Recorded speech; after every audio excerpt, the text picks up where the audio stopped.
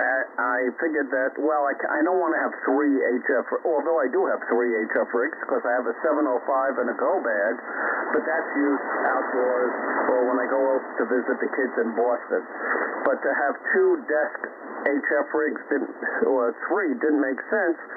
So I happened to be talking to somebody who lives in North Florida, and I said I was looking to sell it, and the next day he came down and bought it.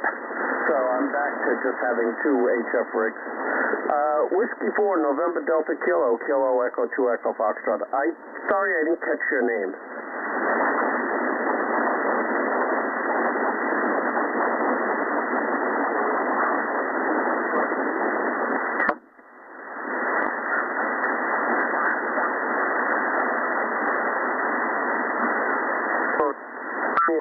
Mejor porque estamos abajo ahora mismo.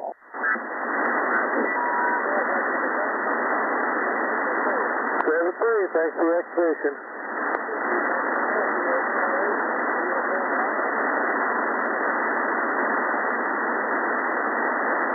My friend, anything we can do for you? We do appreciate you being there. That was Kilo Oscar for Alpha Italy Lima, and that's Donnie in Alabama. Kilo 7 Delta Charlie Echo, Alpha Bravo 3 Tango Yankee. It's over to you, Doug.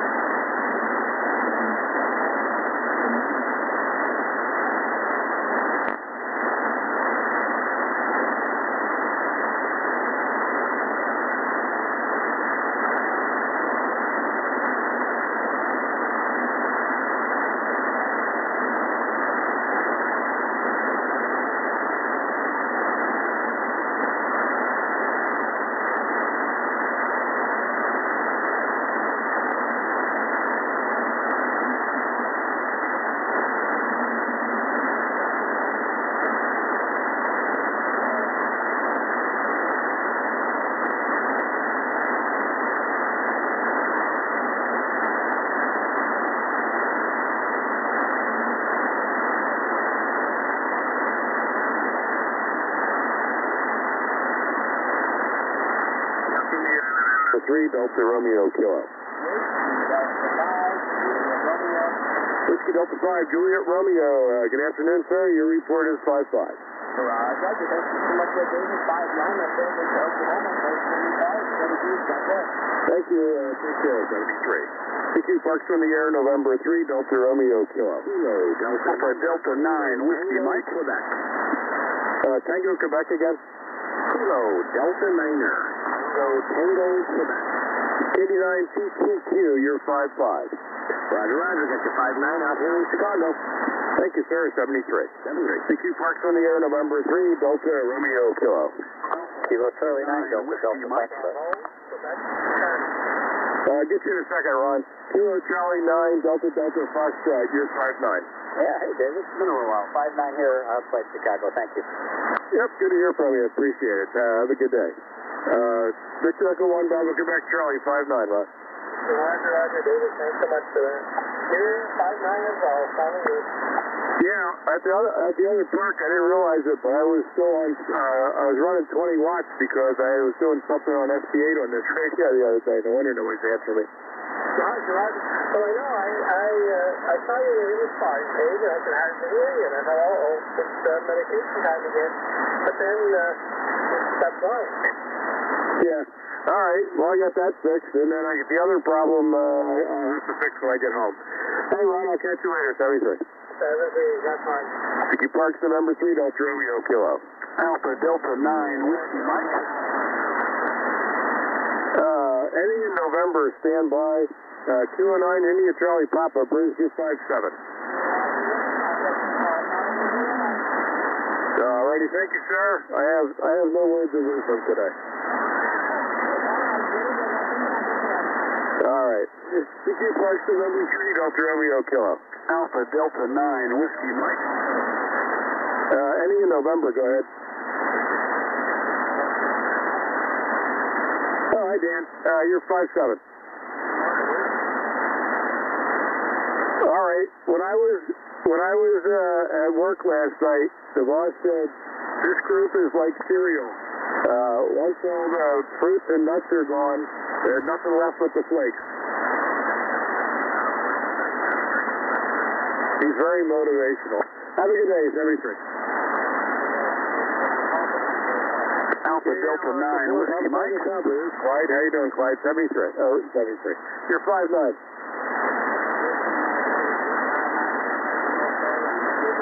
And you as well, 73. CQ Park, November 3, Delta Romeo Kilo. Alpha Delta 9, Whiskey Mike. Ending in Mike, stand by. Alpha Delta 9, Whiskey Mike, you're 5'9".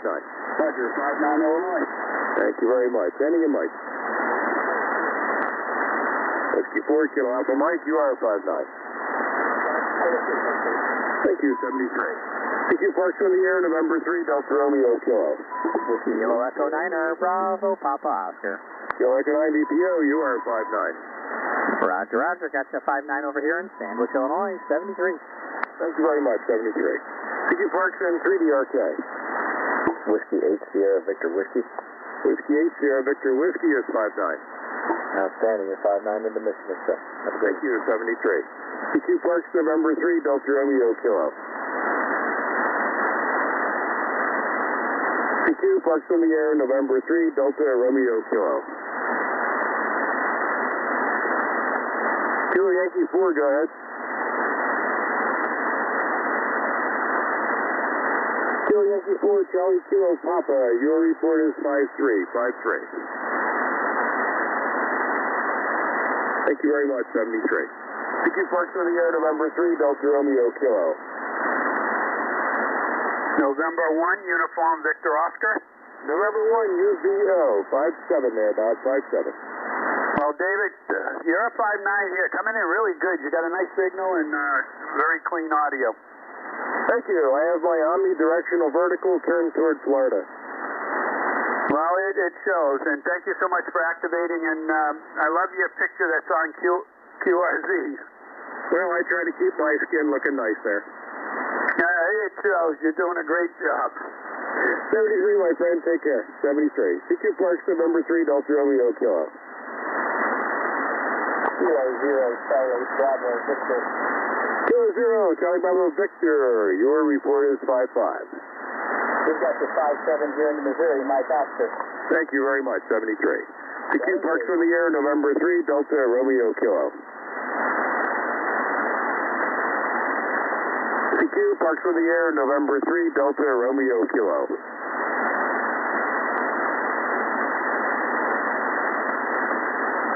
CQ Parks on the air, November 3, Delta Romeo Kilo. Kilo 5 Victor Victor. K5 BV 5'9". Hey, you're 5 and 5 into the mobile here in Louisiana today. Thank you. How's the snow? Thank you. Have a great day. Thank you, 73. CQ Parks in the air, November 3, Delta Romeo Kilo. CQ Parks in the air, November 3, Delta Romeo Kilo. Kilo 7, Romeo X-Ray Tango. Kilo 7, Romeo X-Ray Tango. Your report is 5'3", 5'3". Beautiful, got you a 5'7" here in the Florida, Foxtrot Lima. Thank you very much, 73. CQ Parks in the air, November 3, Delta Romeo Kilo. CQ Parks on the air, November 3, Delta Romeo Kilo. CQ Parks on the air, November 3, Delta Romeo Kilo. November 9, Bravo Lima Yankee, Jimmy, you're 5'9". Thank you very much, 73. CQ Parks in the air, November 3, Delta Romeo Kilo.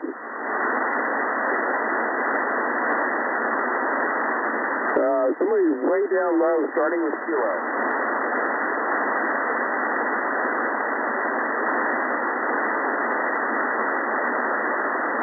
Kilo Echo 5, Foxtrot Uniform Papa, is that correct?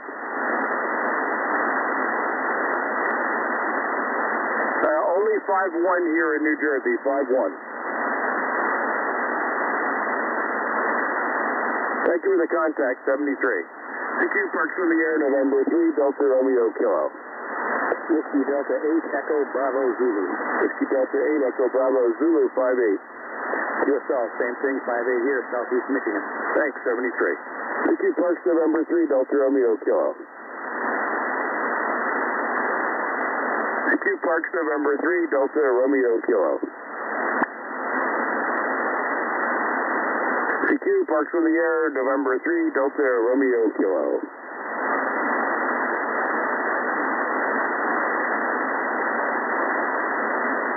PQ Parks on the air, November 3, Delta Romeo Kilo.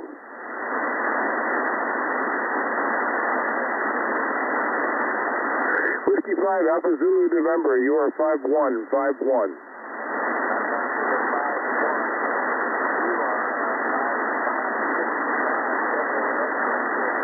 Thank you very much, 73 from New Jersey. PQ Parks on the air, November 3, Delta Romeo Kilo.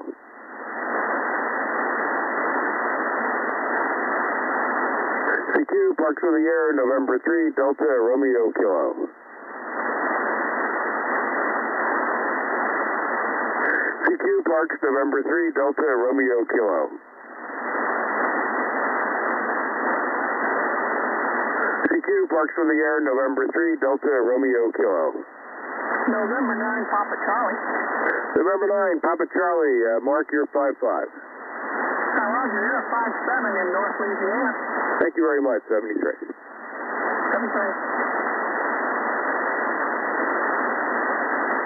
PQ Parks on the air, November 3, Delta Romeo Kilo.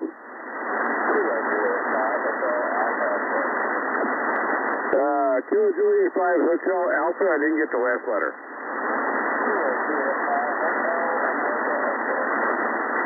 Hotel America X-Ray, John in China Spring, you're 51. Thank you very much, 73.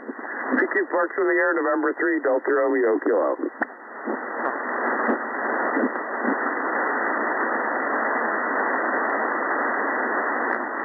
PQ Parks on the air, November 3, Delta Romeo Kilo.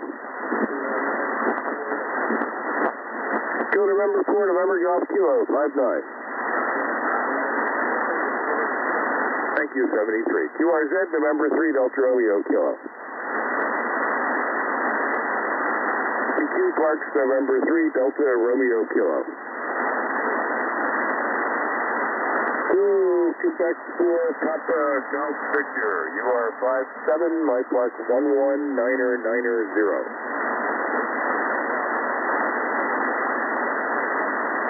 Thank you very much. Have a good activation, and 73. PQ Parks, November 3, Delta Romeo Kilo. PQ Parks on the air, November 3, Delta Romeo Kilo.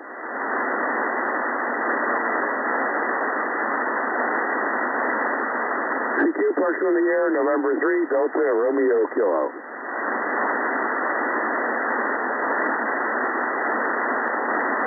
Kilo Fox 5, Zulu Papa Lima. Kilo Fox 5, Zulu Papa Lima. Brad, you're 57.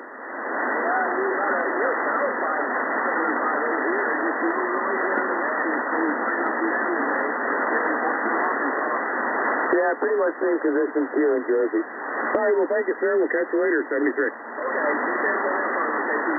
Thank you. PQ Parks, November 3, Delta Romeo Kilo. Alpha Bravo, Lima. Alpha Bravo, Lima. Hello again, Eddie. You're 57. Yeah, you're 59 over in Michigan still, 73. Thank you very much, and we'll catch you later, 73. PQ Parks on the air, November 3, Delta Romeo Kilo. PQ Parks on the air, November 3, Delta Romeo Kilo. Kilo Bravo 4, Lima Sierra, you're 55.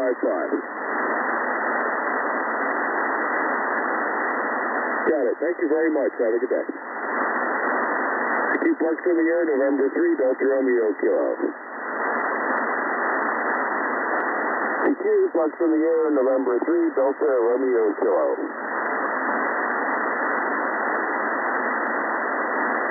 PQ Parks on the air, November 3, Delta Romeo Kilo.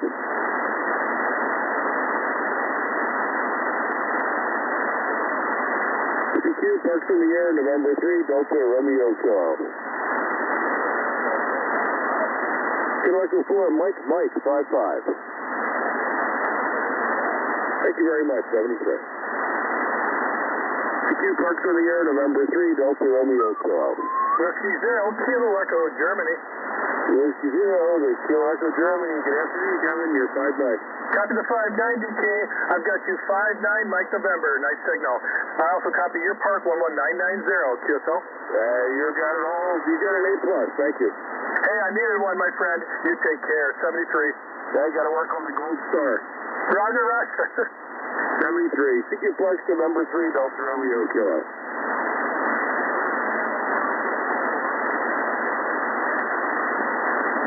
Sending a Radio Whiskey Echo, you're 5-1, but I need the rest of your call sign.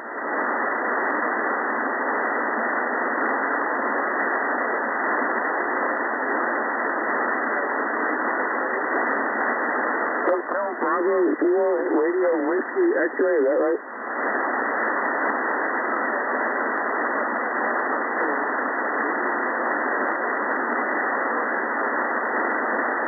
Hotel Bravo 4, Radio Whiskey Echo. All right, I got you there. What's your 5-1, New Jersey. What's your request?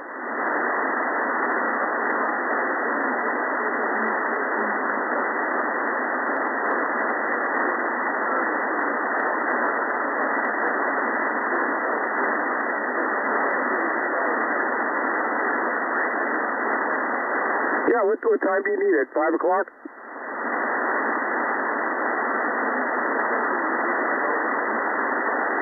I'll be out of here by then. Yeah, sure, no problem. Glad to vacate.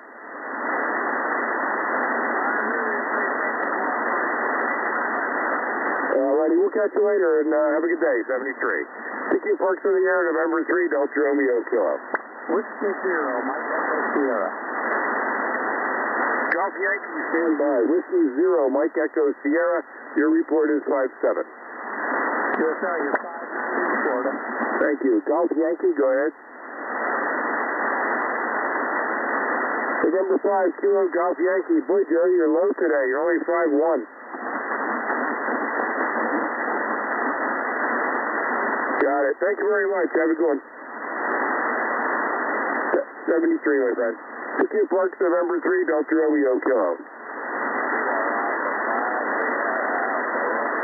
Kilo Alpha 5, search and rescue. You are 5-5.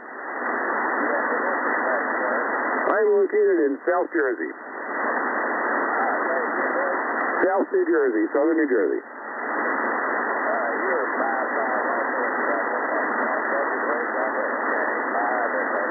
Thank you, 73. CQ Parks in the Air, November 3, Delta Romeo Kilo. November 3, Foxtrot, Mike Charlie. 2-3 Sierra Delta Mike, 5-9 this time, Scott.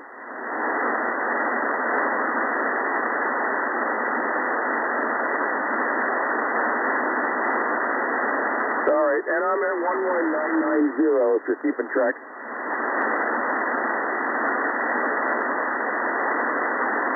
Thank you. Keep stalking. I'll be out here. All right, Scott. We'll catch you later. CQ Parks, November 3, Delta Romeo Kilo. November 2, Bravo Tango Delta. November 4, Delta Yankee, 5311990.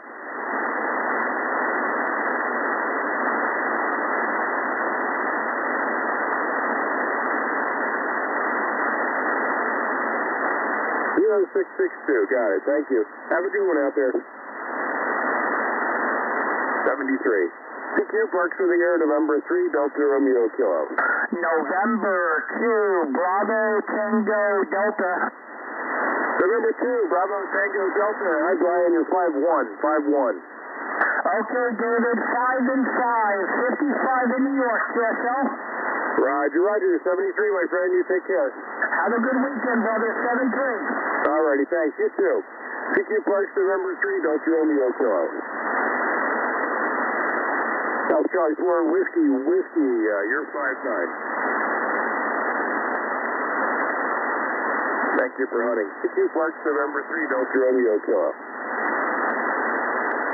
Whiskey 4 MDA, you are 5-9. Thank you, 73. CQ Parks, November 3, Delta Romeo, Kilo. CQ Parks in the air, November 3, Delta Romeo, Kilo. Kilo Delta 9, Papa Lima Lima. Kilo Delta 9, Papa Lima Lima, John 59, nice signal. You got a great signal here in Wisconsin. Thank you very much, 73. 73. CQ Parks in the air, November 3, Delta Romeo, Kilo. CQ Parks in the air, November 3, Delta Romeo, Kilo. CQ Parks in the air, November 3, Delta Romeo, Kilo.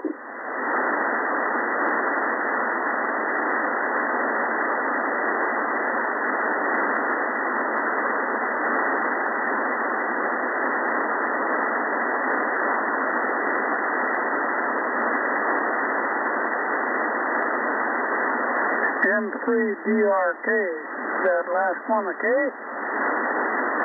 Yes, sir, Kilo. Here's Kilo 9er, Mike Oscar, India. Kilo 9, Mike Oscar, India, and your signal's 59. Here 59, here 40 miles north of Milwaukee, mile and a half west of Lake Michigan.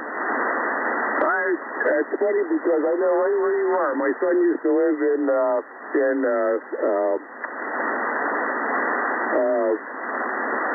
Door County, the Surgeon Bay.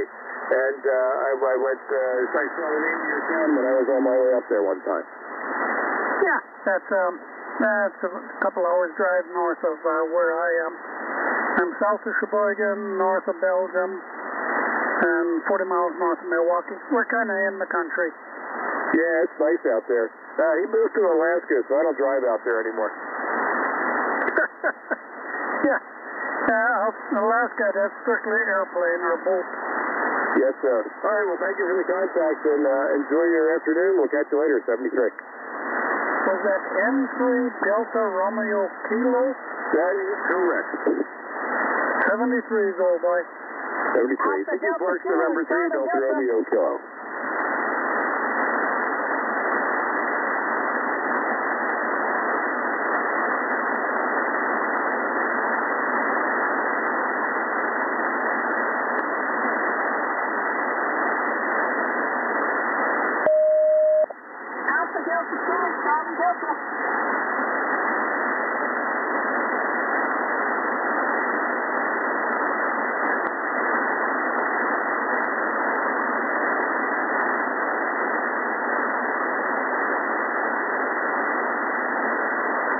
Delta 2, Charlie Delta. Alpha Delta 2, Charlie Delta. Hey, baby, how are you? Hey, I saw you on YouTube. Yeah, it's hard to get you there. I got your 5-5, Dave. 5-5 to Jersey, 7-3. 73. Tango Yankee, please go again. I cut you out. No problem. Kilo Fox 4, Tango Yankee, 5-9, Bill. Roger, Dave. Thank you very much, 73. CQ Parks in the air, November 3, Delta Romeo, Kilo. Kilo Uniform 4, Golf Zulu. Luis, you're 5-9 this time, 5-9. Good to hear you.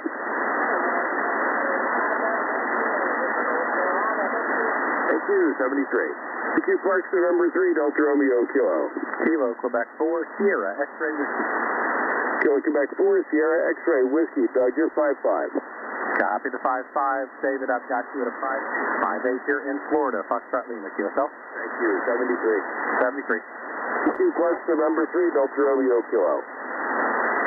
55, Alpha Romeo. 55, Alpha Romeo, you are 5-9, sir. 5-9, Northstar. Thank you very much, 73. CQ Parks in the air, November 3, Delta Romeo, Kilo. Kilo Oscar 4, Juliet Romeo, you are 5-7.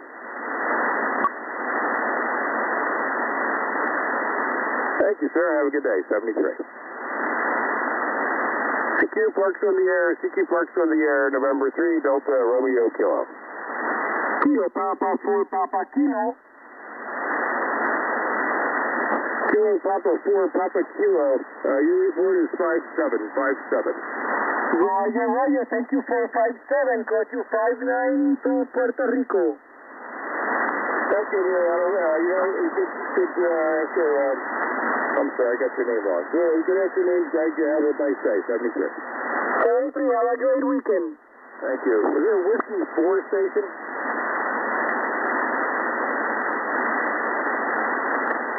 Okay, I got you, Barry. You're 53. Alrighty, thanks very much, 73. PQ Parks in the air, November 3, Delta Romeo Kilo. PQ Parks in the air, November 3, Delta Romeo Kilo. PQ Parks in the air, November 3, Delta Romeo Kilo. Kilo, Juliet 5, Bravo, Golf 2. Kilo Juliet 5, Bravo, Golf Quebec 57. Kilo, Juliet 5, Bravo, Golf 2. Kilo Juliet 5, Bravo, Golf Queen, you're 57. Roger, Roger, you are 4444, Oklahoma. Thank you very much, 73. PQ Parks, November 3, Delta Romeo Kilo.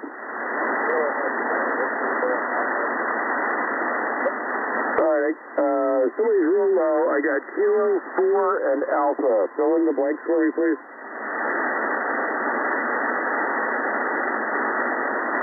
Something with Kilo, a 4, ending in Alpha. Go ahead.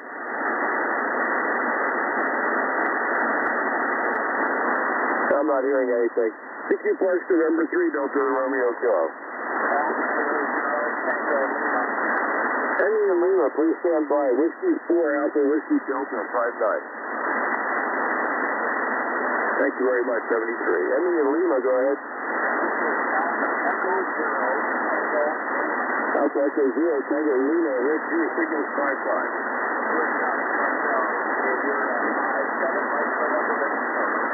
Thank you very much, and we're in New Jersey. Oh, no problem at all. It's nice out here. PQ Parks, November 3, Delta Romeo Kilo. Kilo 5, new. You are 57 there, Jerry. Thank you very much, 73. PQ Parks on the air, November 3, Delta Romeo Kilo. PQ Parks on the air, November 3, Delta Romeo Kilo. PQ Parks on the air, November 3, Delta Romeo Kilo.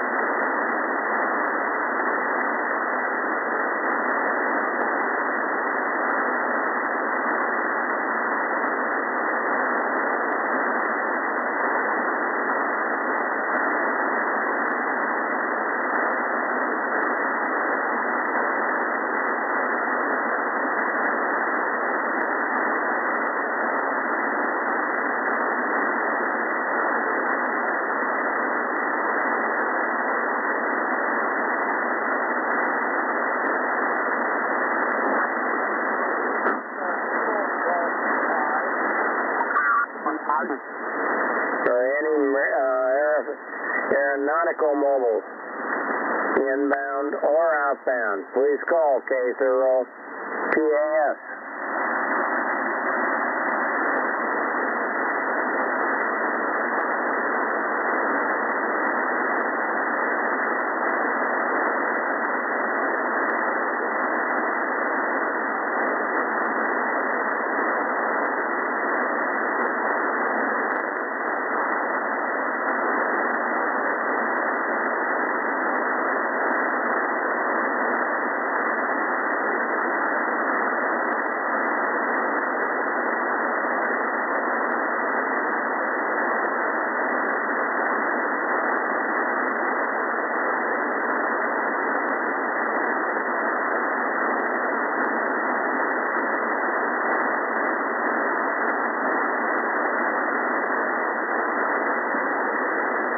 Pointed to beam now, back to about 90 degrees east out of Cedar Rapids, Iowa.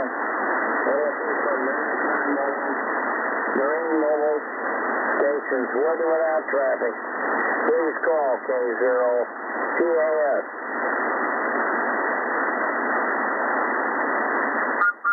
List, and there's just there are parts in there.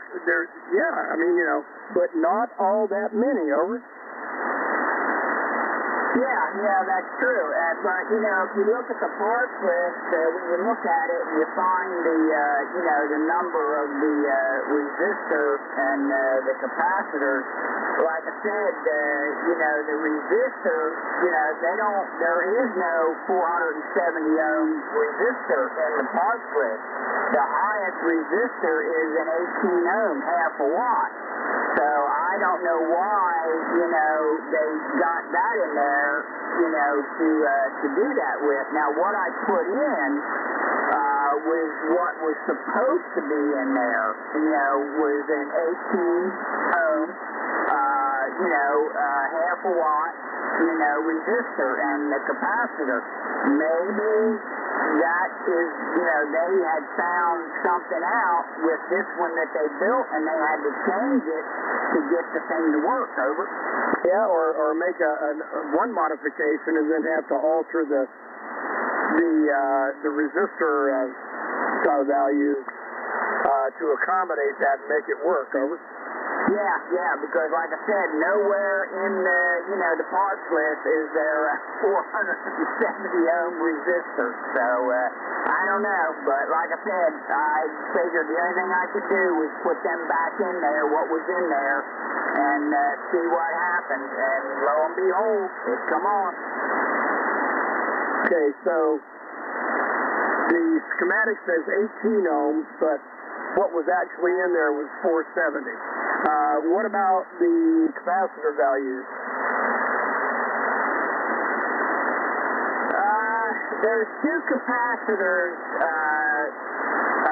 in there. There's one in between two resistors and one at the end before it goes to a bank of three resistors. And I think one of them is a 1 UF 50 volt disc, it says, and the other ones I think were 0.33 UF at 100 volts. Okay, but the two caps there, because there's like two resistors and two caps, right? And so both of the caps have the same value, right?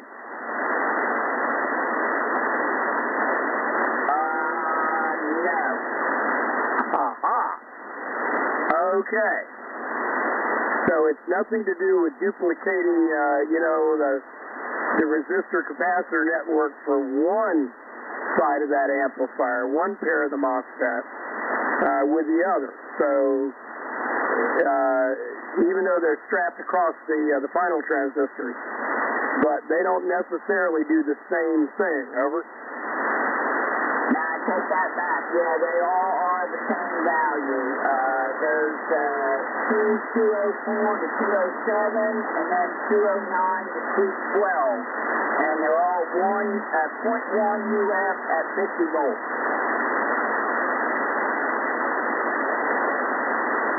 Okay, yeah, writing this down here.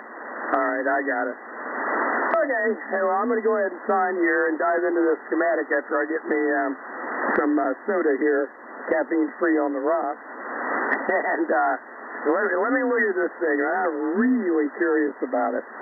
So, hey, 7-3, enjoy all toys working again, and I'll look for you tomorrow afternoon there. W3IBG, KK6BS there for anything else. Over. Hi, KK6BS, W3IBG. All right, sounds good. I don't know whether you'll be in here tomorrow afternoon or not. It's Saturday. So I don't know whether you'll be on at the same time or not. But if not, we'll catch you, down the road or I'll give you a call sometime and let you know what you found out. Okay. I will certainly do that. And yeah, you'll be able to check into that 40-meter net tomorrow morning. Yeah. All right. We'll see you later. Let you know what's going on here, if anything.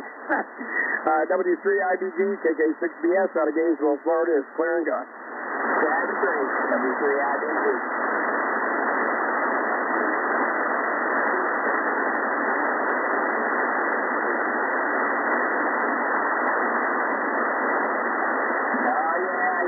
Crazy, that's for sure.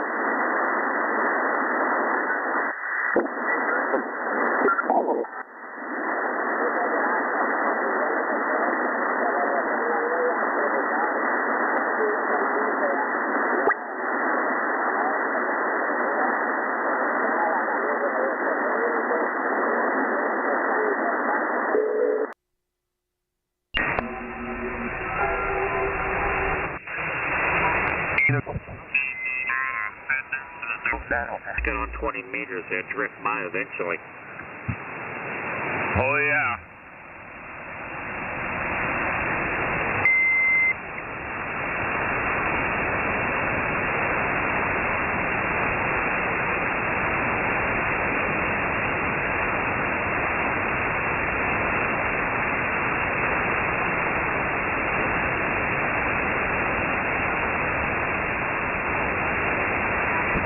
Back on 40 kind of ragged you, and just like you did, people here is talking about basically nothing. You're not going to get any smarter listening to me talk, that's for sure. But they swing by and say hello, and man, we just sit back and rag you and enjoy the QSOs. So I'm glad you jumped in. But that's about it for me. I'm an old retired Air Force guy, man. Just kick back, taking it easy there. Go ahead. I also am retired from self-employment. I'm 70 years old, and I also do an Air Force veteran factor during the Vietnam War. But I'm part-time now at a funeral service, and basically cross-trained, if you will, 19 years ago. And really enjoyed the business, and still helping out a little bit at times, nothing like I used to. And retirement's great, I'll tell you that. Virginia, I take it over? West Virginia, over here in right outside of Charleston. Situated there. I tell people there is a state. We're west of Virginia, but about the capital is Charleston. I'm about 22 miles east of Charleston in a little town called Glasgow. Oh yeah, I pulled you up on QRC on my phone here. I've got years in. Oh gosh, good talking to you. And always nice to talk to another Air Force guy too. I was stationed down in Freeport, Indiana, right through Air Force Base here in Vietnam War. Oh, yeah, been to Barksdale a few times and stuff. I was fortunate, man. I had 22 years active duty. I was a loadmaster, flew all over the world, and I only spent, out of 22, I only spent 21 that was not really considered on the beach and stuff here. I was at Tyndall Air Force Base for a little bit. They sent me up to, they sent me to Korea. They sent me back to MacDill Air Force Base in Tampa. Went up to Charleston, South Carolina, Charleston Air Force Base, and then spent the last 8 years of my career out there in Okinawa, Japan. And when you scroll down my QRZ page there, the wife and stuff, she's from the Philippines. We used to fly down to the Philippines all the time and work, and I met her down there about 20 years ago. Go ahead. Hey, that's really awesome. I came out of the Air Force and married my high school sweetheart. We just celebrated couple of weeks ago for 20 years. I'm grateful for that. But I've been pretty much blessed. So that sounds like you have too. So that W7 here is cold, Western New York. Oh yeah. Oh yeah, I don't, you know, like I said, don't want to get her head big here, but you know, like she takes good care of me. She worries about me. Make sure, you know, she'll put my medication out, and I don't know if I've washed a load of clothes in 20 years. I didn't hire a maid, but she just takes care of all that stuff, and she'll lay my medication out. She'll call me 2 or 3 times a day. She goes to work, and she's like, take your meds. Yeah, daggone it, I'm 57 years old. I know how to take my medication and stuff there, but she just worries about me, man. I couldn't ask for a better one, man. She's not only, you know, she's not an anchor either, man. She works, you know, she contributes and stuff there, and I never had to drag her along and stuff there. So I consider myself pretty fortunate there. Go ahead. Yeah, I would say you're more blessed than fortunate. I'll tell you that. God took good care of the two of you and all. Beautiful pictures that you have on your QRZ page. My gosh, that's great. My wife's doing the same thing, double duty, taking care of herself, and me too, it seems like, you know. And right now we're raising grandkids. I had a group of them over here with some of their friends from the basketball team that they're playing tonight. And my wife and I did barbecue ribs for them. A morning of cooking ribs here, and got them all set for it. 2 big racks of ribs, and there was nothing left but bones. And those kids, I'll tell you, they eat so fast, you'd think there's sparks flying out of their mouths, but they sure are a blessing too.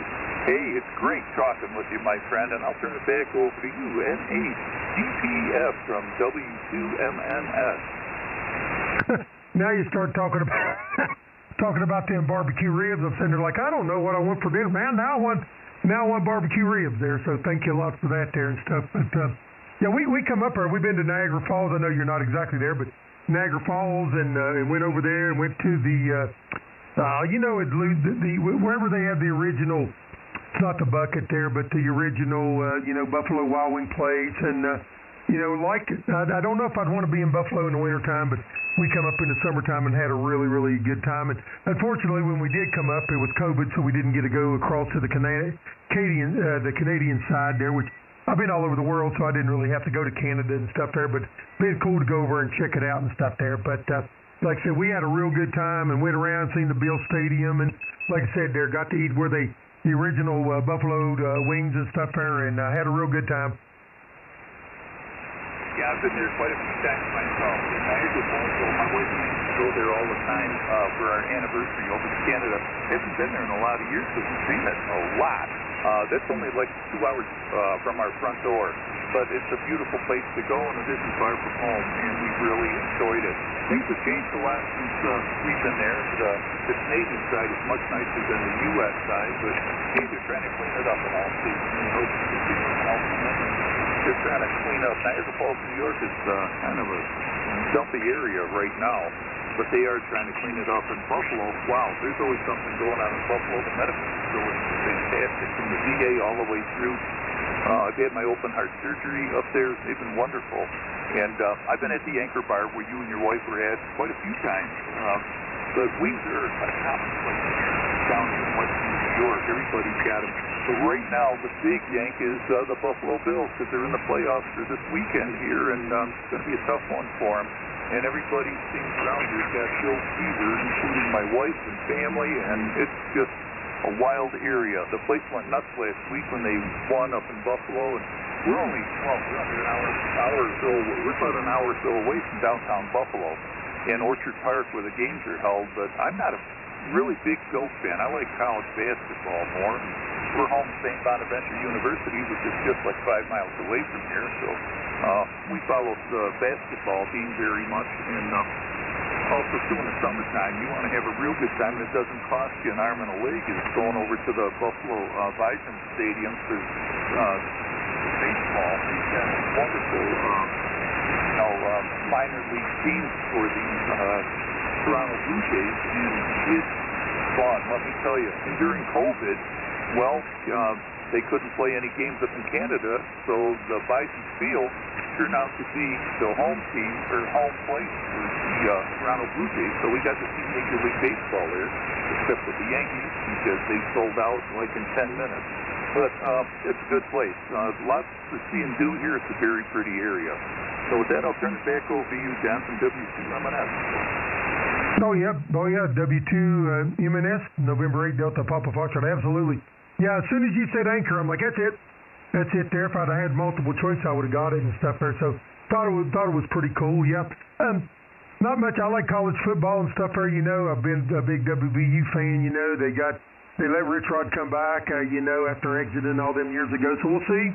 Got some people coming in on the transfer portal and stuff. I said, I don't ever anticipate us winning a national championship. I mean, those teams, the Texases and the Ohio States and the Michigans and the Georgias and the Alabamas, man, they just got way more resources than we have here in Morgantown, West Virginia. But as long as you be competitive, just be competitive. You know, don't go out there and get your butt handed to you every Saturday. And that's all I care about and stuff there. But as far as the NFL, I'm not a big NFL fan. You know, if I was going to pull for the, I'd like to see the Bills win one. Absolutely. You know, if they're playing Kansas City, we all know. You know, I didn't think much about it and stuff there. And they go, yeah, man, the rest, man, they just protect on Mahomes and this and that, and he gets all the calls. And I didn't really start paying much attention until this happened, like this past Saturday, Sunday, whenever they played. And I was like, man, you're right. They didn't even hit that guy. And they called a roughing the passer and extended the play and all this other stuff. And I'm like, that should be something that's reviewable, absolutely reviewable. Didn't touch him, pick up the flag, move on and stuff there. So they're going to have a hard time. Like I said, if you're going to have to play 11 on 11, and then you got to worry about getting the calls and stuff there, they got the work cut out for them. But I think old Josh Allen, man, you know, I'm a fan. I'm also a fan because I used to watch his fiancée. You know, she used to play in Dickinson, you know, that Apple TV miniseries and stuff there, and I really liked her. Thought she was a beautiful young lady and stuff there. So he's engaged to her, which makes me a little bit jealous. But with all that being said, there, I guess I'm going to pull for the Bills. There, go ahead. Well, it's good to hear that. My wife would love you to pieces for that remark, because she cannot stand Mahomes, and it seems, too, that's what I hear. He's really babied by the refs. So everyone up here is saying the Bills have a double game standard. They're playing the refs and also Kansas City. Well, we'll see, but it is what it is. It's going to turn out the way it's going to turn out. It would be really nice before I got it. The Bills would win the Super Bowl. They came close back in the 90s, but you know, they didn't make it. They had 4 shots at it. It was just, by gosh, but it sure was fun. Our kids were little, and they were big-time Bills people, and so was I back then, and we used to have a house full of kids every single game. And I don't mean 3 or 4. I mean, there'd be like 17 or 18 of them. It cost us a fortune to feed the kids, but it was well worth it. Those were great memories. They're all grown up now, have families of their own, and we reminisce the good old times back in the 90s. But it's always been a lot of fun. Back over to you, John. W2MNS. You're exactly right there. W2MNS, N8DPF, absolutely. That's what they remember. Those family gatherings and all that other stuff. I used to always say there, a couple of my children there, me and their wife, my wife divorced, share their moms, and I was always off somewhere in the world doing Air Force stuff and everything, and they always got their money, they always got, you know, big Christmas presents and big birthday presents, but you know what they remember? Here I am, 57 now, they just remember I wasn't there. You know, like, man, you never did with that. I bought you a car, you know, this and that. Like, yeah, but I didn't want that. I didn't want the money. I didn't want this. I wanted you. So, you know, those family times that you spend together, man, you can't, you know, those are precious, man. You'll remember them for forever, and that's good and stuff there. But yeah, it looks like they're playing in Kansas City. So, boy, I tell you what, they do got their work cut out for them. But I would really like to see Kansas City beat or the Bills win. And I really would like to see the old the Washington, whatever the heck they call them now. What do they call them? The Commanders or something? But anyway, I'd like to see Washington win because, I mean, 3 or 4 years ago they sucked. You know, now they're in the daggone NFC Championship game, and they used to suck. So, like I said, I'd like to see them get in. But then I'd like to see old Josh Allen get him a Super Bowl and bring a Super Bowl to the Bills because, man, they've been so close so many times, man, and it's just eluded them and stuff there. And I think they're well deserving, and I'd like to see them get it.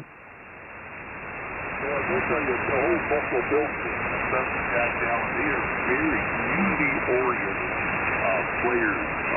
They're all in a big children's hospital in Buffalo, and all of the players, including Allen, they have no problem going over there to visit sick children or adults even that are in the cancer center up there and all to just wish them well and bring them gifts or whatever. They are a super community-oriented team, and Buffalo Bills have won the hearts over the whole area. I mean, they are just a bunch of nice fellas. I'm not saying the other teams aren't, I know, but I mean, it is close to home because they are close to home, and it makes a big difference with that type of community effort that they have. They're always reaching out to help people in need, and I just hope things go good for them.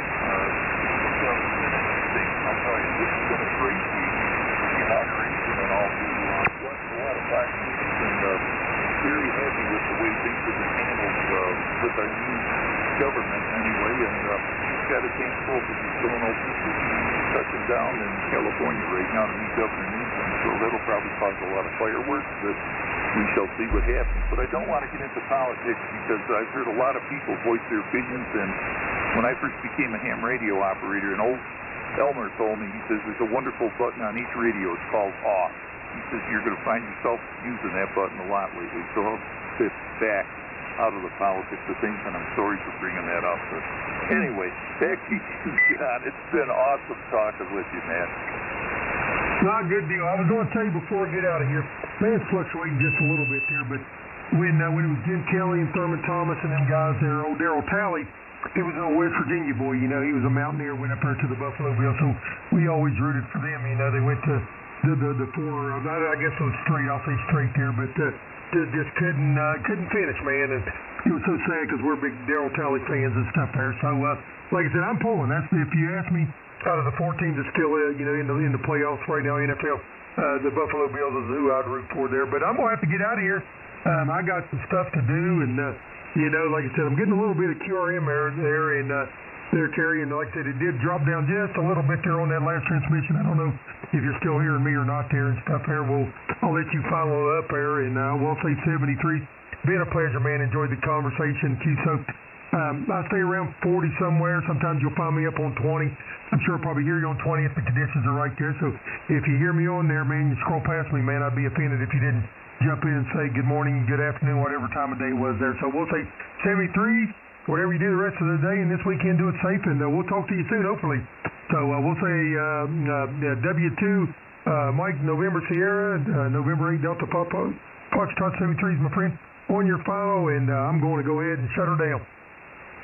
Okay, Don. Hey, what a pleasure talking with a fellow ham and also a fellow Air Force person, too. May God bless you, and stay safe also, and we'll root for the Bills, too, obviously. But what a pleasure talking with a great guy like you.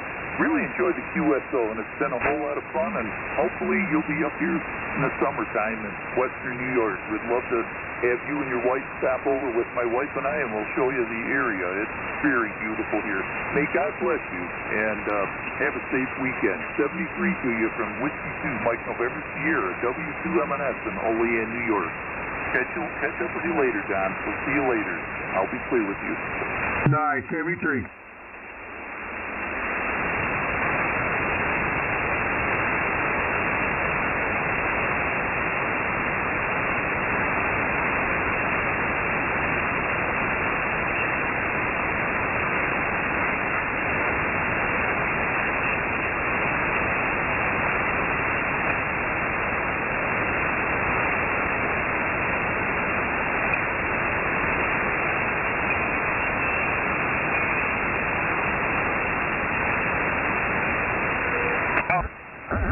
Got that, Randy? Yeah, not very, Joe. It's probably only going to be 25 or 30 feet in the apex. Yeah, you can do 30. That'll be great. I didn't notice much difference. Well, I can't say that. 40 to 80 feet, I do notice on the higher bands it becomes very directional. Yeah, that's not surprising.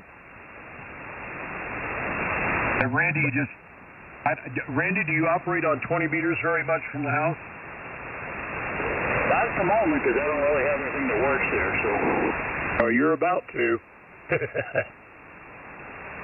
But the thing is to get it on 20 meters, 20 meters half wave on 20 is 33 feet. So if you can get it a half wave off of the ground You're going to have some real nice, powerful nulls that'll be low angle. Over. TQDX on 20. That's the antenna that we went up there and talked to Wild Bill Wibbage on, Joe. Oh, okay. That's the one you said, don't touch it. Don't ever touch it. Just leave it alone. Yeah. Sorry, you guys doubled. What was that, Randy? I said the only thing that worries me is it's all going to be underneath, or the metal roof of the trailer is going to be underneath it. But. What?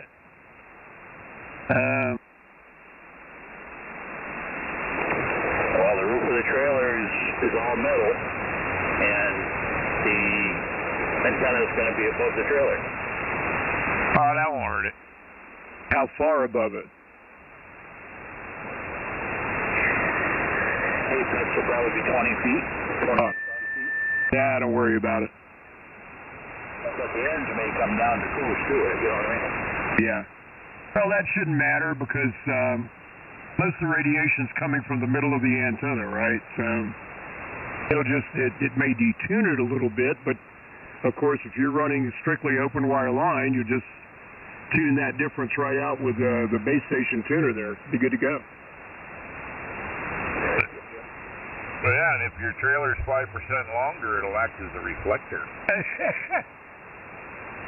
Well, it's 60 feet. Yeah, well, yeah, no, that's shorter. Well, that's nearly a half wave on 40 meters, Rich, so yeah, that...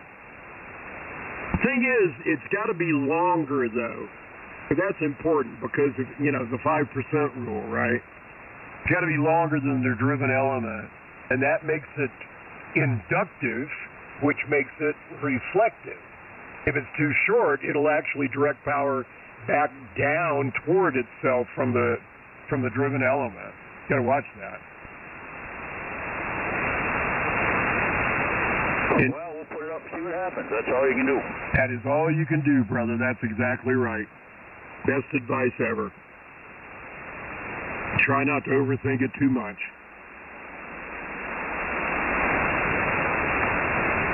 Well, I'm back in the shack. K4IAP. Well, now, let me tell you about my antenna.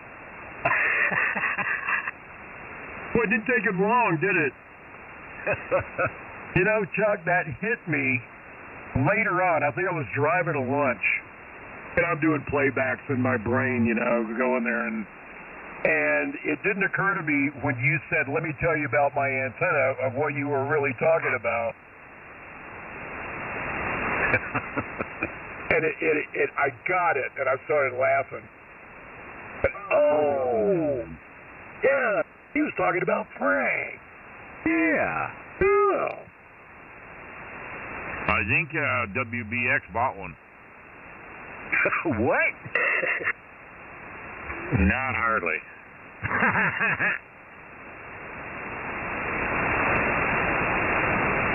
Yep, good afternoon again, guys. I'm back in the shack here. When you guys were talking about the 1306 and the ALS 600, I had both of those amplifiers. And, you know, because the ALS 600 I had back in 2015, and that 1306 I had when I was here. But, I didn't buy them new. I bought them from I made a trade on one. Well, I bought the 1306 used. My buddy runs a well, you know who he is, IAP, Rich. He runs a 1306. He loves it. Yeah, well, the 1306 I got, that's what I traded for that 2000 plus. So, and Rich, W4RV, he's still got it and he's still running it. Never, not a lick of problem with it. Yeah, that's what I was talking about. Yeah, he's never had any issues with that. He runs it at a gallon, and he loves it. Yep, and that's the one he got off of me.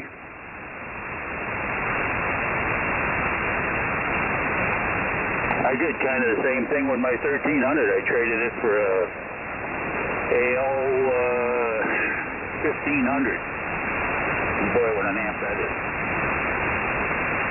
That's one noisy sumbitch, though. The fan, you mean? Yeah. Yeah, I guess they are. I know it's nothing compared to the alphas and stuff, but it was the biggest thing I ever had, and that's something that put out the power.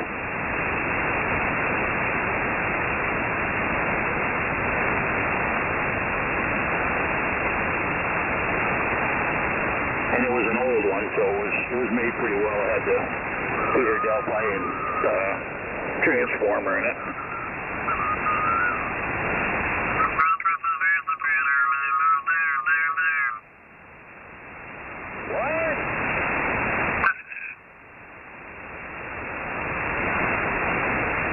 What the heck was that? Infiltrators starting to come in from below. KK6BS 40 after. KB1YTO. K4IAP. Somebody's down on 14 going toot-toot. Yeah, I know. What a bum. It was your place.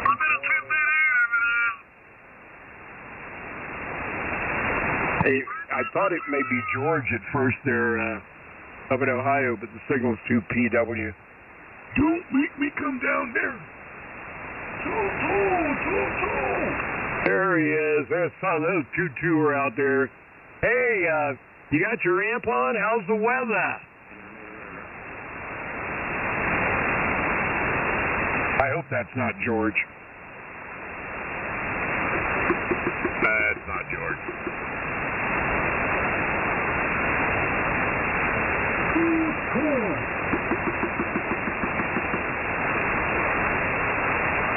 That sounds like a wannabe. A wannabe. A cowboy. And you can be my cowgirl. I'm going to exit stage left. What do you say, Bessie? I got to go even. You know that song? You remember that song?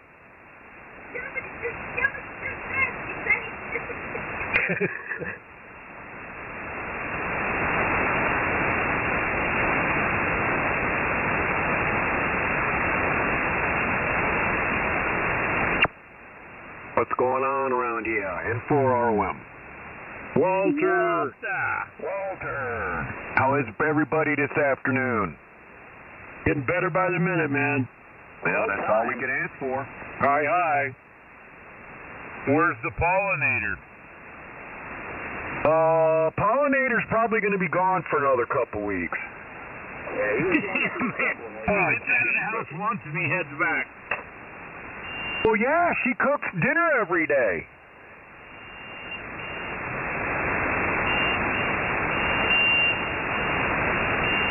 So he came back just for a few days, and I put him back on the call list. Now he's going away again. Yeah, 3 hots in a cot. Sorry, Joe. And then, that 2 weeks, I think that's going to get stretched out, if you know what I mean. I thought he told us he was going to hang around and be here every day until the Hamfest. Oh, no, that changed. I'll be back. I gotta go prepare dinner. I will be listening. Good husbandry right there. Get a picture of waddling to the stove. Crack the whip if you have to, Beth.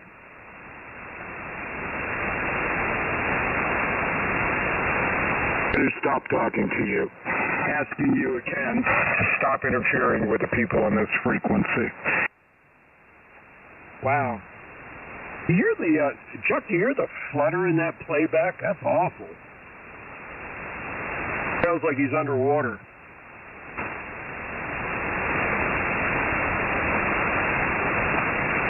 I certainly heard it. K4KCO. Oh, yeah. Stinky playback. You'd think that if somebody was going to do that, at least they would do it right, you know? That makes it pretty easily identifiable, though. Good point, Rob. Well, we know who it is. Yeah. I mean, that little jammer from yesterday. WB4, what is it, Northwest Virginia. Yeah. The antenna guy? Yeah. Let me tell you about my antenna, Rob. Yeah. I think they've done that with him already once or twice. Yeah, it's the bestest in the whole world. I don't think that was him. He had too big a signal.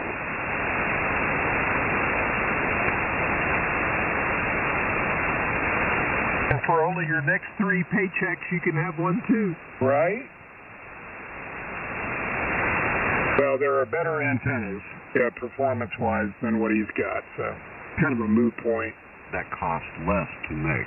Way! Yes, I'm using the Way mic. And I'm using the better antenna than his. Oh, I think we all are. Yeah? It's a win-win. Yeah, I need mine. So Mine's bigger than yours. Yep. Huh?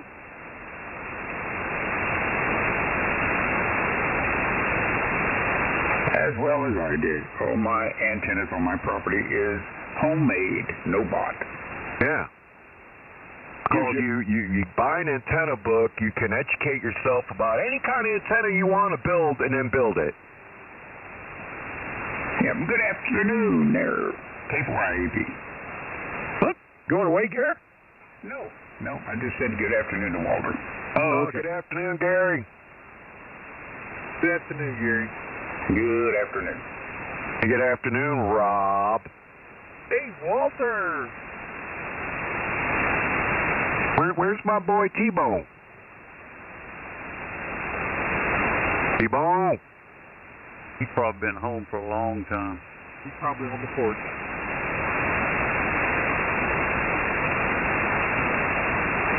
I don't know. He's been working late here the last few days. Yeah, you'd think he was an owner or something. Yeah. Had deadlines or something.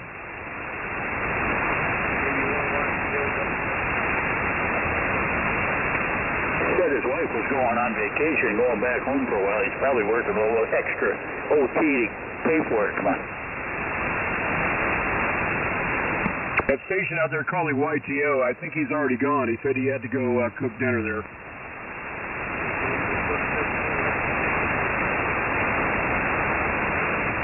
Okie dokie. Well, it sounds like you got more work to do if it's anything to do with your signal. You're not a very good copy there, bud.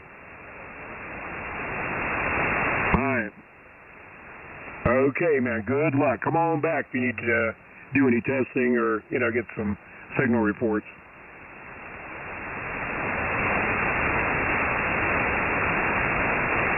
I think that was WW4FTH.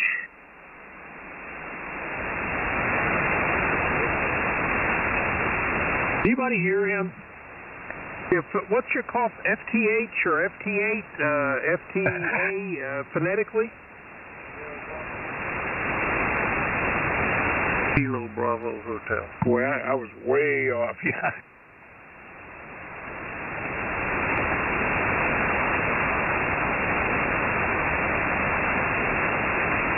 That's been one of my sore points for 50 years. When people are having trouble understanding the call and they say it the same way 10 times. Right, with no phonetics. Yep. You'd think I was getting old. Hey! Cranky. That mule, old Rivers, and me.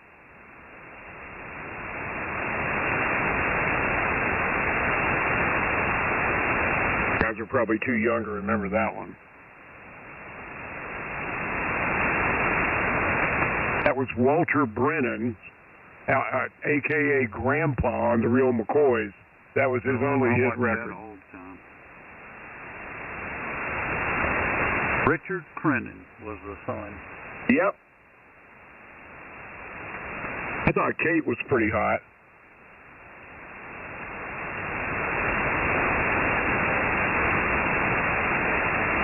What else did he starred in something else?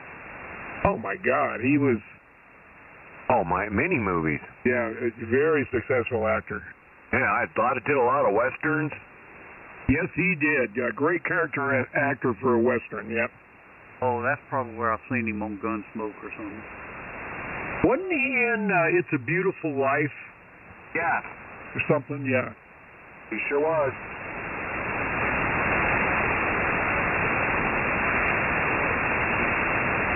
He's in my dog, Clementine. Wow, yeah.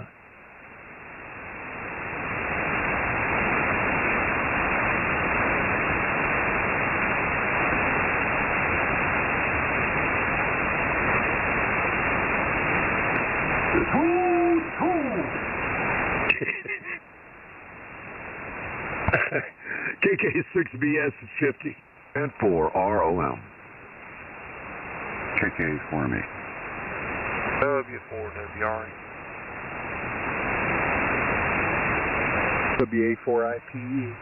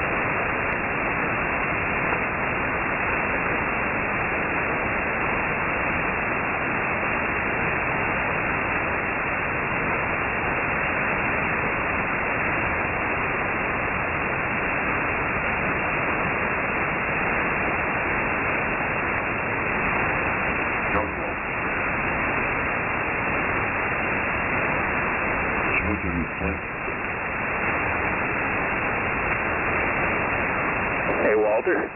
Yes, sir. You running an HF auto now, right? Yes, sir. What are you running for an antenna?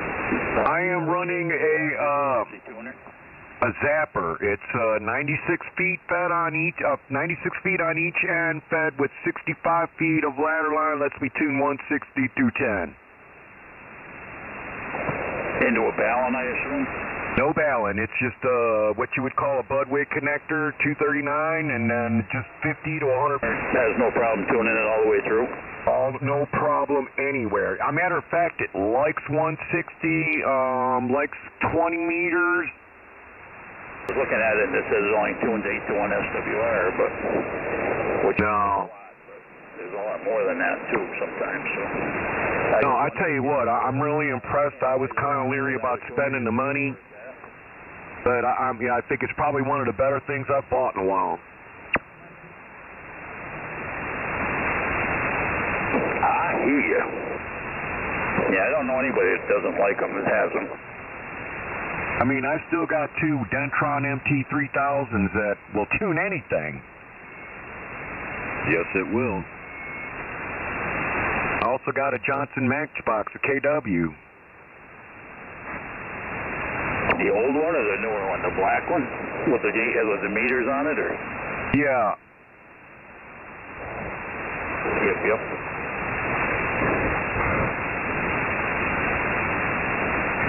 There was a guy selling one on QTH the other day that I wanted for a long time. Tried to get one. Is the Dentron, what is the 3KA, TA, whatever it is, tuner.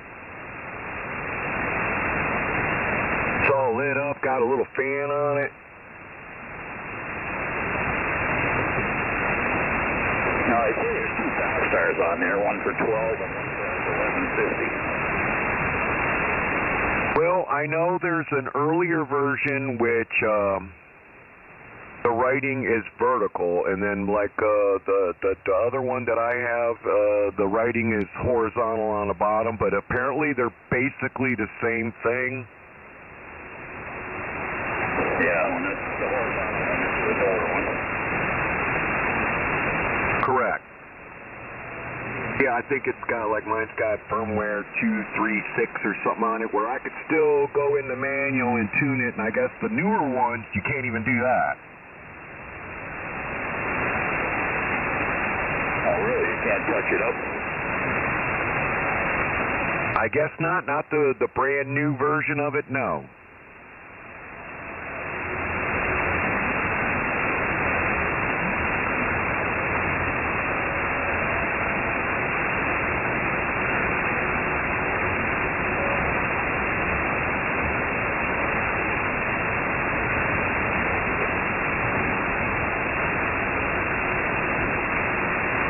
Thanks for the info, buddy. Oh, no problem.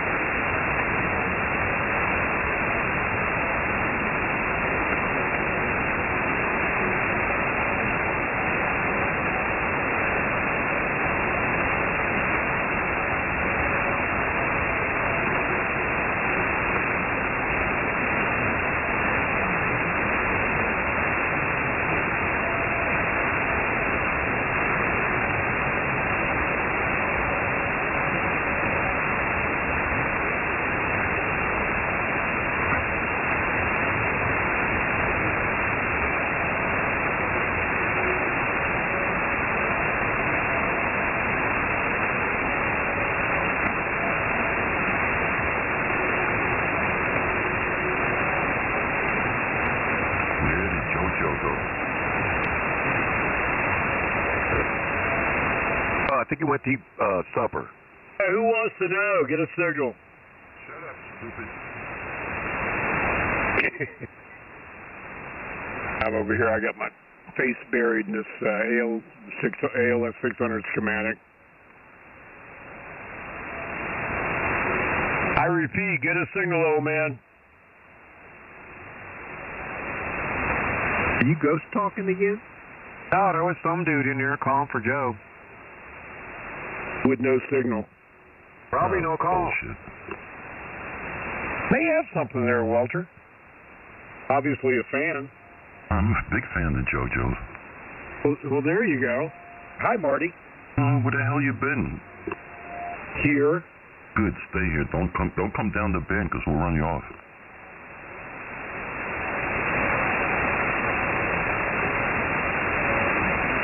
Why would anybody want to do that to Joe? Such a sweetheart, that's why. That's my gay friend, Marty. Hello, Joe. Yeah, I turned gay. How did you know? Word gets around. Well, at least he wants you, Joe. I do. He's the only guy that don't have any hair on his ass. Yeah, well, you should know there, big boy. That's right, it is big. That's W2OT. Thank you for identifying the station. It was not necessary. Yeah, are you kidding? I want these guys to know who's talking. They hear me. Look you up on QRZ. Oh, big deal. Go on QRZ. Go see Marty's little puny station. Come on. He's only got, what, 30,000 lookups? About that. Yeah, right? We have 59. They got about 7,000 lookups. Hey, I heard Beth went to FT8. What have you been doing, Joe? I haven't heard you. What have you been hiding? Because I can't find you. I look for you sometimes, and you're like, where? Well, you know, I got tired of listening to 168 and falling asleep. Well, that's 5 years ago. Well, the action's up the band here, Marty. Oh, in the CB band? Yep. Okay. Yeah, breaker 19. You obviously have the extra channels in your radio. Yeah, there sound like a bunch of CBs on this frequency. Yeah. KK6BS at the top of the hour. We have 2OT. It doesn't matter. KK for me. WA4ROM. WA4IPE. Yeah, see you later, Marty. Well, Lloyd, what are you doing? You reading? Going out to the buffet, those cheap buffets? Patio time. What? Still going to those cheap buffets, the one like for $4.99, all you can eat, and then all the diarrhea you can have in a couple of hours.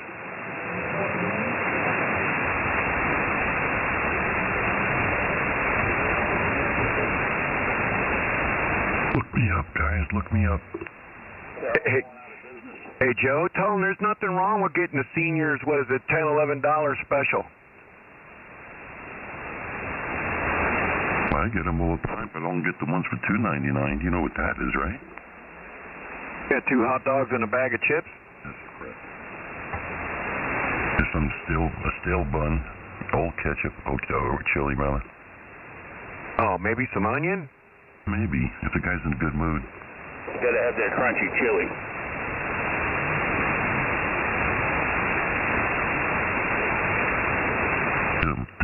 Yeah, I told Jojo everything he knows about radio. I was in Elmer for a long time.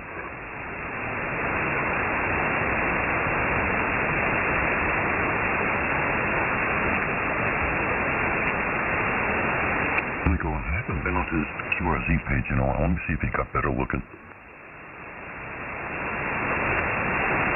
I doubt it. I agree.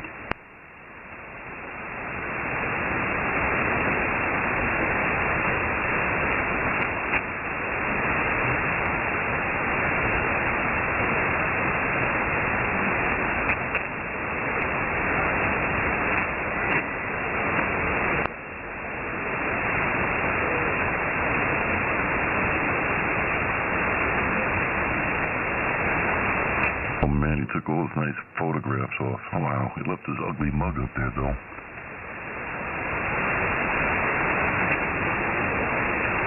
He looks so pissed off in that photograph. Joe, why didn't you get a better picture? Come on, seriously.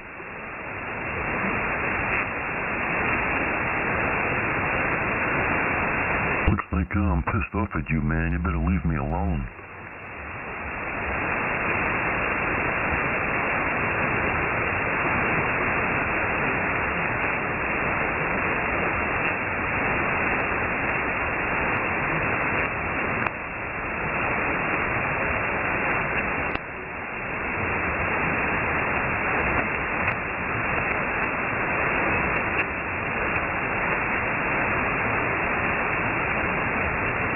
Joe, were you eating dinner? Man, come on, talk to me. I turned the amplifier on. You're such a puny. I turned everything on so I could talk to you, and you disappear.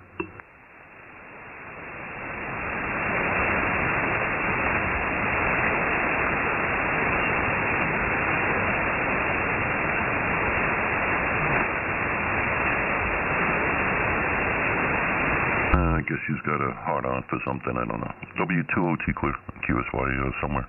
I ain't telling you, Joe.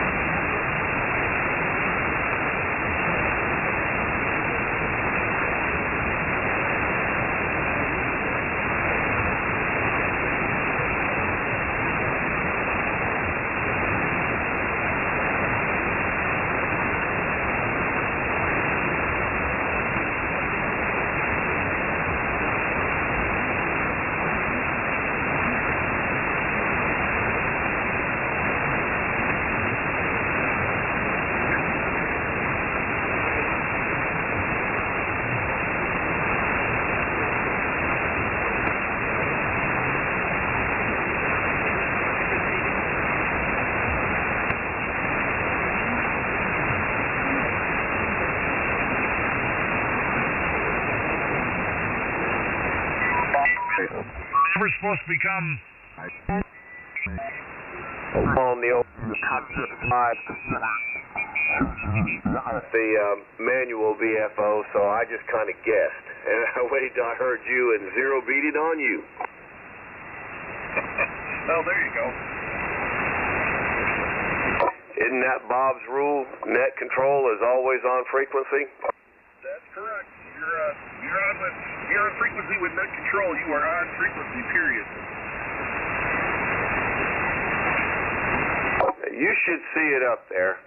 And let's see, I'm kicking out about 700 watts, so you should have a copy on me. Oh, I've got a great copy on you, no problem. And I just pressed the wrong button and kicked myself out of NetLogger. There we go.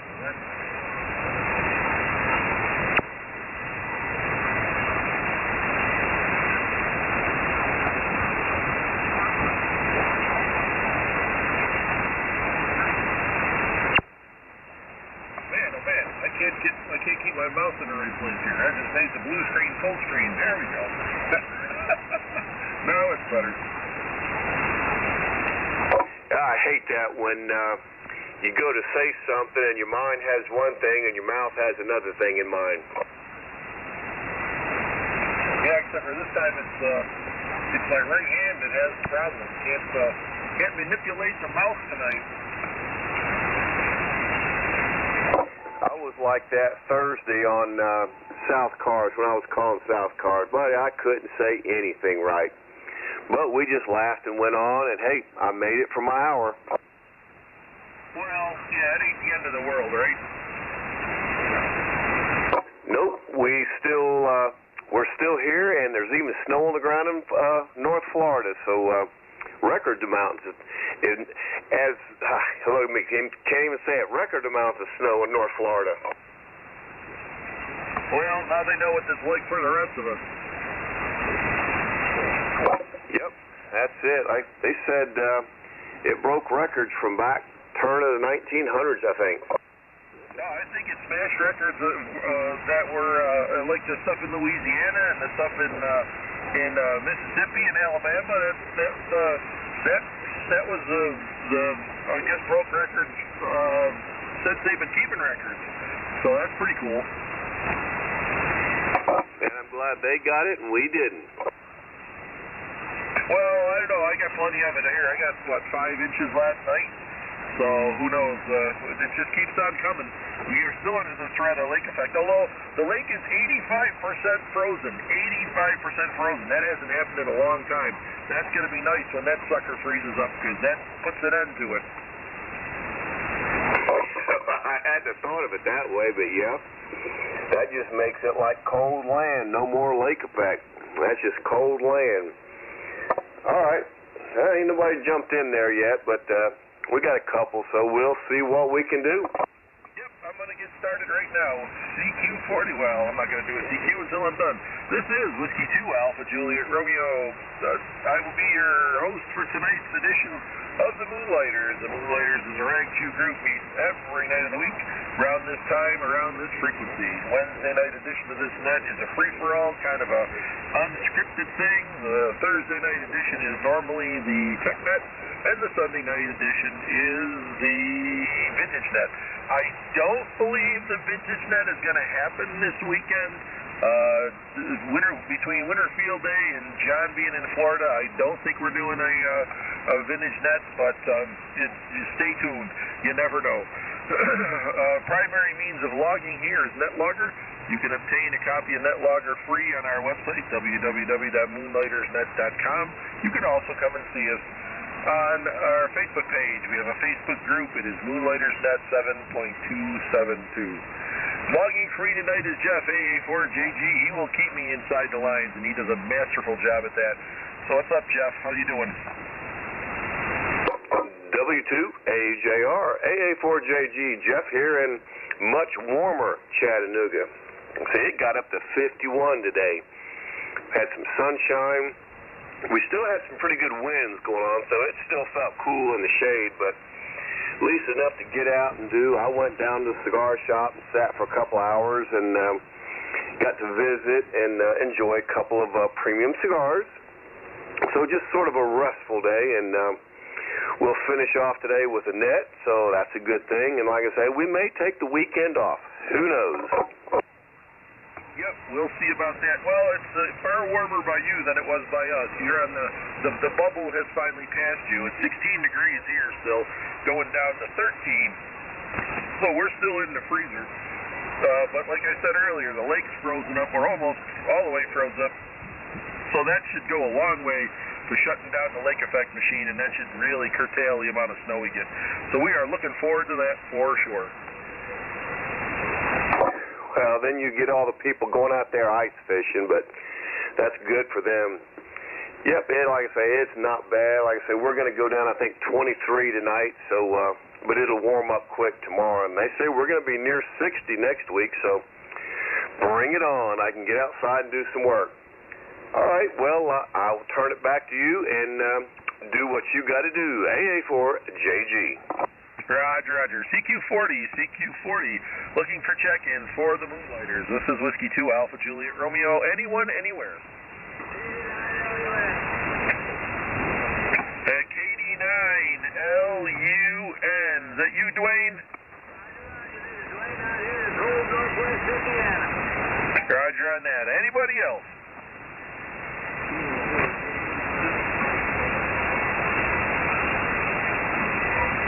I heard a Kilo Echo is ending Quebec. Go ahead.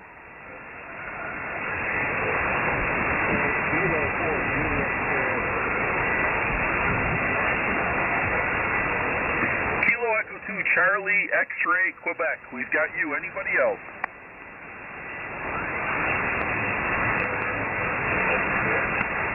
Okay, that's enough to be getting on with.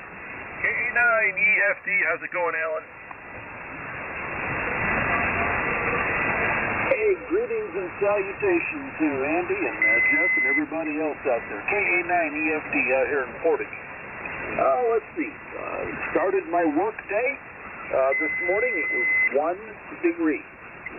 Above zero, but 1 degree. Currently, we're at about 18 with a low expected at 16. So, okay, it's not sub-zero like it was a few days ago, and I'm grateful for that. Because, boy, it was cold. It was hard on the hands trying to get anything done. And I don't like wearing gloves, but I sure did this week. So, we're doing good. I got the radios on, and with a little bit of luck, tomorrow I'm going to tear into the 101 and try to clean up the band switch some and see what I can do there. Because the radio will not come up on 40. It will come up on 80. It will come up on 20. Haven't tried it on any of the others. But I'm thinking and talking with my friend Henry that I've got a dirty band switch. And I don't know what the deal was. I mean, maybe you've got an idea, but it was working on 40. I let it set for a couple days, and then it wasn't working on 40, and I haven't been able to bring it back up. So I was going to check on the band switch and check on the crystals and make sure all of that's in there secure. So we'll see what happens. Yeah, the band switch is a likely culprit. The crystal, maybe. They do go bad on occasion, come loose perhaps. But yeah, the band switch is a good. Well, there's a when you see that band switch, you'll understand because the band switch does about 50 different things. So any one of which would derail 40 meters if it's got a bad contact or a dirty contact. Something could have a piece of crud could have fallen off when you were switching bands and got stuck in there, or who knows. I know I've got one, a 101B. That the band switch was in pretty bad. Well, all the switches were in pretty bad shape. I don't know if this was it. I think it was in somebody's house that had a wood stove, and that wreaks havoc on them. Oh, dang. Okay, well, let me ask you a question. Contact cleaner, do you use anything like a Q-tip or anything to kind of clean it up, or just let contact cleaner take it and from there? Yeah, I wouldn't go after it with a Q-tip or any kind of sandpaper for sure. Just hose them down with contact cleaner and work the switch quite a bit because that band switch should turn all the way around, so just keep turning it around a bunch. Hit it a couple times with each one of the wafers a couple of times with the contact cleaner. Then if you have some compressed air, blow those dry, because some of those contacts have like a phenolic plate, and that can soak up some of the contact cleaner if the contact cleaner is a little more aggressive. So yeah, just blow them dry. Okay, I hadn't heard about that, so we'll do that. I've got a can of deoxit, but I've also got a WD-40 contact cleaner, a specialty electronic cleaner, I think. So either of those work? Stick with one over the other? What do you think? Well, the deoxit and the deoxit gold are like the gold standard, but I've got a can of the WD-40 contact cleaner here, and it worked just fine on the last couple of rigs that I used, so really doesn't make a difference. All right, copy that. Well, with a little bit of luck, I can look into that some tomorrow. My daughter just told me I've got a birthday party to go to tomorrow afternoon, evening, I don't know when. So for a 2-year-old granddaughter. So we'll see how that goes. I may or may not make it in tomorrow night for whatever's going on. What time does that winter field day start, and when does it end? Do you know offhand? I want to say it may start tonight. I'm not quite sure. If not, it's going to start. It's going to start tomorrow, either late morning or early afternoon, and it's probably going to go. It may go into tomorrow night. I'm not quite sure exactly when it ends, so I'm guessing at this point.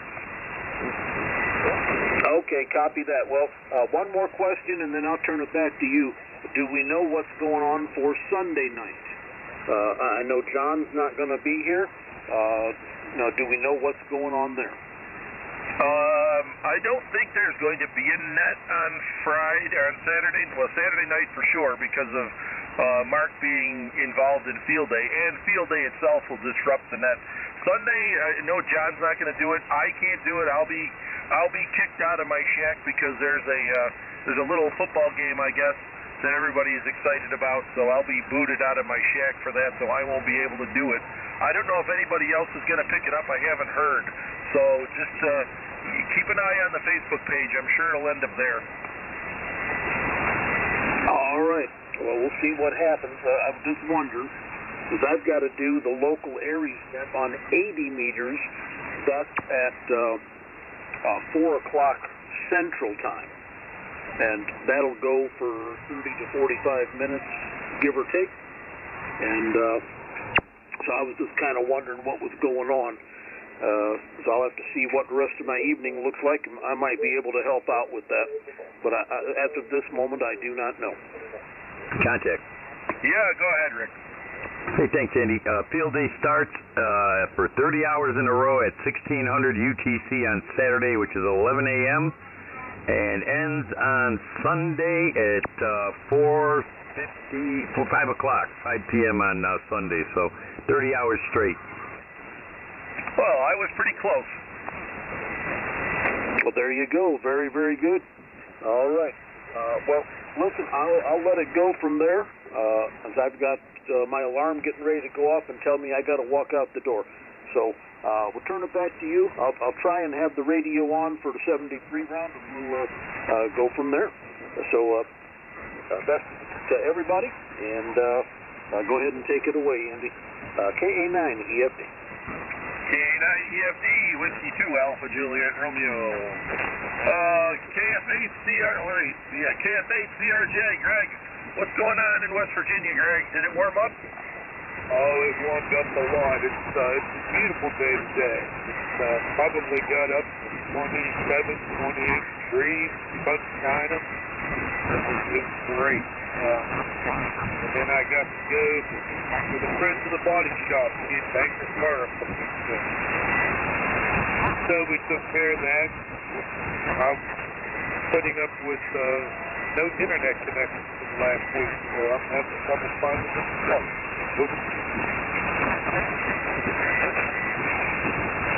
Well, that's interesting. What happened to the internet? Nobody knows. It happens periodically in my neighborhood. It'll be there for a minute, then it'll be gone, then it's back, then it's gone again. And nobody seems to have a clue. I'm trying to find a microphone, so I definitely wanted the internet. Over. Well, that kind of stinks. We're internet reliant. Does it go out on your phone as well, or just on the house stuff? Well, the only internet I have is on my phone. But it seems to affect everyone here. Phone service, completely across the board. So I really don't know what it's all about. Roger, that's going to be a main feed then, if that's the case. If the cell towers are losing internet access, that's going to be a regional thing for you. That's a tough one. That's outside your control totally at that point. Yeah, the heck of it is the phone will work. I can make phone calls. Part of the system works, but part doesn't, and I think that's what most people do. I've got a friend that's some kind of a telephone technician, and he just scratches his head and says he has no idea what it might be. Yeah, I wouldn't either. Well, I know the SMS and the data are separate things. They're carried in differently by come from different places. So yeah, the cell towers, as long as they have power and they can talk to each other, they should work fine. But they have to get their internet connection from someplace, and that's where it's broken. That was my understanding also. The first time it happened, the phone company blamed the storm. We had a lot of storms that had run down power. That's almost years ago. So it's hard to tell. So I guess I'll wait till it comes back. I'm trying to find a microphone for a Pentec Jupiter that I've recently acquired.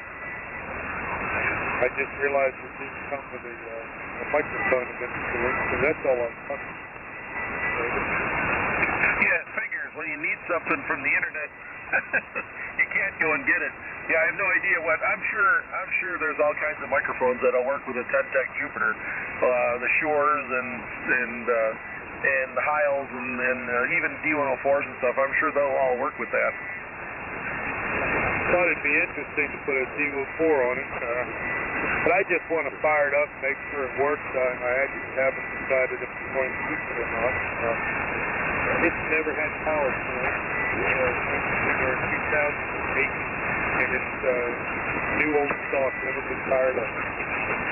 That's cool when you find something like that. I hear about people finding deals like that, and very rarely does that happen to me. I rarely get that either, but this also came with the external speaker, matching speaker, and power supply. So it's really interesting, and I'm just not sure if I'm going to hook it up. I don't know that much about it. It had a box full of extra filters, oscillator, and a lot of other things that came with it that I'm assuming were to be installed. But until I can find out more information, I'm not touching it. Over. Well, if you can't find out any information online, which I highly doubt once you get internet access, you should be able to find out all you need to know. But I'm sure there's somebody here that's dealt with a Pentec Jupiter. Get on the Sunday night net. Like I said, I don't know if we're going to have one this week, but next time we have one, get on the Sunday night net. I'm sure there's somebody out there that knows something about those. Yeah, I plan to do that, and I also thought about just calling Pentec. Just call the company and see what they have to say. At least maybe they can tell me what all these filters and other parts are. I've never worked on a radio in my life, so I'm really walking in blind. Over. Not a bad idea at all. Not a bad idea at all. Well, I thank you very much. I'll let you get back to the others. I imagine they're starting to stack up. 7-3 for the moment. KFHDR. Yep, thanks, Frank. We'll come back to you for the 73 round. And there's a little bit of a list. We're at 11. So, all right, clear with KFHDRJ. KQ4RHJ. What's up, Dan? How's things in Kentucky? W2AJR in the group. This is KT4RHJ. And things are good enough into Kentucky to just not even complain about anything except the weather. We've had snow on the ground for 19 days, and that might not be a big deal for you guys up north, but the normal snow down this way is snows overnight. It's driven slush by 3:30 in the afternoon. But anyway, 12 degrees this morning, 24 is the high, and it's supposed to get down to 15 tonight. But tomorrow it's supposed to get up to 40. Yay. Back to you. 40. We're going to hit the 30s on Sunday, supposedly. So that'll be nice. That's the first time in quite a while. And we're like you, we've had snow on the ground for a long time. We actually got the lake starting to freeze. We got a lake froze in the ice just off the port in Buffalo. That hasn't happened in years and years. Yeah, well, you know, the weather is, and I guess lots of things are fickle anymore. Back to you. Roger on that. So, Dan, you going to work any field day? I didn't really know that much about it and didn't really have a plan. There's more than one field day each year, isn't there? Yeah, there's usually a winter field day and a spring or summer field day. Yeah, I've been talking to folks in the local club about getting more involved in the summer one, but I don't know. I don't know. It's cold. I don't want to go out. Back to you. Yeah, I don't go out either, but I'll work a little bit of it from home. I'll put myself on battery backup, emergency power. When field day comes, that's the 2 days of the year that I test my emergency power system here.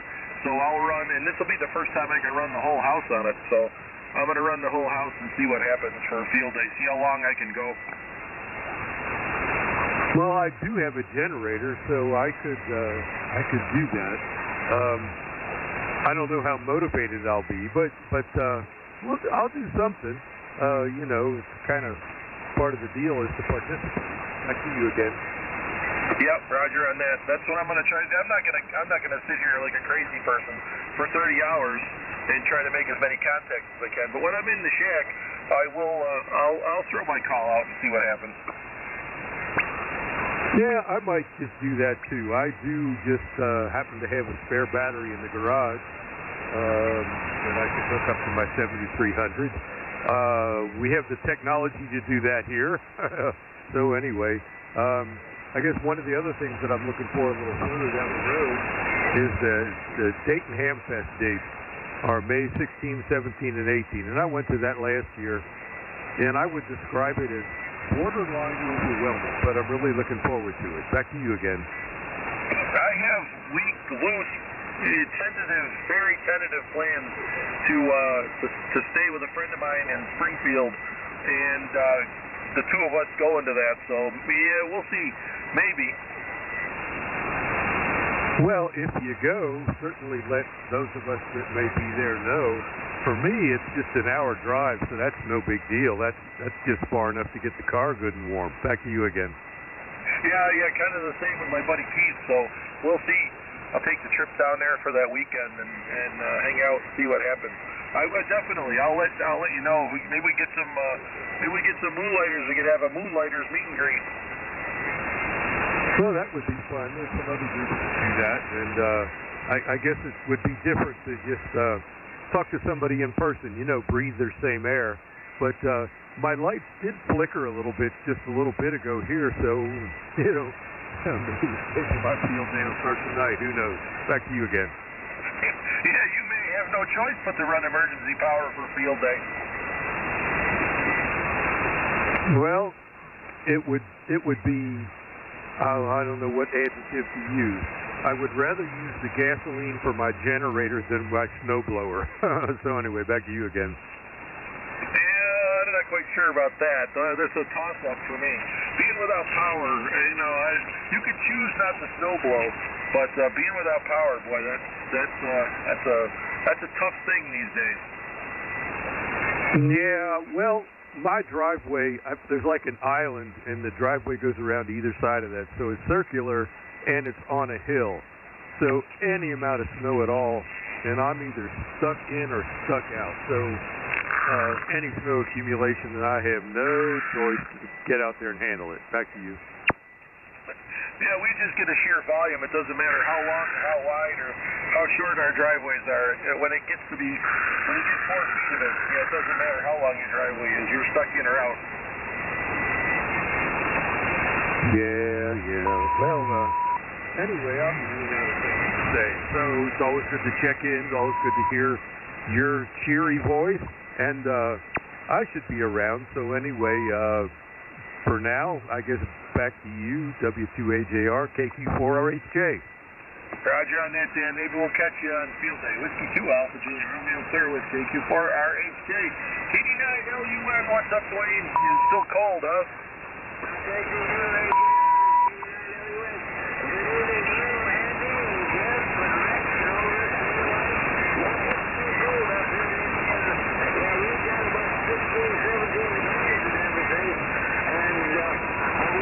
Warm up this next week, and I heard you guys talking about cleaning switches on underneath driveways using the contact cleaner.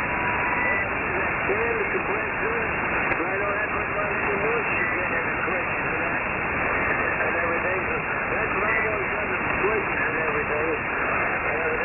Matthew, Andy, the KD9LUN, how you copy? I got a fairly decent copy on you, Dwayne, and yeah, that's what is it, that CLR, that's, or whatever that stuff is, that's, they make all kinds of stuff, protective films and cleaners and all kinds of stuff. That's a premium brand as well, so definitely, that's not a bad one to get yourself hooked up with either.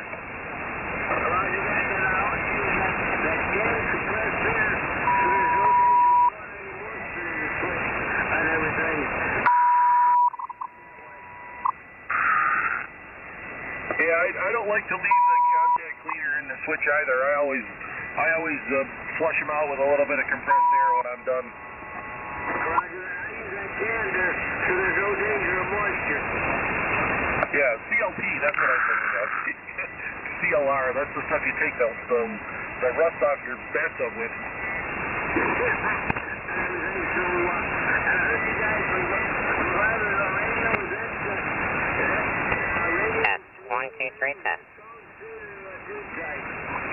That was a 10-tech Jupiter he was talking about. I don't know that much about them. Is that big type or transistor? No, I think those Jupiters were like the early 2000s. That's when those rings came out. Oh, Roger, because I was going to say the old Jupiters, if they set for a long time, I don't know what you want to do with them is pull all the cables out of them and put them on a Pontiac and start them at a low voltage and bring them up slow. My young guys at the factory are used to low property capacitors. That's what you need to do to fire them up after the trip for a long time. That's why I need a new hammer that I've got. Yeah, Roger on that, Dwayne. Same. That's what I did with my gaggle of Yaesu 101s that I have. Brought them up slow and let them just cook. Let those capacitors reform. And then I did recap 2 of them. I haven't done the 3rd one yet. Yeah, I tell you what, I learned that the hard way because on an antique radio and everything, and AM shortwave radio, I just ran it up slowly for 6 years, and ran out of moisture, my capacitor broke the band switch.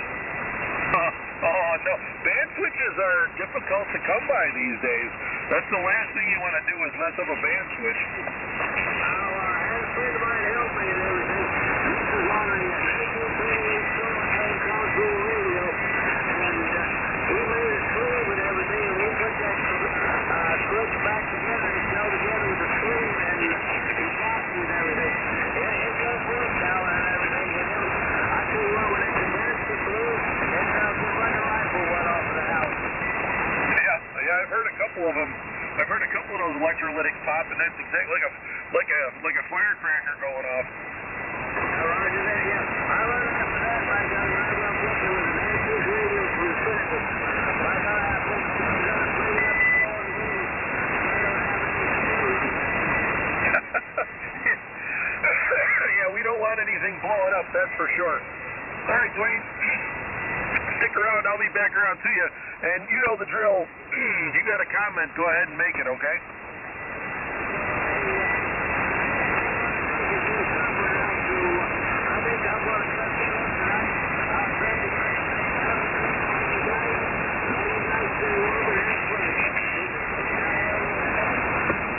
Sounds good, Dwayne. 73, my friend. We'll catch you on another night. Whiskey 2, Alpha Juliet Romeo. Clear with KD9LUN. KE2, CXQ, Donald. What's going on, Donald?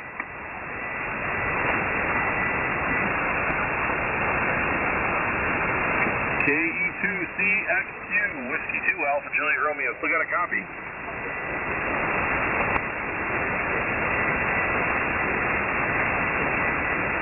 He was kind of light on me before. Jeff, you want to try him?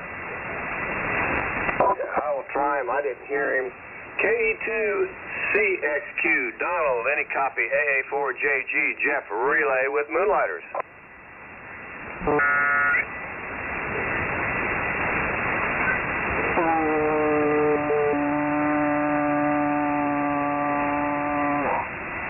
The frequencies in use, test elsewhere, please. Andy, I don't hear anything. Yep, okay. He was, like I said, he was kind of light on me, so I don't know if he's going to stick around or not. Thanks, Jeff. Whiskey 2, Alpha Juliet Romeo. 85 PM, what's up, Paul?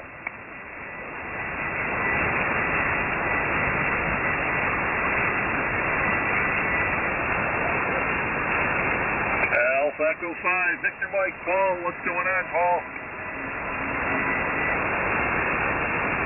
Check in? Yeah, check in, go ahead. Kilowatt Charlie 9, kilowatt radio X-ray. Kilowatt Charlie 9, kilowatt radio X-ray. We have you. Jeff, you want to give the New Mexico station a shot? I will. Mr. Paul, AE5VM, any copy, AA4JG, Jeff, relay with Moonlighters.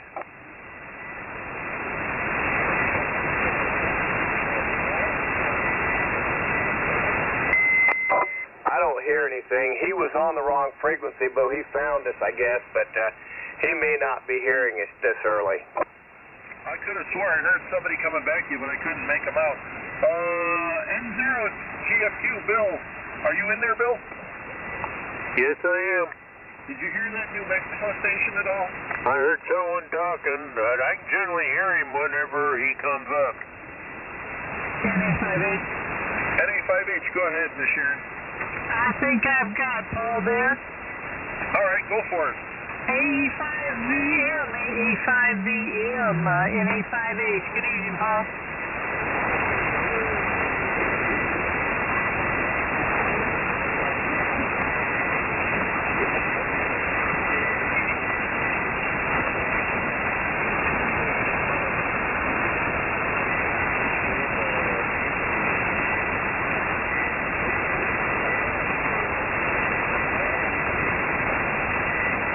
Well, you're still in my noise, but I can hear you. You said you're running the ICOM 718?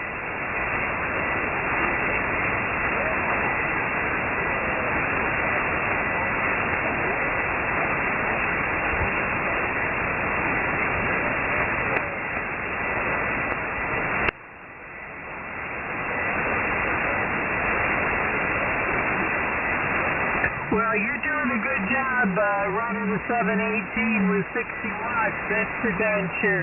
But you're making it into southeast Texas, and I hope everything's good out there for you.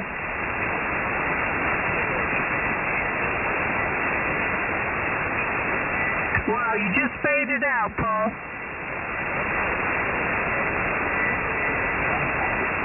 Okay, you're, if I could see, you're running between an S3 and an S5.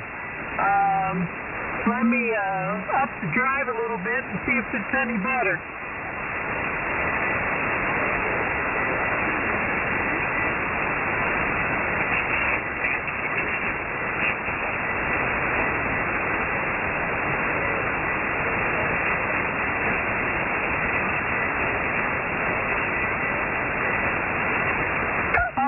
Roger, I understand that because I don't hear everybody when the net starts either sometimes. but I got you in there tonight, and I know you're telling me everybody else is an S2 or an S3, and I can tell you in your last transmission you were an S9 here into Texas.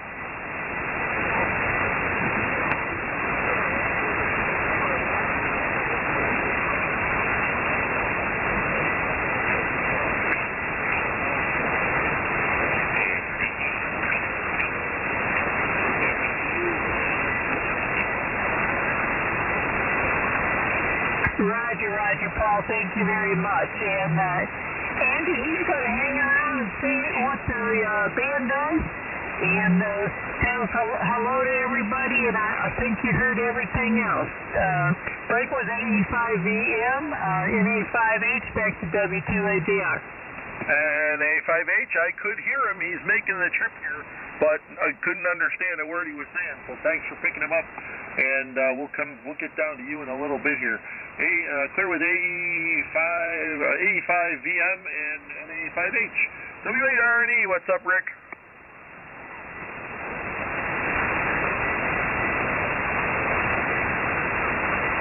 W8RNE, Whiskey 2, Alpha Juliet Romeo. Still there, Rick?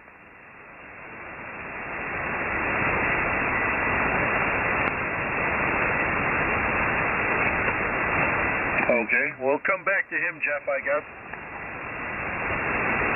Yes, I heard him good earlier, so he stepped away. Yeah, probably. Boy, my noise level just jumped way up. Lots of static all of a sudden. Crazy night. We'll be clear with W8RNE, Whiskey 2, Alpha Juliet Romeo. K3YFX. Eric, what's going on in PA tonight, Eric? Not a whole lot. This is K3YFX. I had to do some antenna maintenance for a dual band antenna for another radio.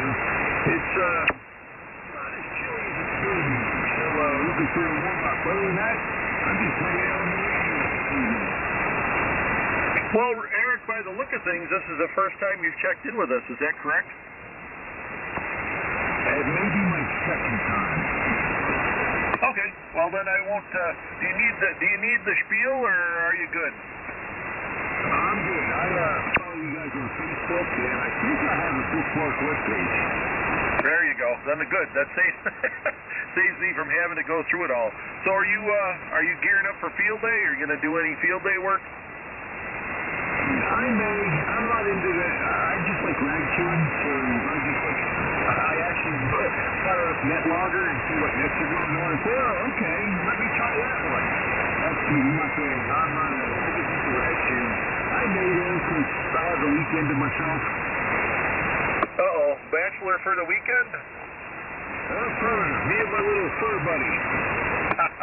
That's awesome. Yeah, that's a pretty rare event around here, so I savor it when it happens. Oh, most definitely.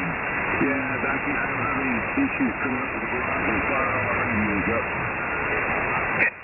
Yeah, nobody complaining because you're wiping out their TV. I don't have that problem up here, I don't think. But no complaints of me not being in the house. Yeah, same. I'm a cellar dweller. I don't mess up any TV. It's just one set of computer speakers in the house. When I'm running power on 40 meters, I kind of disturb that one set of speakers, but that's it. Yeah, with HF, if I run 10 meters with power, you can watch the light in my bedroom on my nightstand when they touch light, and I'm about 100 foot from that light. I can watch it turn off and on and change different levels. Yeah, I also found out if I'm running 160 meters with a little bit of heat, I mess the dryer up.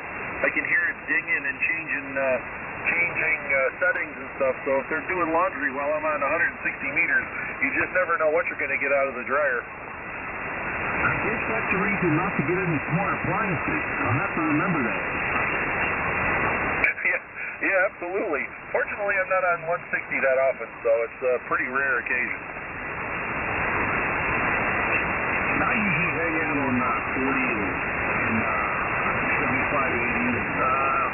I think I've been down to 160 once.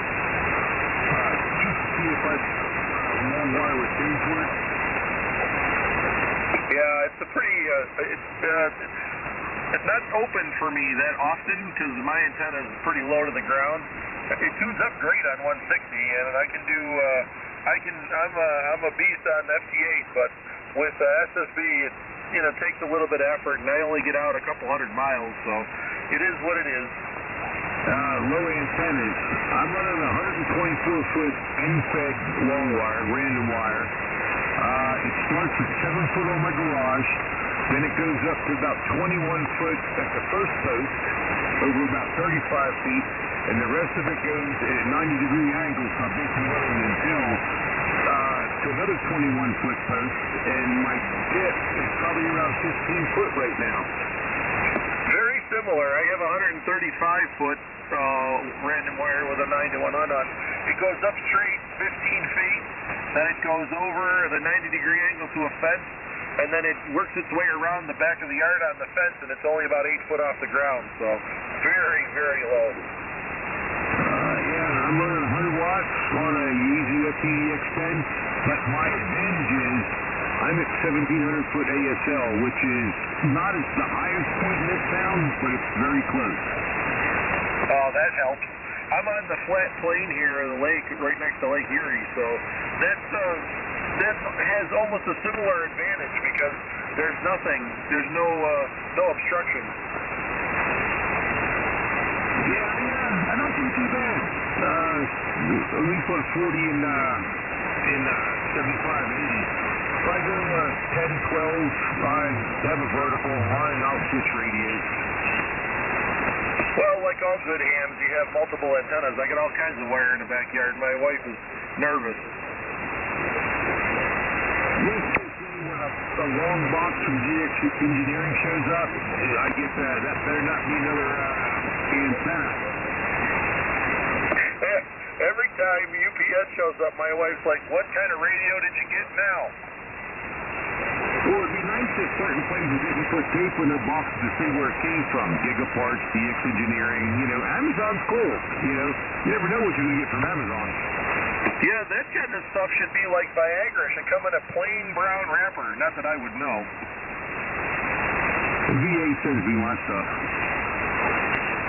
There you go.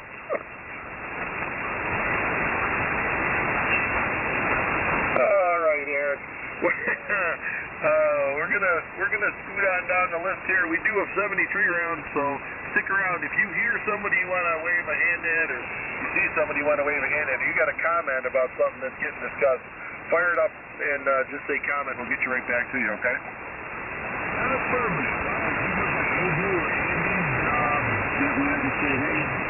Do I owe you money? No, you do not. Then it's Andy. Okay. Well, Andy, W2AJR, it was good talking to you, and I will be around. This is K3YFX. Roger on that, Eric. We'll be clear with K3YFX, Whiskey 2 Alpha Julia Romeo. N0GF2, Mr. Bill. First off, Bill, let me start by saying I have no words to express my condolences. Well, thank you. Everybody's been really good about posting their condolences. It's a real shocker for us. The little stinker didn't tell us he'd developed some heart problems. He's kind of batching it. He had a rough marriage, and so he was real gun-shy about getting back into another relationship.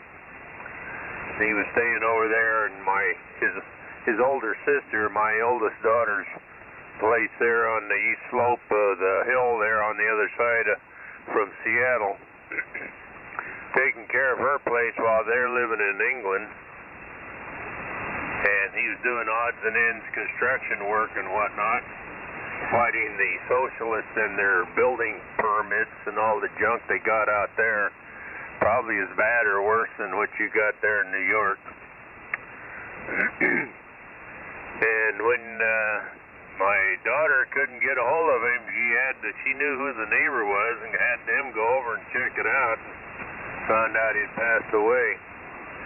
And he told her that he had taken him to the doctor a few weeks ago, and the doctor warned him that he was on the verge of having a heart attack, and he didn't bother to tell anybody about it, so I'm a little disgusted over that. My other daughter lives in our immediate area, and I've been trying to get him to move out here, get away from all that bureaucratic bull crap, because I'm sure that put a lot of pressure on him as well. Because there's a lot of work here that can be done, and he wouldn't have to fight the system like he does out there. My oldest son said that he'd have the same situation down there where he could have moved down there, southern Arizona, so he was about ready to do it, and then all of this happened, so we still don't know who, what, why, and how come. Apparently, it might have been, I don't know all the details yet. I'm suspecting he just had a massive and just basically died in place. We don't know all the details yet, but it was interesting that we found out he had developed some heart problems. So anyway, it's a frustration, that's for sure. I've been kind of numb. It's kind of been hitting me a little bit today, but my daughter that has that house there, she's flying in. Gotta get her the details.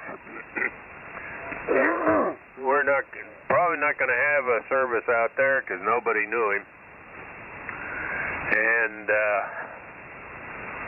the rest of us are scattered all over, so we're probably going to have him cremated and have the remains shipped out here, and we'll just put him in with his mom, who's buried out here, so then that way they can be interned together. And so probably what we're going to do, maybe the immediate family that's still in the area will get together and have a little graveside service or something.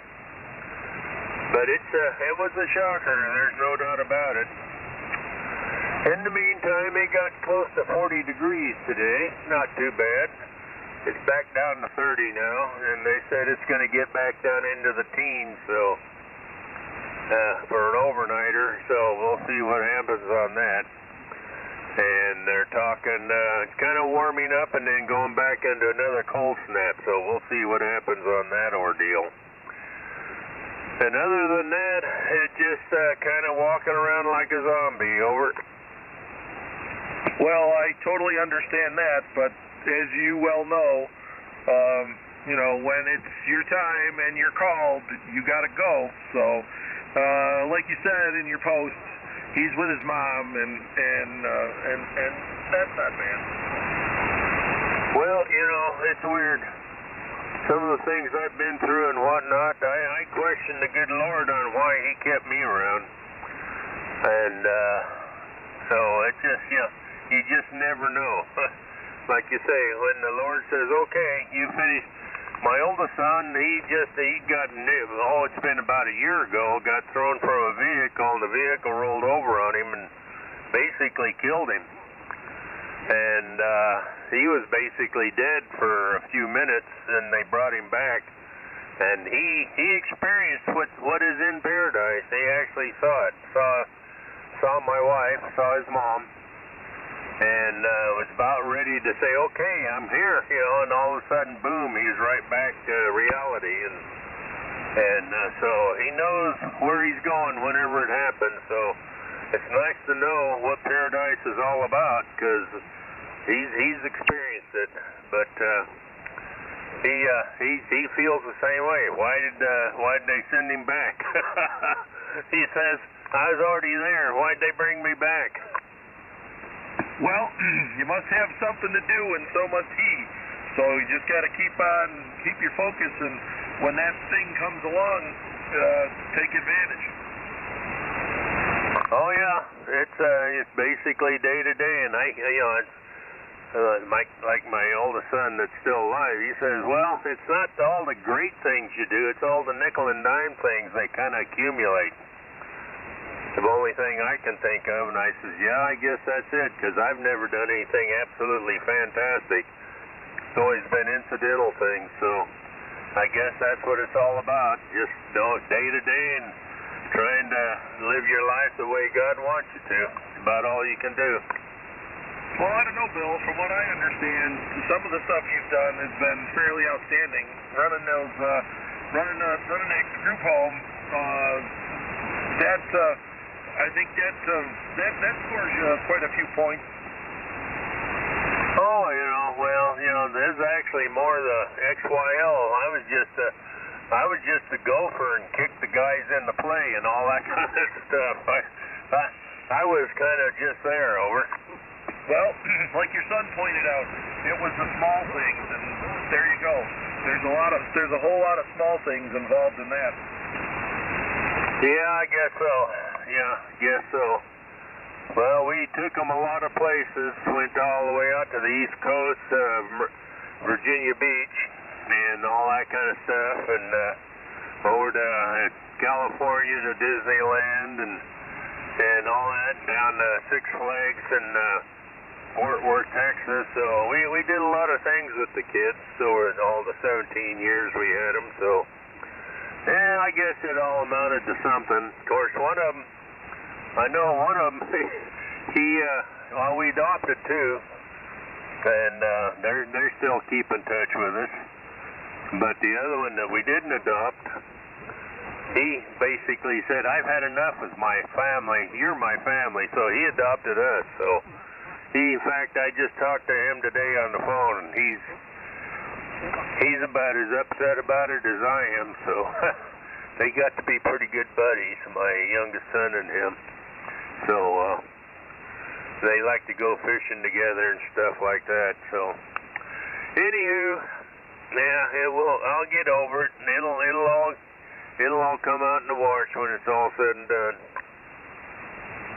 Well, Bill, we're always here. If you need somebody to chat with or whatever, just hit us up, and we'll be glad to take up some of your time. Yes, I appreciate it. Not a problem. As always, if you hear somebody I don't, Bill, I won't press you tonight, but if you got a comment or you hear somebody, let me know, okay? Roger that. N0 GFQ, Whiskey 2, Alpha Juliet Romeo. Hey, 5 BMS, what's up, Steve?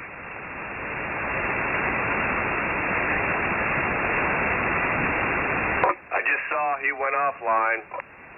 Not a problem. I didn't want to talk to him anyways. No, just kidding. Just kidding. Where are we? N9JLR, what's up, Doug? Hey, good evening, Andy, and all the Moonlighters. N9JLR here, just sitting here listening and, trying to get educated. That's what we do most of the time. We got up to, we're at 20 degrees right now. We had a fairly warm day, weather-wise. Wasn't quite as bad as it's been, that's for sure. The wind wasn't blowing like it has been. Other than that, just been a pretty dreary day, really. Not much going on. I need more excitement. I got to get something else to put in here, but I don't have anything else to say. Well, that's all right. We got out of the 20s. Well, we got out of the teens for a change. It was 22. Our lake is almost froze over, and we have a lake freighter stuck off the coast just outside of the harbor in Buffalo. It was pretty fun to go. I was working downtown today, and I got to go take a look at it. Now, back in my younger days, when my dad was around, he'd be walking out there on that ice to go see that thing, and I'll pass on that this time around. Yeah, I'm not much for that. I like to know what I've got under my feet, especially when you're talking about water and cold, and yeah, that doesn't sound exciting to me at all. I probably would have done it when I was younger because, sense wasn't a commodity that I had much of when I was young. Yeah, I don't possess a whole lot of it now either, but it has improved somewhat. And yeah, when you're a little kid, your dad said, "Oh, come on, let's go take a look at this boat frozen in the ice." You just go. So I'll tell you what though, when you get a big body of water that's frozen like that, it makes some really weird noises. Oh, I bet it does. It cracks and pops and carries on. There we go talking about that. When I was a kid, I've been out on lakes before they were frozen, and the thing cracks, and you think it's going to break, and it doesn't break. It's a whole different world. But I survived through that. I guess I've survived through most things right now. Just kind of cruising along here, trying to see what's next. Yeah, well, there were, I look back, and there are quite a few instances that could have been the end of me. I'm a little bit more careful now anyways. Yeah, you have to be. You know, balance isn't as good. There's a lot of issues that comes with this grandiose old age stuff. But anyway, that's all I've got, Andy. I'll let you go. I know you've got a lot of other people to get a hold of. You sound awful good tonight here, by the way. Your signal's good and your audio's real good. So you're about 5 over 9 plus 10. So you're doing really good tonight. So we'll see you in a little bit. We'll be here for the 73. That sounds good. Now, before I let you go, are you going to do anything with Winter Field Day this weekend? Well, no, probably not. Well, you know what? I don't know. I may, because I'm going to be here all by myself, so I might do something. I haven't decided yet, but it'd be a good opportunity. I love field day, so I should do something. Well, there you go. If you're passing, then get in there. I'm gonna put a half-ass effort into it. I'm gonna test my emergency backup power and make a couple of contacts, and then take a nap probably. Well, I got you on the nap part now. I'm right there with you on that one, buddy. Amen to that. All right, Doug, we'll come back around to you in a bit here for the 73. Thanks for being out there. N9 JLR, Whiskey 2 Alpha Juliet Romeo. 89, where am I? I can't see. 89 SMA. Christopher, another Indiana station. What's going on, Christopher? Oh, Andy, he's not there. He's just monitoring the net. He doesn't have a good transmit antenna. I'm sorry. Oh, not a problem, as long as you know and he can hear us. Hey, Christopher, we'll say hey to Christopher anyways, and we'll 73 him for the 73 round. We'll consider him a contact. Whiskey 2 Alpha Juliet Romeo. Thanks, Doug, for letting me know. Would he prefer, would he prefer Chris or something else? He prefers Chris. Okay, Jeff, you can put Christopher there in as Chris. Whiskey 2 Alpha Juliet Romeo. NA5H, Miss Sharon. Did you shovel all the snow out of your yard, Sharon? Well, good evening there, Mr. Andy and everybody else. Just came by to say howdy. It was a balmy mid-50s today, and the sun was out, so it was a beautiful day in the neighborhood. Just a little jacket when the wind blew, but it's getting cooler. It's down into the 40s and expected to hit freezing tonight. But I'm supposed to have perfect weather going forward. Little rain in the mid-next week, but we'll deal with it. Roger. How's the eye doing? Our eyes doing? The eyes. Sharon is still getting used to these glasses, and this is taking quite a while to transition, because if I've got my reading glasses on and I get up, I get dizzy or nauseous or whatever you want to call it. So I can't wait to go back to the doctor at the end of the month and him tell me what I really need to see. Yeah, there you go. It's always a bit... Well, your brain will work it out after a while. Yeah, but I think it's being pretty stubborn. Yeah, well, that's par for the course, right? Well, nothing new, I guess. Hey, I had the same issue when I had mine done. I had one eye done, and then it was years before I had the other one done. So yeah, it takes a little while. You're walking around a little cockeyed, like you've had a few. Well, I'll tell you, I preferred it when I had one eye not done and the other one done.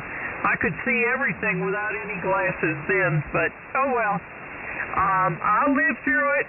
It will get better. Oh, absolutely. It's got to be an improvement. If you needed the surgery, it's an amazing difference once that's done.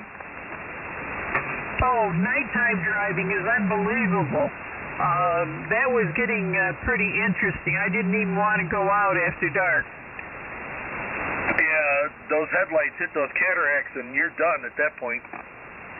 Roger that. Put the cataracts in with my stigmatism, and I was just seeing a big white blur.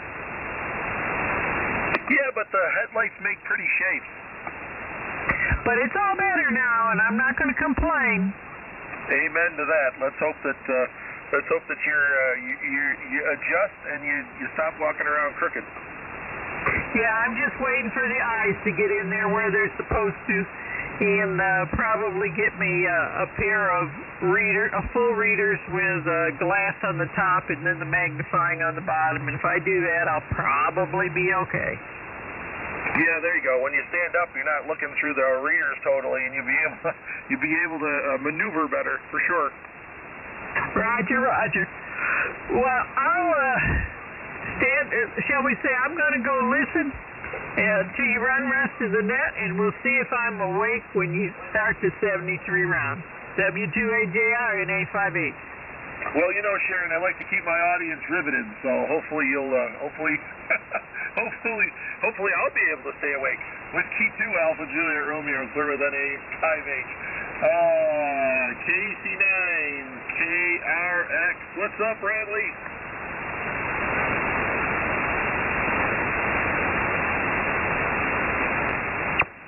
KC9 KRX, Whiskey 2 Alpha Juliet Romeo. Any copies?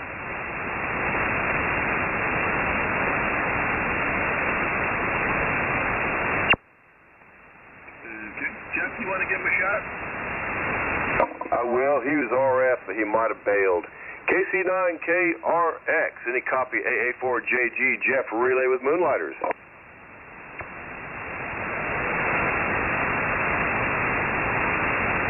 No, he was pretty loud on me, so I heard him, so he stepped away. AA4JG back to W2AJR.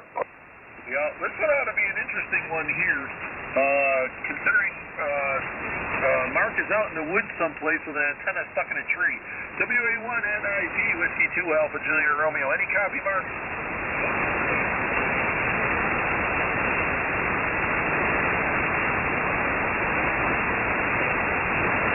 WA1NIP, Whiskey 2 Alpha Juliet Romeo. Any copy, Mark?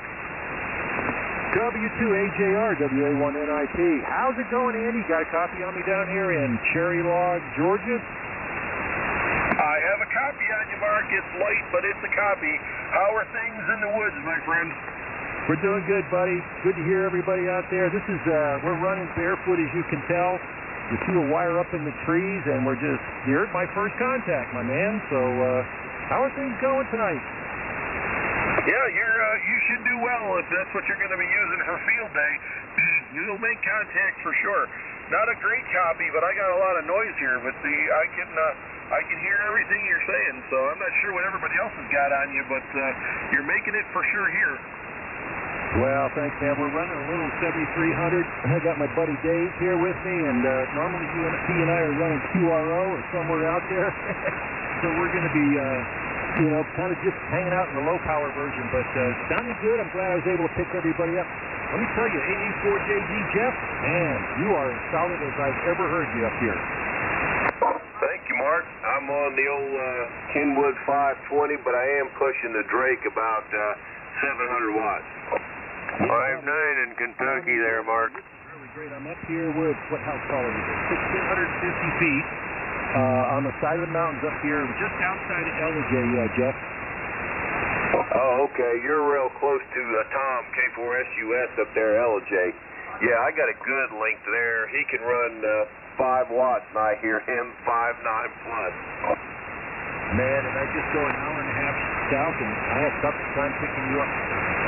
Anyway, hey guys, I'll hang around if you need some help. Not that I can do much, but thanks for letting me log in, and you guys go have some fun. Whiskey 2 Alpha Juliet Romeo, WA1NIP. 5.9 in Kentucky there, Mark. What was that, Bill? 5.9. Hey, buddy, listen, I'm thinking about you, man. I'm so sorry about your son, and prayers to you. Good to hear you on tonight. In 0GFQ, WA1NIP. Thank you. Roger, Roger. Back to you, Andy. Roger on that. And, Mark, you're going to be working field day, and your call was going to be K4JJ. Is that correct? Roger, Roger, guys. Come get us. We need all the points we can get. Yep. When you guys are working, any of you guys working field day or whatever, you hear K4JJ. That's Mark and his group, so hook them up. Whiskey 2 Alpha Juliet Romeo, WA1NIP. KC2AQN, David in New Jersey. What's up, David? I haven't talked to you in a bit.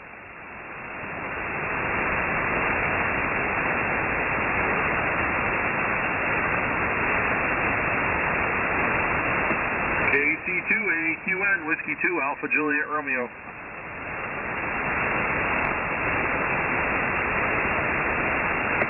just haven't been able to pick him up lately, Jeff. You know that? The band, well, 6 meters is active, so that tells me that the band's a little crazy, so no telling what all's going on. Yeah, go ahead, comment.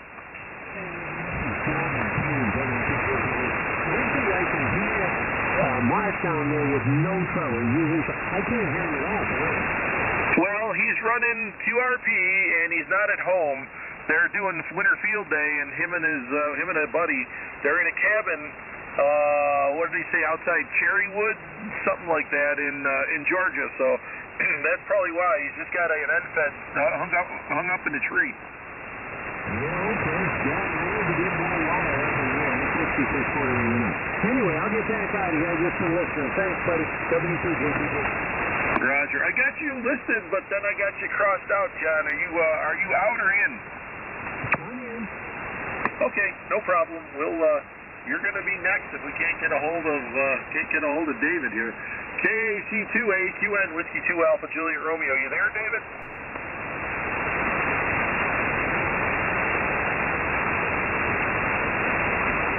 I'll have to throw something up on the blue screen and see if he's what's going on with him.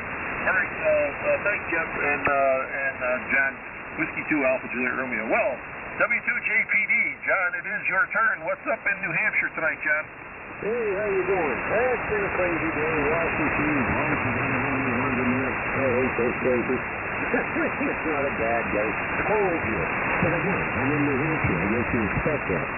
Looking for about 2 below tonight. But that's the way it is. They say the weekend's going to warm up a bit, and that makes me happy. Huh? Well, there you go. It sucks about the wash machine, though. They got to take those clothes outside, and 2 below, they're going to be frozen stiff. Oh, man, yeah, I just left the laundromat. Yeah, there was a drain pump repaired, and I told them what it needed, but they don't believe that was the person that come and look, and they said, gee, yeah, you're right, it's bad, so I ordered you one. I asked them to order a priority. No. So, they really won't play. Yeah, unfortunately, that's the case all too often, right? Oh, yeah, that's I just, if you want any warranty, I was going to fix it myself. And that's why I said, why? He said, you're going to spend $150 or whatever in a couple hours of your time. She said, that's why you bought the warranty. Yeah, absolutely. Well, it's unfortunate. You almost have to have an extended warranty on these things now because they don't last. Yeah, it's just the way it is. There's not much you can do about it. Just life. Well, that's right. you can fix it, or you can go to the laundromat like you did. So there you go. Yeah, that's you get 2 choices. You have to have the warranty, so you can cry about it just like the other. You can cry while you're going to the laundromat. That's the way I look at it. Well, I guess there's a third choice. You can just throw your clothes out and buy new stuff. I guess you could. I guess you could. I'm not going to do that, though. I don't. Yeah, I wouldn't do that either. I'd fix the wash machine. The one we got now, knock on wood, has been pretty faithful. It's been pretty reliable.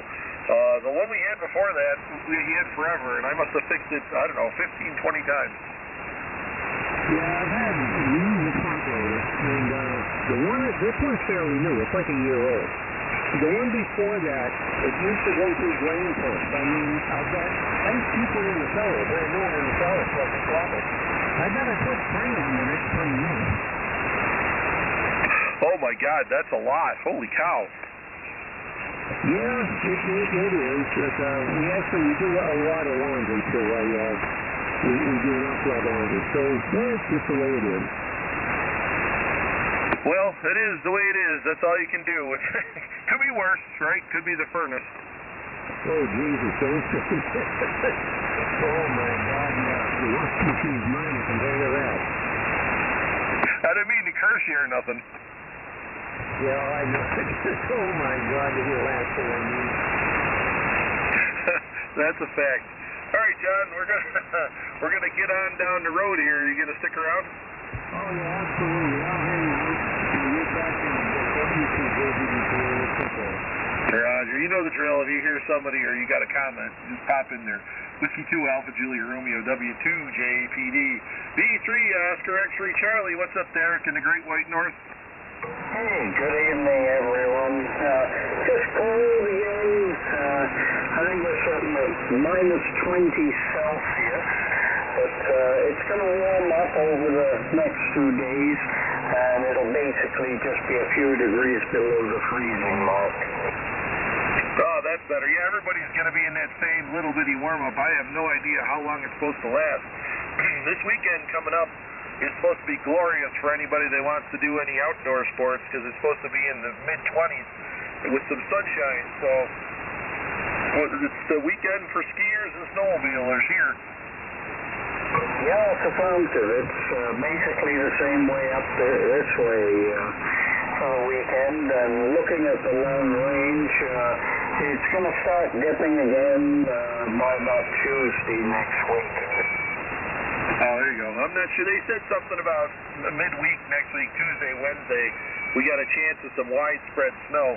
Lake is almost frozen, so that machine is, the Lake Effects machine is almost shut down completely. So we're going to just get the area-wide stuff coming up now. Yeah, it's funny you say lake is just freezing.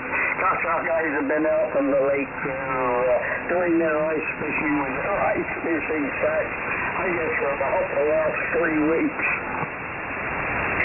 Well, when it's minus 20 Celsius, the lakes freeze up pretty well, I would think, and fairly quickly. Yeah, it does very, very quickly. You know, at least we've had some flurries of snow, but nothing major. And I guess Greg there out of Cartier, he went south, didn't he? Florida or somewhere for a holiday?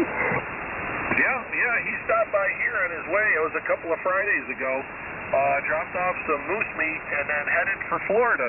So, yep, he's got his camper in tow, and he's in a campground someplace in sunny Florida. So he will be back for a few weeks. Oh, that's fantastic. Oh, great. Really wish him the best with that. Yeah. Well, on the other short note, the FT101B, I'm down to 4 more wires to solder after I got to trace one. And later this evening, I should be testing it. Oh, there you go. I took a look at those pictures of that transformer. Oh, man, what a mess. Yeah, the whole transformer section and the corridor is a mess, and there's quite a few other there's been a similar mess of solder joints and strands falling off, but I bought one of these packages, you know, with about half a dozen rolls of silicon flex cable and that. I think I got some 18 and 22. Always got nice stuff to work with. So as I go along, I just desolder all the solid wires and change them over to the silicon with multi-stranded inside, and it's just fabulous to work with. Yeah, that silicone wires with the multi-strands, pretty tough stuff too. It's very forgiving. Yes, I'm very, very impressed with it. Yes, makes a big difference. Makes life a lot easier, easy to run, and you don't worry about, you know, like the other conductors being solid. You know, if you've nicked it when you strip the end, you know, there's the failure point. Absolutely. You'll lose a strand maybe, or two. You're still in good shape with the multi-strand stuff. Yeah. Anyway, hopefully, I've got to trace the -100 because it's a little tricky. Just the way the drawing reads or the way the radio is made. And like I said, I've come across errors all kinds of places. I don't know. Well, it's been a bit of a 3-ring circus. But anyway, I'll be on the side there, and I'm listening, and I'll be doing some tracing of wire, and I'll say bye for now. It's Michael Free, Oscar X-Ray Charlie. I'll be on the side listening. Back to you, Michael. Sounds good, Derek. we'll come back around to you for the 73. KC5 UUS, Doug, what's up in Oklahoma? What an awesome name for a city. Elk City, Oklahoma. Love it. Hi, Andy. Well, you know what? Not much. I was kind of curious if, since I'm not too familiar with NetLogger, I didn't know if I'd get picked up like that, just lurking. So I guess that answered my question. Hey, you live and learn. They say you learn something new every day, and I just did. But hello to you up in, get my bifocals going here. Cheektowaga, wow. What a name. That's a pretty cool name. But, nothing going on down here. We had a pretty warm day, 48 degrees, and kind of windy, though. Weatherman said it's going to snow next week. A considerable snow for West Oklahoma. So we'll see what that means. It usually means a dusting. But, I kind of felt like a heat wave today. It's been kind of chilly. Most of the nation's been chilly, huh? So, but, just killing time. Just kind of had a busy day. Thought I'd relax here after dinner in front of the radio. Andy, thanks for picking me up. That's cool. I just have to get down there and lurk for long enough, and I'll get noticed, I guess. And I'll get more familiar with the NetLogger one of these days. But hey, good to hear you. Sounding pretty good down into West Oklahoma here on Route 66 on the Southern Plains, making a pretty good trip from New York, and sounding good. Most of the stations are. We'll keep back here and listen a bit. Thanks for getting me on the list. 73 KC5 UUS. Yeah, Roger on that, Doug. We freak some people out when we do that. NetLogger's got a feature. If you look up towards the top on the blue buttons, there's one that's called View Monitors, and we can see who's checked in, and we pick them off of there automatically. And we figure the ones that don't answer don't want to talk, and the ones that do, they don't have to fight to get through an RF check-in. So that's the way we do it. So that's you learn something new. Well, if you don't learn anything, once you start learning new stuff, so you might as well just hang it up at that point. So that's cool. Doug, you going to be doing anything with Field Day this weekend? No, that's a negative on the Field Day. What? I didn't know Field Day. I didn't know there was a Field Day. Over. Oh yeah, winter's a big deal, I guess, for some folks. Winter Field Day starts tomorrow at 11 a.m. and goes through, I guess, 4 or 5 o'clock on Sunday. So the band's going to be fairly crowded this weekend, I think. Okay, well, I'll be busy. I've got an elderly mother I'll be taking care of, so I am thinking about, while I'm with her, I'm trying to get, I've never worked remotely, so I'm going to try to get the 710, get everything together and research, see what all I need to get my 710 to work remotely. So when I'm at her house, I can play radio, but I probably won't be on the air for a couple of days, so I'll be with her. Roger on that. Well, that sounds more important anyway, so that's awesome. There's a whole Ham Radio Deluxe. That's a good one for working remote. There's a whole bunch of software that you need. The hookup to the rig isn't that difficult, and the software is fairly easy to set up. So that shouldn't be a problem at all. Well, good to hear. It's giving me, what do you call it? I mentioned, it's making me worry if I can do it. I don't think it's that big a deal. I'll get through it and say, oh man, that was nothing. So, go ahead, Andy. Roger on that, Doug. Well, thanks for stopping by. And stick around. We'll do a 73 round here in a bit. If you got a comment about anything that's going on, or you hear somebody that I don't, just let me know, okay? Hey, roger that. We'll stick around here for a bit. KC5UUS. Roger on that. KC5UUS, Whiskey 2, Alpha Juliet Romeo. W3BAX, Greg, what's going on in PA tonight, Greg? Hey, Andy, W3BAX, what's that? Not much, Greg. It's a quiet night. No snow for at least right now. It's not snowing. Getting colder though. I thought we were going to be a little bit warmer this weekend, but I guess that's not coming till tomorrow or Sunday. So I'd say we're getting ready for Field Day, but I'm not really doing a whole lot as far as Field Day goes. what's big in that field day, but I'm going to stay here where it's nice and warm. Well, I'm going to cheat. I'm doing field day from here. I'm not going outside. He has a signal up that way. Yeah, like I was saying earlier, I'm going to test my. I always test my emergency power systems on field day twice a year. It gives me, 2 times to make sure that everything's working right. So we'll give that a whirl tomorrow, and I guess working some field day stations will just be a bonus. I have a question for you. I got this 7300 about 2 weeks ago on 80, and it sounds like I can hear everything in the country, but I get on my HDSDR and all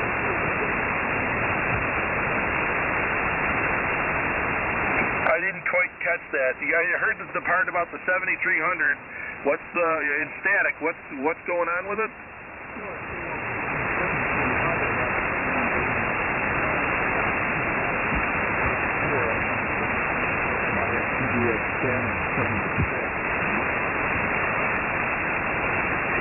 That's interesting. I have no idea what will be causing that. I don't know if there's anybody else out there that's running the FTDX10 or the 7300 for that matter. Yeah, that's probably going to be a question for somebody like that.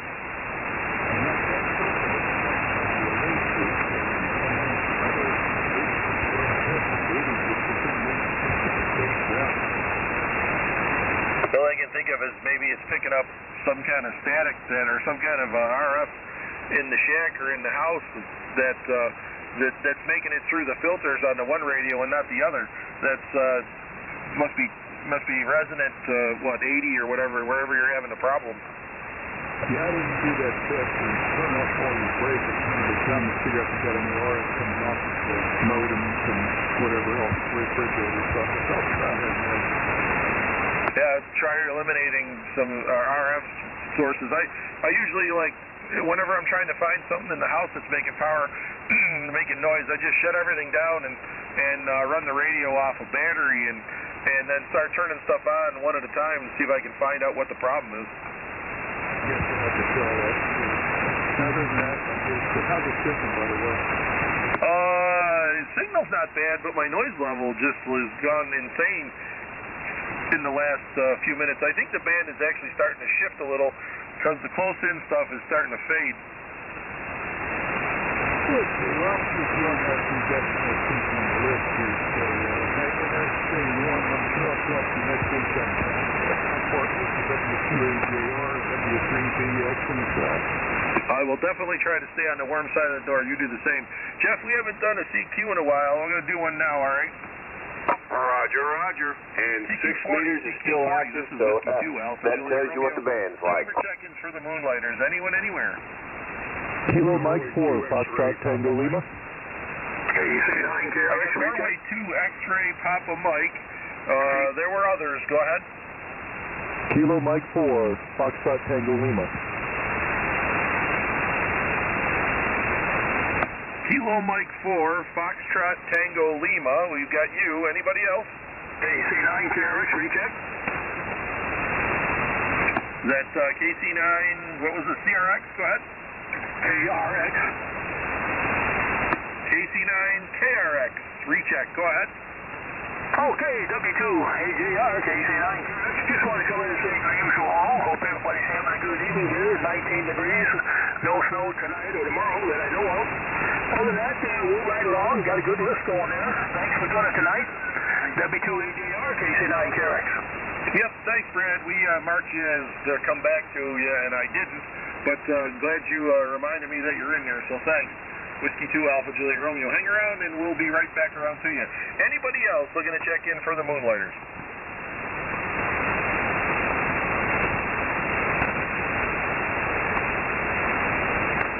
Okay, that looks like it. Kilo Echo 8, Victor, Mike, Victor, what's going on, Mark? Hey, good evening, Andy. We're in a heat wave here, all the way up to 17 degrees. And, yeah, on a heat wave, over. Well, I don't know about you, Greg, or Mark, but that doesn't sound like bikini weather to me. Well, in 10 days, I'm heading to bikini weather. Heading to Florida. Rented a motorhome, and we're heading south for 3 weeks. Over. You going to be hitting up, are you going to be there for hamcation? Yeah, unfortunately. No, we're planning on pulling into Florida on Sunday of the last day of hamcation. So I didn't plan that one quite right. But yeah, we just rented a motorhome and we're taking the dogs and we're gonna spend 3 weeks on the road and take it as it comes. No real plans. We do have a few folks we're gonna visit, but other than that, we're gonna just take it as it comes. Over. Roger on that. Now, have you done that before, Mark, or is this the first time? Yeah, we've had a travel trailer for years, NASCAR, etc.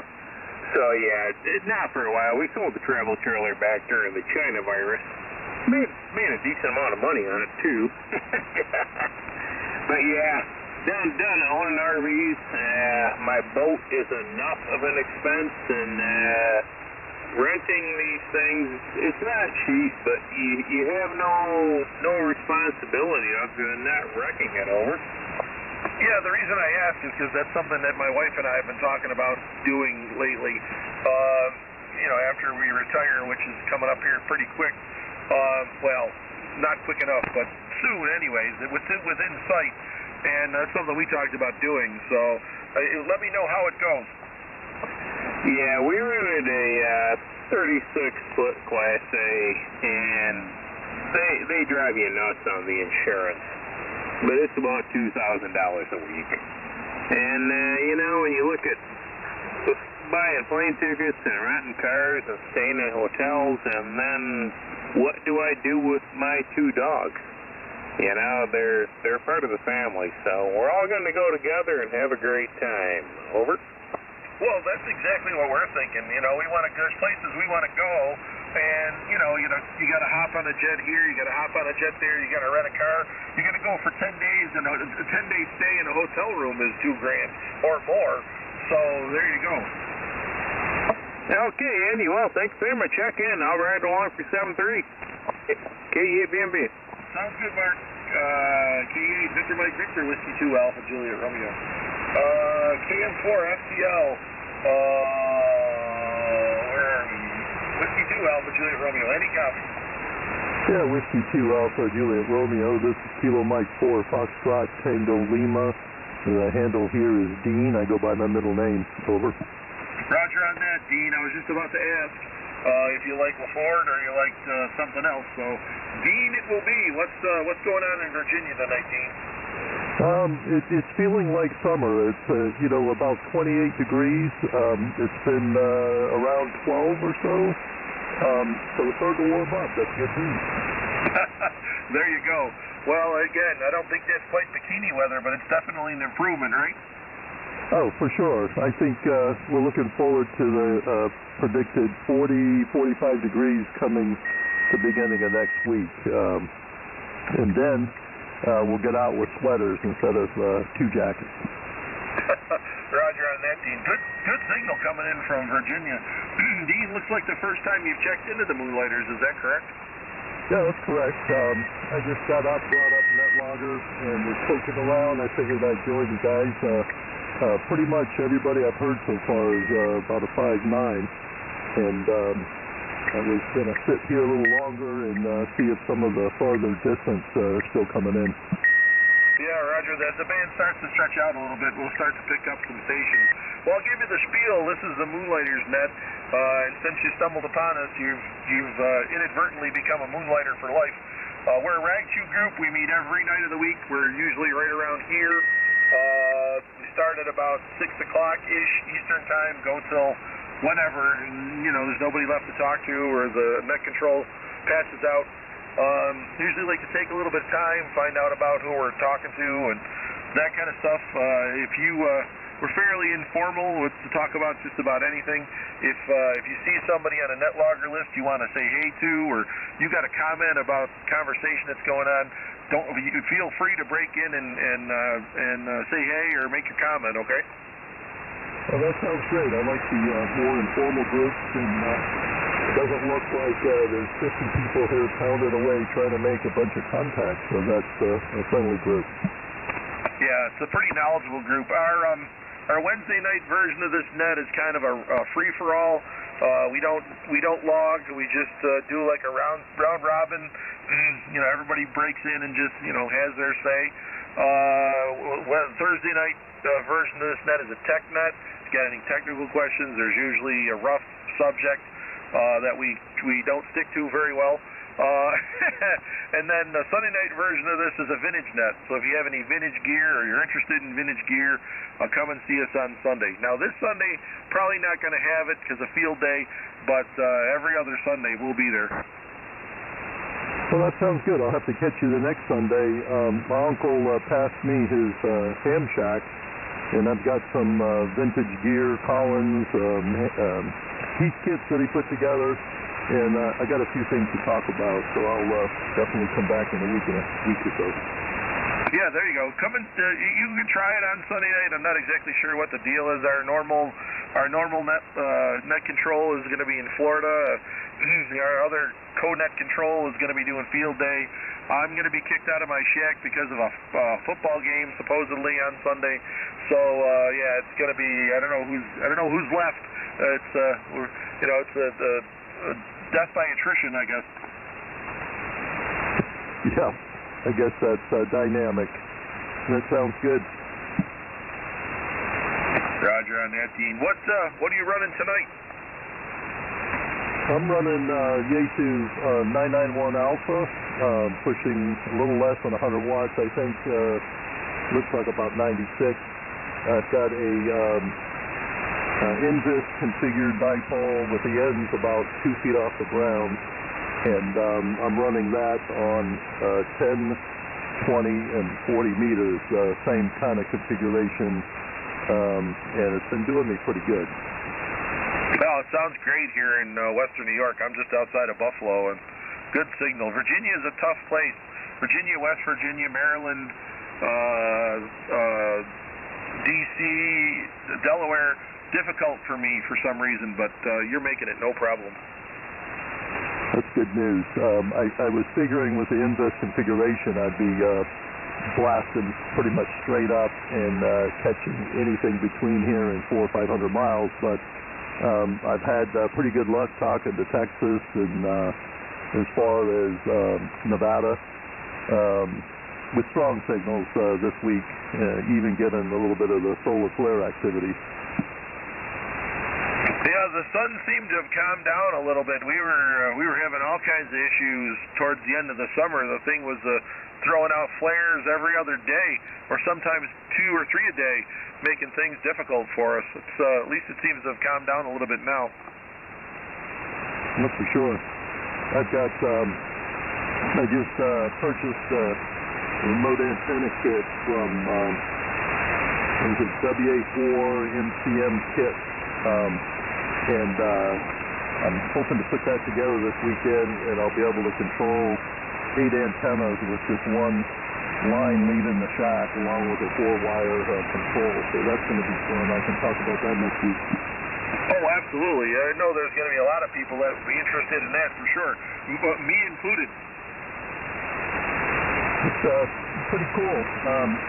You pay a little extra, $40 extra, you get a USB cable setup and a module for your chat control, and you can, as you change the band on your Yaesu or this particular model, it automatically changes the antenna for you, so I can just sit back and just start spinning and grinning. Oh, absolutely. What a great way to go. Love it. Yeah, definitely want to get some more information about that. So yeah, we'll be looking forward to hearing you again, that's for sure. That's pretty good. I guess I'll take a break, and I'll be back here shortly, and I'll be listening and see if some of those distant stations are popping up. Yep, we'll see what happens if the band, how long it takes before the band goes long. and we'll see. So, yeah, stick around. We'll come back around to you in a little bit. And like I've been telling everybody, if you hear somebody I don't, or you see somebody you want to wave a hand at, just let me know, and we'll get right back to you. Whiskey 2 Alpha Juliet Romeo, KM4, whatever are we? FTL. Dean, we'll come back around to you for the 73. N2 XPM Arthur in New York. Whiskey 2 Alpha Juliet Romeo. Any copy? Fine copy, Andy. No problem. You call me Artie. You're 5'9 plus 5. We're down here in Cedarhurst, just about a mile southeast of JFK Airport. And nice to chat with you from somebody from Cheektowaga. Well, I used to work up there a number of years ago in my former career. I used to spend some time up there visiting a wholesaler when I was in a different line of work. I have a sister. One of my sisters lives up there in Hamburg, which is not all that far from there either. Right now, current temperature down here is about 28 degrees. For a heavy heat wave next week, temperatures are supposed to go up to the 40s. Crazy weather for January, and that's pretty much it.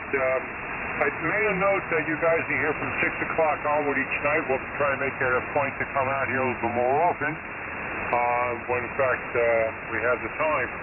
Other than that, that's about it here from Happy Land. Running an ICOM 7300, roughly about 600 watts on peak, so with an ACOM 1010 amplifier, with a end-fed, about 45 feet at the apex, with an ICOM 7300, but I didn't say that already. Anyway, that's my story. I'm sticking to it. We'll send it back to you.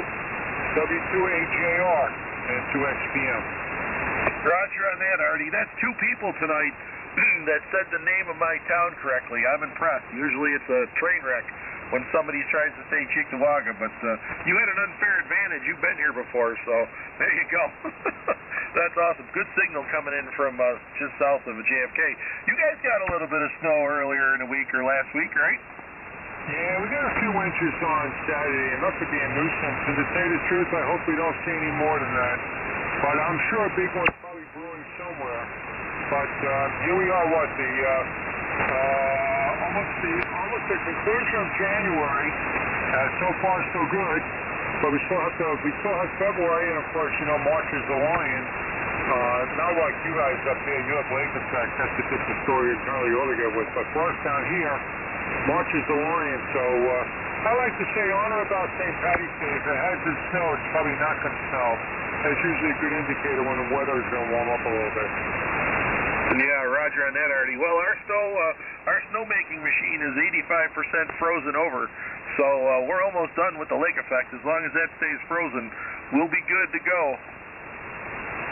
Yeah, I hear you. Well, let's keep it that way, you know. You guys got pounded, what, a week or so ago? Well, from south of us, your whoever it was, you say your sister-in-law, or whatever, in Hamburg, they've been getting hammered all week. They've been getting like a foot a day for the last couple of days. We've been getting just a little bit of that. We've been on the northern edge of that, and we're just over a foot, so maybe 16 inches. So we haven't gotten anything close to what they've gotten below us. But that's where it's supposed to be. Those people like it down there. Yeah, well, yeah, I guess so. I mean, after all, if you're going to live up there, you know, you got to like the white stuff. Yeah, in more than one way, I guess. Yeah, I guess so. But there you go, Andy. Very good. Yeah, like I say, I worked up there a number of years. It was a great place to visit, and that whole area. And from there, I would just cross the bridge and go into Ontario as well. But those were good times back then. Yeah, roger. And what were you selling, Artie? What were you wholesaling? I was doing wholesale retail and direct to retail. I was in newsstand magazine publishing business, doing sales and marketing for 40 different magazine titles that no longer exist. Yeah, that's something, right? Who would have thought back in the day magazines were going to go the way of the dodo? Well, it went as a result of a lot of things happened in the industry, but paper costs, internet, we became into the digital age. People wanted to carry physical print anymore. They were happy seeing it on a computer or on their phone. And I think the other thing that destroyed the business was the fact that people were franchising the business, and it was kind of tough to compete in a market that people were calling shots as far as looking for better brokerage and what have you. So that was the reason why things fell apart. And the company I was working for wasn't seriously advertisement driven. Their business came from actual newsstand sales. Because they didn't have the advertising compared to the Condé Nast of the world and the Time Warner companies of the world, they fell by the wayside. Yeah, just one more casualty of the digital age. So we went from a newsstand, roughly in some of the larger newsstands, of roughly 5,000 titles. Now I think it's well under 1,000 titles, and the racks are smaller and smaller and smaller. But that's just a year. That's a long time ago as far as I'm concerned. We're just pushing on, doing something else instead. Yeah, well, every time something like that's ever happened to me, I always ended up in a better place when I was done. So, in some respects, I'm in IT, so that stuff comes and goes. It would take me a while to sit down and count all the companies that I've been with. So you change jobs like you change underwear in that field. So I get it, and that's always changing. And what was popular and what was is gone in a heartbeat. That's it.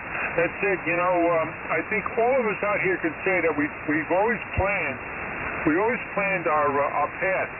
But along the way, we get those hiccups, and then, what makes us stronger is the ability to resolve from those hiccups and move on into something else. Yeah, actually, sometimes it's been a blessing rather than a curse, but moving in a direction that I wouldn't have necessarily gone in. So that's the way I look at it anyways. W2HAR and 2XPM, well, I look at it this way, Andy. I says, if it wasn't for bad luck, I'd have no luck at all. Back to you. I think there's a song that they used to sing like that on Hee-Haw or something. Yeah, well, I'm really going to be dating myself if I go back to Hee-Haw, but yeah. Oh, yeah, doom, despair, and misery on me. Yep, there you go. Okay, very good. So we'll pop on here after 6 o'clock during the week and check the daily activities there. Sounds good, Artie. Glad you came aboard, and we look forward to hearing you again. And just so you know, whether you want to be or not, you're a moonlighter for life, so we'll catch you again.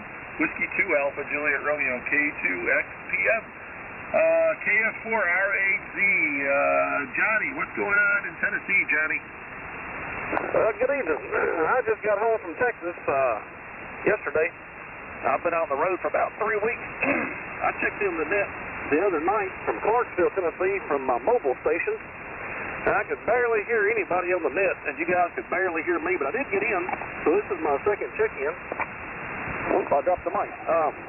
This is my first 40-meter net that I've ever really participated in. I usually check in on 80 meters to several nets, and I like to operate HF Digital. I've been running PSK 31 and Thor 16 all afternoon. The 20 meters has been really hot, so I just thought about you guys.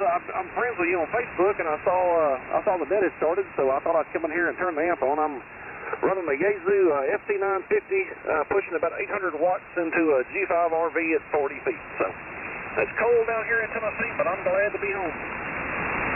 Well, Jimmy, glad you found us again, and I don't remember the mobile check-in, but may have been with somebody else. But I'm glad you're home now, and great signal coming in from Tennessee with your setup there. Mine's a Yaesu FT920. I'm just under 500 watts. Actually, I'm just a little bit over 500 watts right now, and I have a off-center fed doublet that I'm throwing the heat through. So great signal coming in here tonight. Hey, Roger. Yeah, I don't know who was net control. I really couldn't even. I'm really surprised you guys heard me. I run a ICOM 706 Mark II G in the semi-truck, and I've got about 10 different ham sticks I use. I'm usually okay for 40 through 10 meters, actually 40 through 6 meters. 80 meters is almost impossible to operate from the road there. I can't run down the interstate with the 80-meter hamstick on because it's too big. And when I'm parked at the truck stop, all the generators on all the trucks really mess with 80 meters. So every now and then I'll use the remote ham radio software. I've got the RC4 client on my cell phone, and I can operate somebody else's HF rig from the road using my trucker headset. But I don't really care to do that. I don't like to have to borrow someone else's rig. I do have a Kenwood 480 here at the house with a complete brand new remote rig set that I keep saying I'm going to put on the air and be able to use my own HF rig from the house. But anyway, I got my amplifier back a couple of weeks ago. I came home. I'm gone for about, I don't know, 3 to 4 weeks at a time. I drive for Doyle Sims and Sons. I drive a pneumatic tanker, and we cover about, I'd say, the southeast regional area of the country. And I came home one evening and was tuning up on the 80 meters for the awful ugly net. And blew 2 fuses and a tube.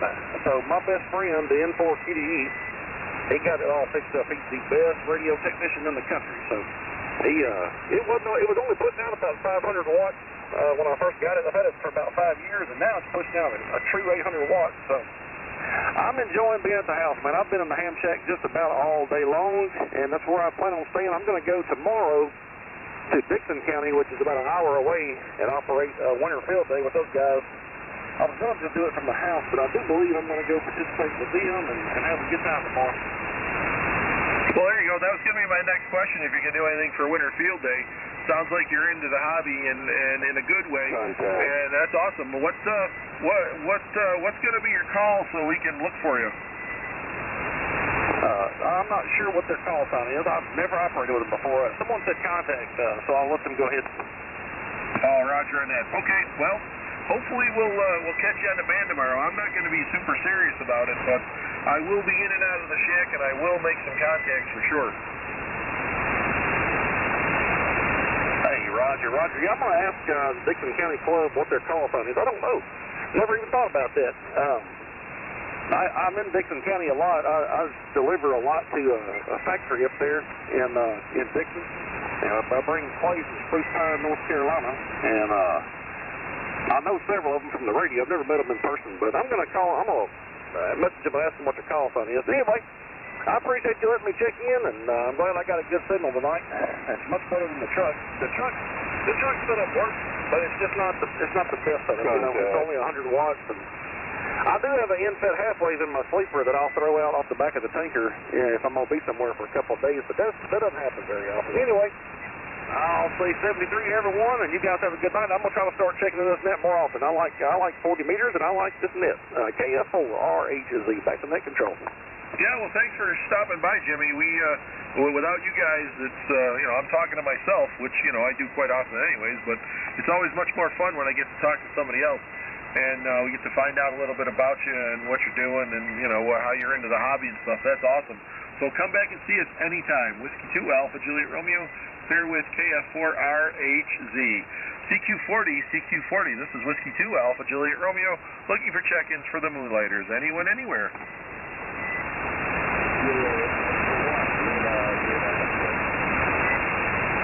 W8RE. That was Kilo Alpha 1 Lima X-ray. Is that correct? Got you. And Rick, we got you. We'll get back to you here in a little bit. Rick, anybody else? Okay. Kilo Alpha 1 Lima X-ray, Whiskey 2 Alpha Juliet Romeo. What's up tonight, sir? Nothing much. Getting a little warmer.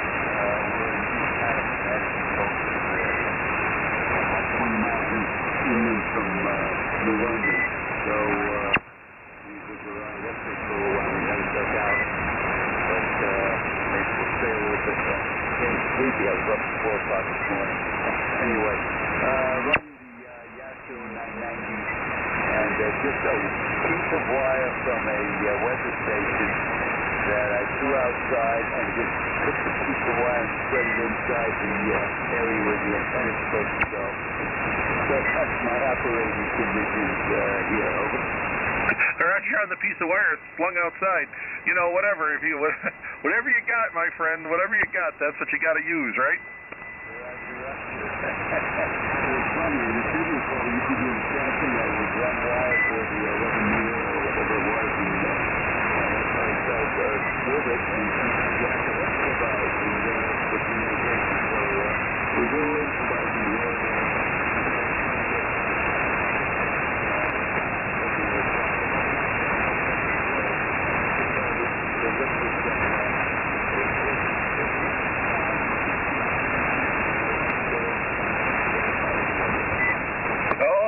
one of those. Actually, I've got two of those. I've got a Kenwood 430S that listens very well but doesn't transmit, and then I've got a Yaesu FD101 that listens very well and doesn't transmit. So yeah, I'm loaded with radios like that. Yeah, so it's good.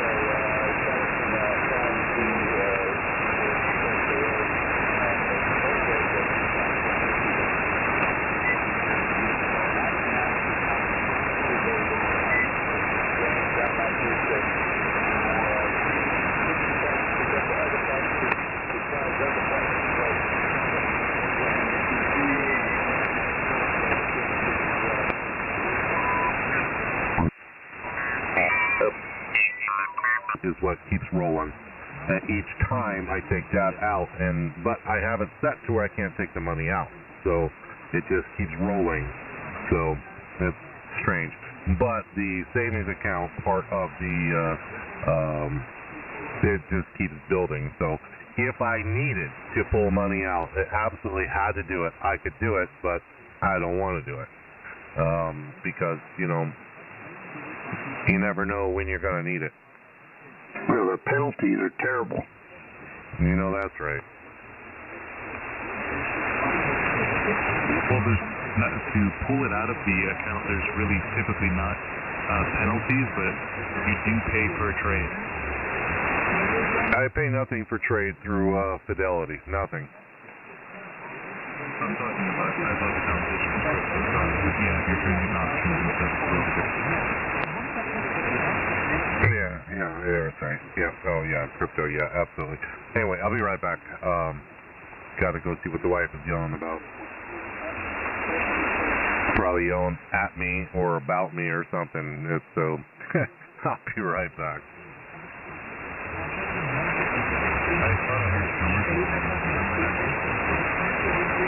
Probably bleeding on the TV. Yeah, I'm in here. Can you hear me? I can hear you back there. I hear you. How about now? Can you hear me better? Yes, I can hear you a bit better. Barely. Yeah, I'm in my car. I'm driving around. Why? From a job. You got to be getting closer to home by now. I'm almost home now. I'm going into Publix. You got to get somebody to throw you in a cart and wheel you in. And take your radio, your antenna, and a battery and go inside and just transmit from a backpack. Yeah. Doing a little bit of transmit from a backpack. I'm going to use the battery from that little mobile that they got in there. That antenna on HF might be hitting the damn door when you go through. It's a duck. A couple of bottles of wine as counterpoises.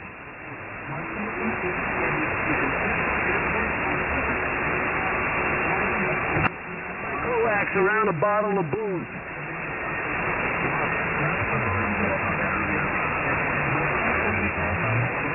Yeah, likewise. Yeah, it takes 18 days. 16 days for your call to get confirmed. 18 days from the day that it goes through the red light process. I did that one today. Why can't I hear them? You faded on me too. Alright, is this better? 1, 2, 3, 4, 5? Very low signal. Really? Well, he's running low power on his Anon. He said 18 days. I heard him. Yeah, I put it in 2 days ago. I haven't even got confirmation of the damn payment. So that's interesting. 18 days. So I've got probably a little over 2 weeks left before I can find out. Yeah. So if you go to records and you go into admin history, you can see it has to be in the next process. If they haven't even received their payment yet, then it'll be from the day that happens. There's a new administration coming in, Mike, and they have to, all the people that were in there, ripping people off, they're getting booted out, and our people are coming in, and they'll take care of and process and talk to you. Yeah, I've got the FRN, the FCC FRN thing up, and still nothing yet. No red light. So no action at all yet. So we'll find out. Yeah. Well, those buildings are empty. All those people they all got fired, and they bring in the new administration will be showing up like Monday morning, and they're going to have to go through everything and start processing orders. Yeah, well, it's all computerized nowadays, so it doesn't matter changeover or whatever. So unless they shut down the computer, which I doubt they've done yet, but we'll see. I don't have a red light yet. Got it up right now, no action yet. So whenever that action comes, then I pay, and I should have it within 24 hours. Usually, once that red light comes on and I pay, it usually takes less than 24 hours. We file for applications for FCC and ASR numbers every day, and it's all backed up right now. So if it makes you feel any better. And Mike, when you go to when you bring up your new QRZ, everything's like at zero. It's like your Joe boy. It's like, what the hell? Yeah, it's gonna be strange. You know, I've been plugging away at this stuff for a while, and I built up quite a lot. All sideband, mind you. No digital, no nothing. That's all voice, every bit of it. There you go. So anyway, I gotta go take a piss. I'll be back. KQ4FBS. Hey, when you get back, Mike, what was it? You had your QRZ tied to some other network too. Maybe you gather it all back from there.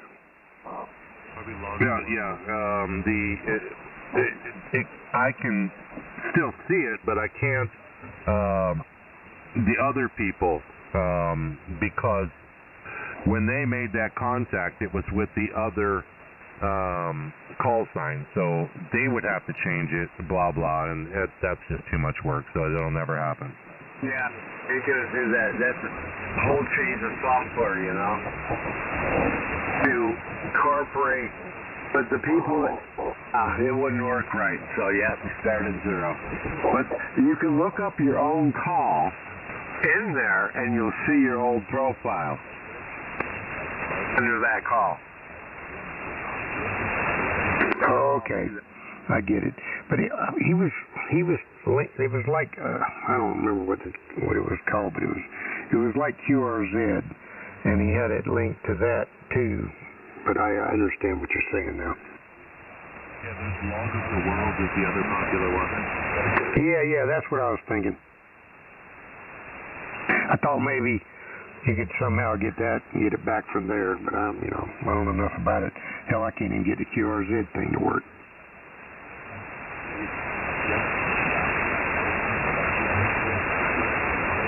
Yeah, Mike, I just looked at your call sign, and it doesn't even say you have a pending act.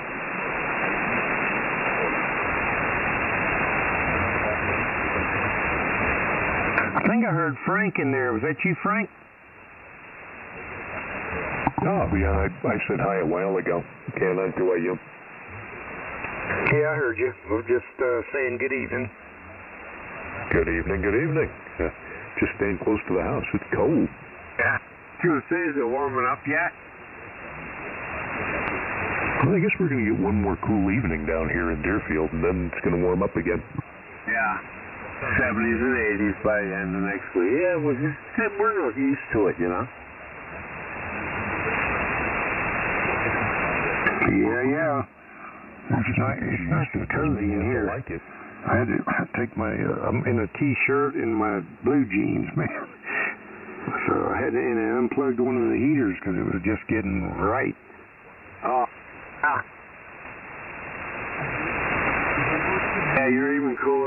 Spring Hill. And down here, then, of course, not that bad. It's 40 degrees right now. Down in Deerfield. Tuesday, 12 degrees. Tuesday morning. Somebody say Deerfield? Club Key Largo. Yeah. He's in the warm weather down there in the Keys. Yeah, that'd be kind of cool. And then down the Keys. As soon as they say the Keys is like Alabama, 12 degrees day before yesterday. Beaches with palm trees, you know. Or homos smoking big fatties. That's Key West. Depends on how far down you go. Okay, thanks for clarifying. Yeah, you got to go behind the buildings. Of course, they've all left down there now, and the people we know are like taking it over.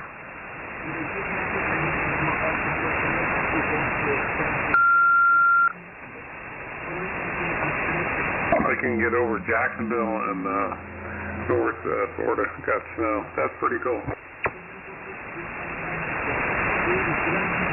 Yeah, it missed you up there, didn't it, Ted? Yeah, isn't this a shit show? It did. It missed us, because I was looking at the weather report. I got, the week prior to it, we got some snow up here. I think about 3 to 4 inches. But yeah, it did miss us. It was like unbelievable. I was like, man, in Jacksonville, the Panhandle got snow. Tallahassee was like tripping on that. It's like, wow. Yeah, you go up right over by L.A. there, lower Alabama, where Century and Milton is, in between there and Pensacola. That area right there in the Redneck Riviera, they got 8 to 9 inches of snow in that area. I think Milton, which is halfway between Pensacola or Fort Walton Beach, and Century, which is right on the border, they got 8.5, 9 inches, depending on who recorded it, but 9 inches of snow in Milton, Florida. I mean, come on, man. They just had a hurricane. A buddy of mine lives in Milton, yeah. Said it was 8 inches, he couldn't believe it. Was even New Orleans. Just all of it. I saw that the whole front cut across. My ex-wife's friend that I used to bang was from that area right there.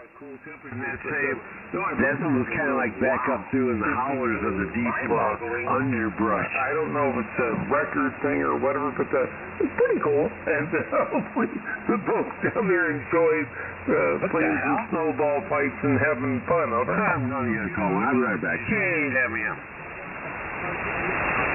Yeah, snowball fights. Yeah, I don't miss them. They were fun when I was younger. My old bones don't like the cold anymore, man. I got to move to the Bahamas or something where it never gets below 70. I think that's where I need to end up when my last kid finishes school. I think I need to move down to an island somewhere outside of where, then I got to worry about damn hurricanes. Shit. I totally agree. I concur with exactly what you're thinking. Like I was talking to Tina, I said, I got a little extra cash coming up down the future. I was thinking, why don't we buy a single-wide motorhome? And then Sebring, Florida came up for some cheap properties and stuff like that, and I thought, maybe something out of the country, I don't know. We'll just see how this plays out. Somewhere we can go for at least 5-6 months out of the year and get out of Alabama and get warm, over.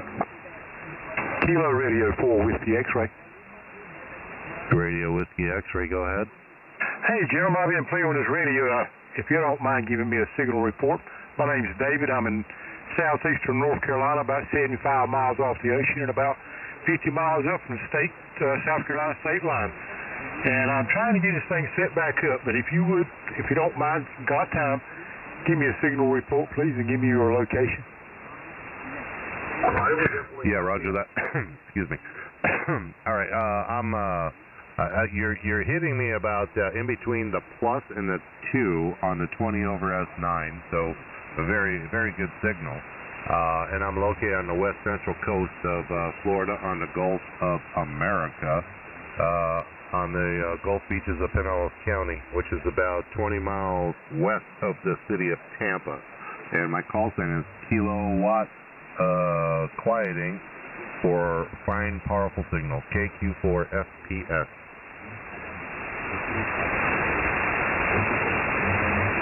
Roger on that, roger on that. Yeah, I know right where you're at down that way. I used to go to Tampa quite often from where I used to drive a transfer truck and would leave out of Columbia, South Carolina, carrying one piece of pipe down to Tampa. Did that about twice a week for a while there. And where's the other gentleman that's on there with you, if you don't mind me asking? Well, yeah, Mr. David, you got WB6, WCO, a little bit QSB. I kind of caught that there, Mr. David. You got the call. It's Whiskey Bravo 6 Whiskey Charlie Ocean in northwestern Alabama. Doing a great job. Running about 20-30 over here in my reach, over. Roger on that, roger on that. I used to live in Scottsboro, Alabama, right there off Gunnerville Lake. Matter of fact, my daughter was born in Gunnerville Hospital. That's been a long time ago. That was when I was 23, and I'm 71 now, so that's been a while. Anyhow, gentlemen, let me let y'all get back to your conversations. I certainly appreciate you letting me break in and give me the signal reports and the locations. Y'all have a great evening. Take care of yourself. Try to stay warm. And 70 degrees. Kilo Radio 4, Whiskey X-Ray. I will be clear. 7-3, Mr. David. Thank you for checking in. God bless you, buddy, from the great state of Alabama, bud. All right, 73 from the free state of Florida. That's right.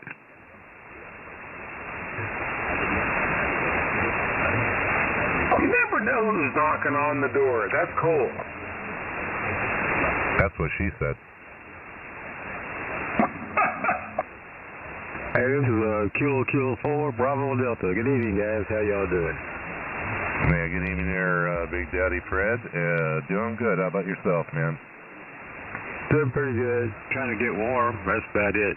Hey, I had been doing nothing today except sitting around, enjoying the heat. Yeah.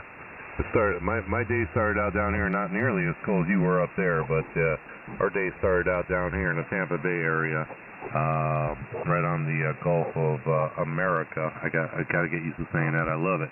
But we started out 37 degrees. That feels like with the wind was 31. So it was quite nipply this morning when I had to start my day. Never really warmed up too much.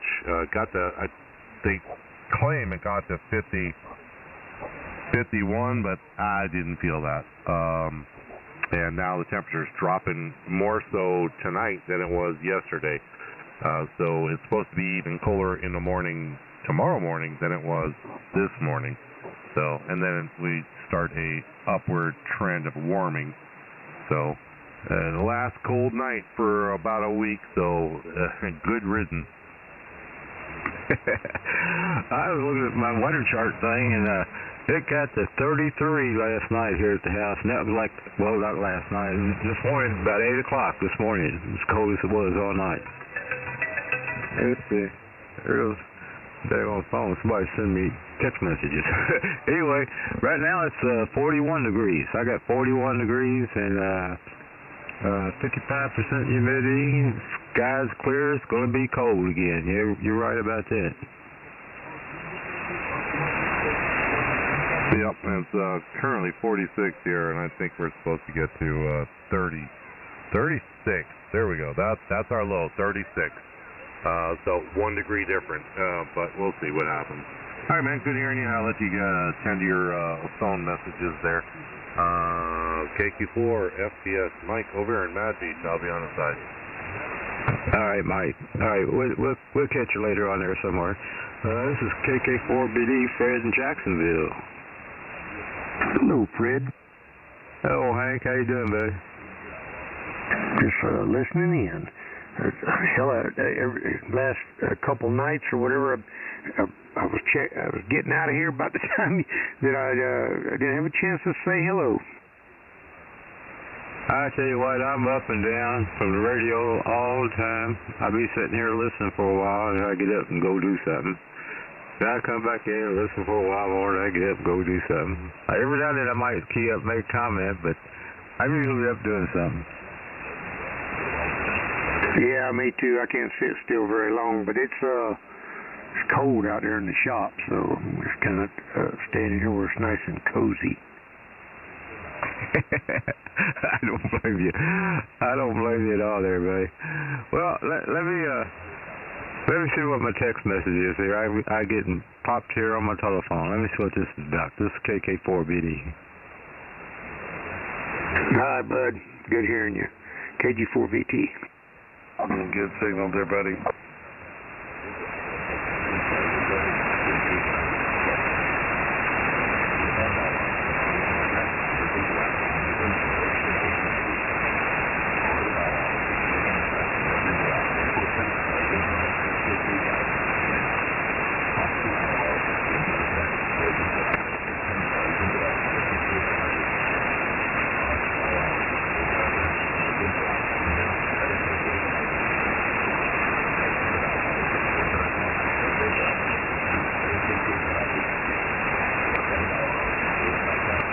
You hear the guys out there, but I can't pick them up. That's shortwave radio. They're still in there. They moved their antenna and directed a different way. They're just not as powerful as they were a little while ago, but it's still that shortwave radio station. I'm thinking, Mike, I wasn't sure what I was listening to, but I can hear it up here in Alabama. Thank you, buddy. Hey, man, no problem there, Ted. I am going to definitely construct some antenna differentiations. I'm absolutely looking for ham benching. A whole lot of stuff upcoming for me in the near future. Just easy transitional stuff with the antennas, and ultimately down the road I'm going to upgrade. I've been looking at the G2 Apache Labs. A lot of guys, I was on 75, they gave me a heads up on some cheap SDR stuff to check it out, to see if it's going to work for me. I don't know if you're familiar with that, Mike. You're probably more knowledgeable about that kind of stuff, but I'm going to check that out. Over. Yeah, well, good luck with that, because there's some people out there that say it's all garbage. Yeah, I am familiar, and I got roasted last night, and I don't hold grudges, but, yep, I was at the point last night that I was going to permanently turn all this station off and never get back on the radio again, because, you know, I help people on a daily basis make their radio sound better. Then I'm very patient and walk them through step by step how to do it, and then I have a little kicker amplifier that was going to oscillation, causing audio warble, and everybody just went off on me. So I was at the point where I was literally almost said fuck it, and was never going to get on the radio again. And then I had a shit piss poor day today, and you don't know how close I was to walking away from ham radio today. Oh, Mike, don't let these derelicts, these idiots out there, you know, everybody's got an opinion. There's a lot of opinions like assholes. And like, I'm going to help you through this, because I'm dealing with some of the stuff that you're dealing with, but in a different direction. But and from my understanding, you've dealt with the DX10, you've done an audio setup. I think you got a video or something like that on that to help the guys. Listen, now screw these people that are telling you this and that. These are narcissistic pricks. They may have their ideologies and stuff like that, but you're going out there with your free will to help people. I think I didn't get your full call, so I can look it up. I know you got something online about setting up the DX10. If I'm wrong, correct me. I think you're. How does he not know that? And you're all about it. Listen, a lot of these guys think they know what's going on. They don't. You know what I mean? And we're just. This is what amateur radio stuff every week. Pioneering this. So don't let them scorn hurt your feelings. Listen, I'm right there with you, buddy. I'll back you up 100%. Over. No, it wasn't about feelings. Trust me, the Army took my feelings away years ago. It wasn't about feelings. It was just more or less. I'm not gonna dwell on it. Nonetheless, no, I shut off my YouTube things. I had a few videos for all these Yaesu radios. I dove into the SDR, budget SDR. I was going to make a new series on how to set it up and do that, but and I use it on not my call sign, so you would never figure it out unless you recognize my voice. But anyway, because I don't like to gloat. I'm not a gloaty type person, but I was just trying to get a budget SDR radio to work, but I bought an inferior amplifier to power a different amplifier, and it caused a lot of issues. And people I admire and respect went off on me, and saying I was struggling, or I didn't know what I was doing, or I can't figure it out, blah, blah. It wasn't the audio that I couldn't figure out. The audio is dialed in like a boss. Trust me. It was an inferior piece of equipment that I was using that I should not have been using. And they couldn't understand, and they just started going off on me, and I more or less said, fuck it, and I got off the radio last night, and I don't know. I got back on tonight. I almost didn't. I'm at that point where, you know, I am genuinely a nice guy, and I will help anybody. I mean, literally, I will help anybody to get them to sound better, and be very patient about it. But after what I went through last night, next time it happens, I will not be back on the radio. And it's not a matter of, feelings. It's just a matter of, I've got better things to do with my time than to listen to somebody belittle me as like I'm not knowledgeable. I may not know half the shit that some of these guys out there know,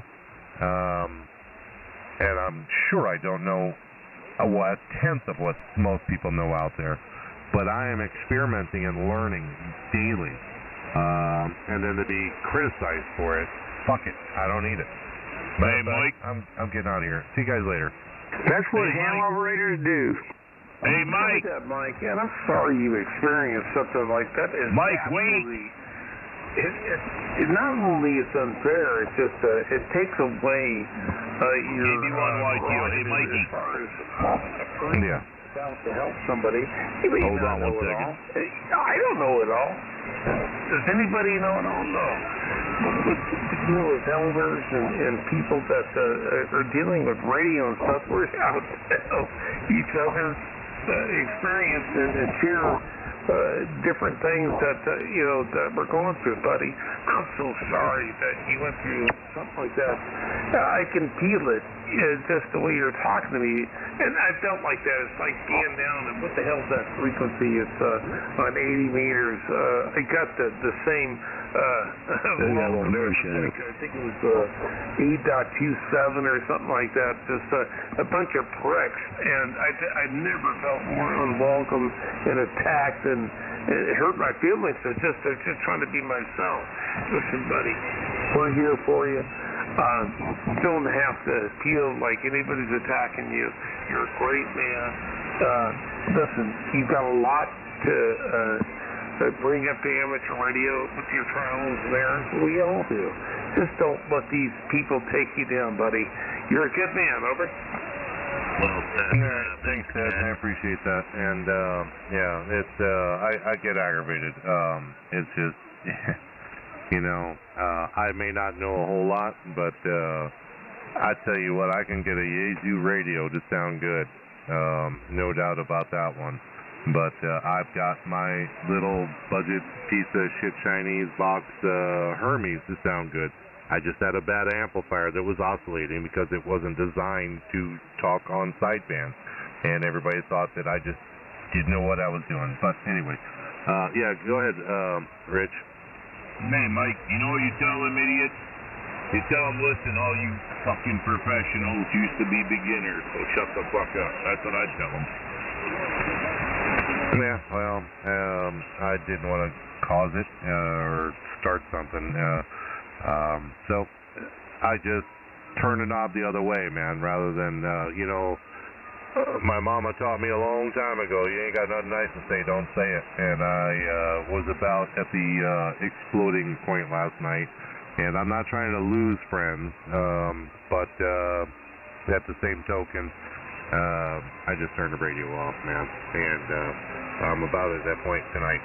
So, anyway, I'm just going to be on the side listening. I appreciate it, Rich.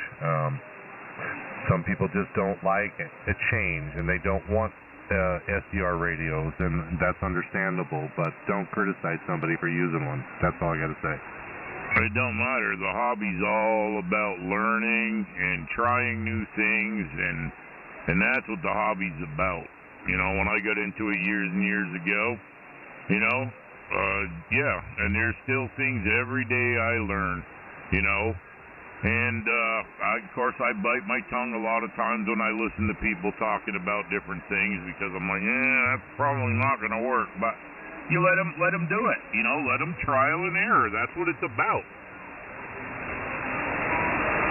Yep, exactly. And, it's been said that,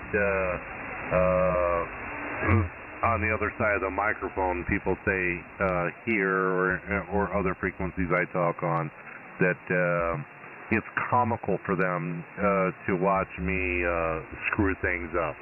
And it makes them laugh watching me try to figure things out, because I can be stupid at times, I guess. I don't know. I don't even care. If it makes people laugh, so be it. But anyway, I don't have time for it. But I'll do things my way. My stuff speaks for itself. I sound good. I think I sound good. If I sound like shit, people tell me too. So that's all good. But anyway, I gotta go get a drink. I'll be back. KQ4 FBS. FBS, listen, I don't want you to feel bad about yourself. I don't want you to feel like anybody is out there to intimidate you. Listen, you're doing something really cool, trying to help other people. F those people. Listen, and don't feel bad about yourself. And listen, I understand that. It hurts when somebody hits you right here in the core of your heart. Listen, you're doing the greatest thing you can. You know what? You may not know everything. Who cares? This is what it is all about, amateur radio.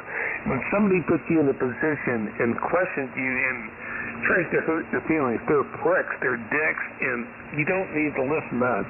If anything, these people don't need to be on the air. It's unfortunate. It hurts a lot of new operators and stuff like that. Buddy, don't let it hurt your feelings, man. You're a great man, a great amateur operator. Continue on, buddy. Go get a drink. We'll catch you in a little bit. Over.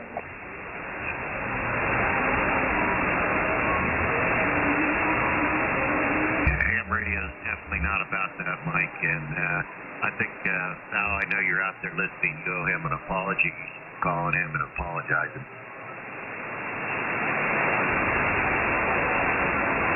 Yeah, to take an amateur radio operator to this position emotionally, I have to take a breather and listen to where it's coming from.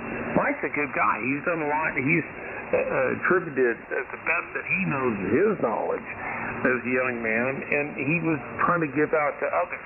And to somebody to try to take him down, who are these people? Over.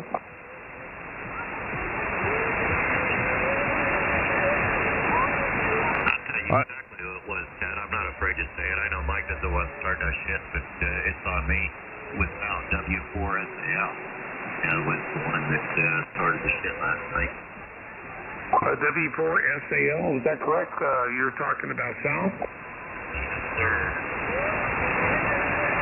I don't know what the conversation entailed. I don't know, but I just have to answer Mike. It's just, I look up to him. He's a young man, and I'm a lot older than most of you guys, but I want to continue the hobby and make it effortlessly inviting to newcomers and stuff like that, which I caught earlier. But anyway, I don't know what happened, what transpired last night. Over. He was more into tearing somebody down instead of being productive and trying to build somebody up or assist. You tell all them professionals that they were a beginner at one time too. So, are you saying SL took against Mike? Is that correct? I don't understand what's going on. I don't know. I was not present, but all I know is if, the hobby is about getting along, trying new things, experimenting. I mean, figuring out things. That's what it's about, It's not about shooting anybody down. I hate when I have a group that I hang out with, and every once in a while someone will come in, they won't have a good signal. And they don't want to talk to them, They're like, get a signal and come back, and I find it rude, and I tell them it. Yeah, copy that. I never would take Sal as going into a position of attacking anybody unless something I don't know about. But Sal's a really good man, and to attack Mike, I didn't hear the conversation, so I don't know. And I think Mike's a really good amateur radio operator that gives most. Same thing with Sal. They both give a lot to amateur radio.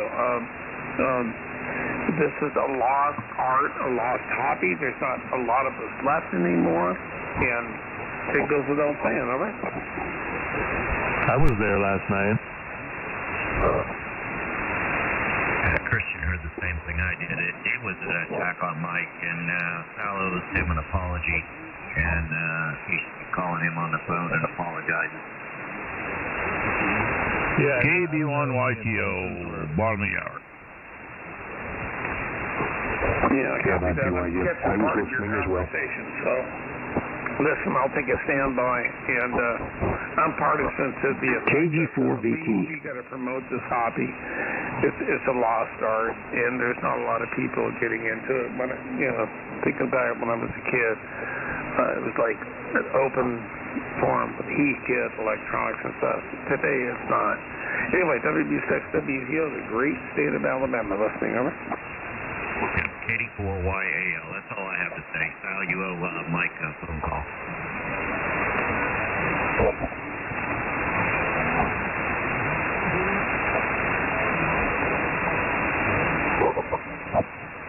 Well, anyways, other than that, how's everybody doing? Oh, now there's some kind of funky noise in there. Would y'all hear that?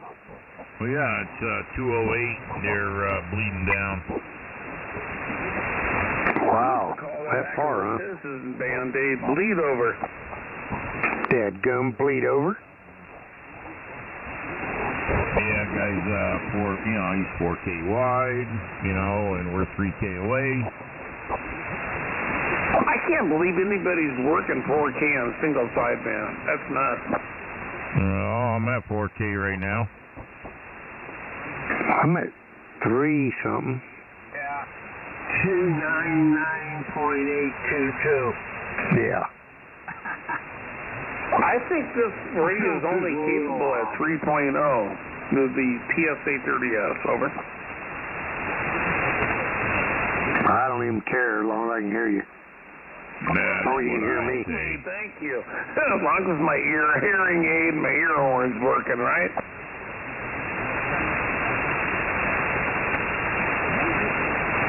This crap of getting old sucks.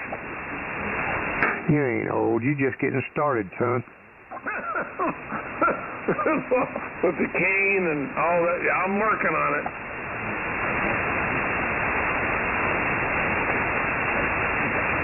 You're only old as you think you are. Well, I ain't giving it up for at least 20, 25 more years. Oh, I'll stay steadfast. As long as I'm vertical, I'm good. All right. I'll be 98 in 20 years. Hell yeah, I'll be 98 in freaking 100 years. 25 years, boy. I'll be 90 years old. I ain't gonna make it 25 more years. You know, yeah, you will. That was my complete effing mind. 2025. When we hit 2025 That's what I'm thinking. years, I just looked at Gene and my wife. Set a flag. You realize we're alive, 2025. Yeah, it still blows my somebody mind. Somebody said they was going to go build some kind of colony on Mars or somewhere. Or was it like an 8-year ride? Here's the aliens have got caves under the oceans down in the core. That's where they come from. Oh, maybe they'll let some Americans move up there and build some condos in their caves. So you're seeing these little images of drones and things and floating around. They're just sending out little feelers looking to see there's something changed down here. We got to go see investigate a little bit. Yeah, but you notice we haven't had any UFO sightings in the last 4 years because we didn't have a smart enough leader for them. They didn't want to be taken to the leader. Oh. They left that air balloon went over the whole U.S. It's like, yeah, sure. Trump would have had that down before it ever got over Alaska. Yeah, aliens don't like something occasionally. So, yeah, they just shot an X-ray over the whole country and where they can drop whatever they want. Yeah, but they're having a hard time from a damn air balloon. Right? Those balloons. That might be the next sneak attack. You never know. Oh, can you imagine? Up at that altitude, they could carry something that you couldn't see until it hit. Could be shooting darts instead of bullets. Popping the balloons. We're in a 301 game. If you look over the horizon, there's like 500 balloons heading down like a cloud of smoke from a storm. Hey, you imagine in 100 years, 200 years from now, they'll probably actually really have like Star Wars, you know? Your countries will be up in space attacking each other. Space wars. 500 balloons on the horizon. They got wings on them. They're heading this way. It's like that's the kind of stuff they want to try to do. I don't believe I've ever seen one of them air balloon. What do you call them? Balloon? You know, the balloons people ride in. I don't think I've ever in 40 years seen one around here over my property. I think that with the Trump administration, we're going to see some really stuff sophisticated that has never been seen before to investigate not only these excursions with North Korea and as far as China. We're going to be watching them as well.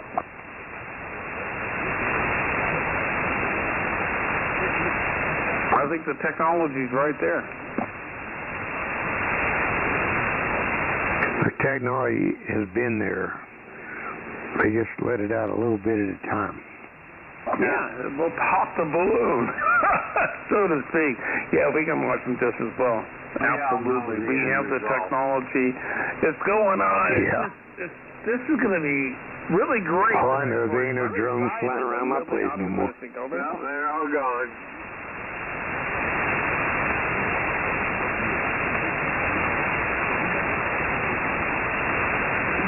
Thinking about buying me a drone. That way, if I ever see another one that, flies over here, I'm going to fly my mother and ram into it. I've never played with a drone, man. Sounds like a cool thing to tinker toy with. The one that I did see, it was close enough. I could have took it out with my shotgun, and I looked up at it, and I pointed my shotgun up there. I said, if you come back here again, I'm going to blow you out of the sky. And I ain't seen one since.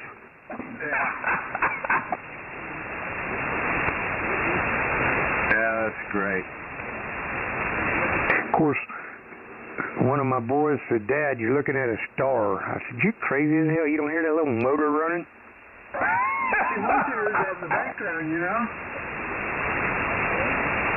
Sounds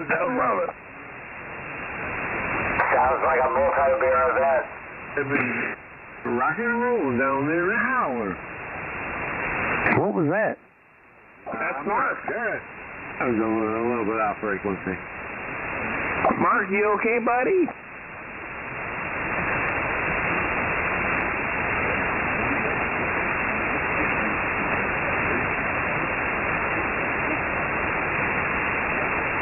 Going,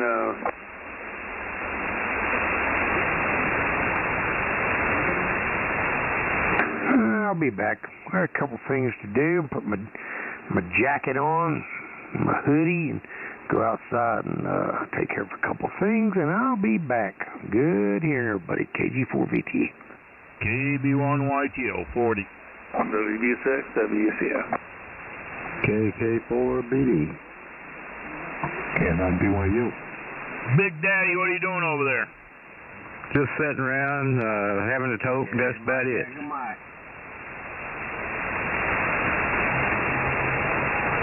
It's gonna get cold tonight, Big Daddy. Oh boy, tonight? Tonight, tomorrow night, I think. 38 degrees. 2 nights more, and we're done with this crap for a while.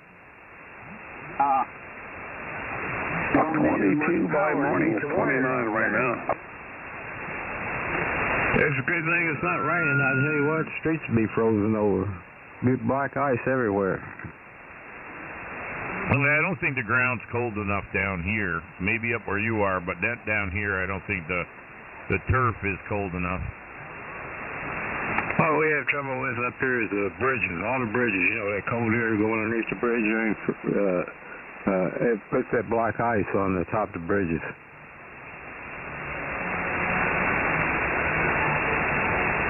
Yeah, the black ice. Well, I missed everything last night. Hopefully everybody makes up and gets along. You know, that's what it's all about. I heard what was that? I ain't making up with nobody if they're rude to me. I thought I heard a Pensacola station come in here a couple nights ago. Did anybody hear that? Somebody up there where it was snowing with ice? Oh, yeah, who's that over in Pensacola? Paul, I think's his name? Yeah, he got a bunch of snow. But that was, I think, just before the cold front got there. We heard him too. I'm not sure if his antenna maybe. Hell, I don't know what to see. His antenna's frozen stiff. Broken half. Landed on the ground like pretzel ends. Hey, this is the first time I talked on this antenna in a couple months. Matter of fact, I went out and plugged it in a while ago just to see if this sucker still works. Still working. Sounding really good for mine.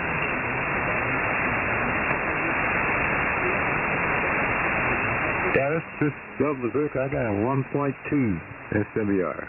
Pretty daggone low. Where'd Mike go? He went for a drink, man. Where'd he go? Peru? Hey, he's probably taking a smoke too. Oh yeah, taking a break, you know. You probably better try that other kind that relaxes you. Oh, yeah. The inhaler one. Yeah, he ain't doing that. Nah, he don't like that shit.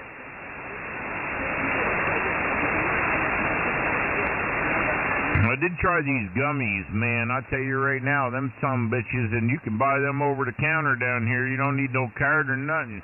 I'll tell you, you eat one of them, you're screwed up for 2 days.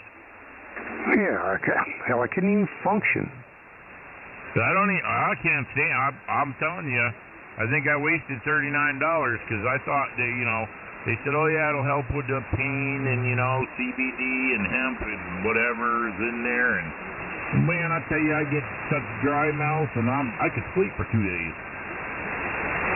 Shit, I bet I smoke more weed you could put in a semi, but I can't do it no more. I just can't do it. It's just too strong. Oh, today's stuff is way stronger than back in the day. That medical stuff is potent.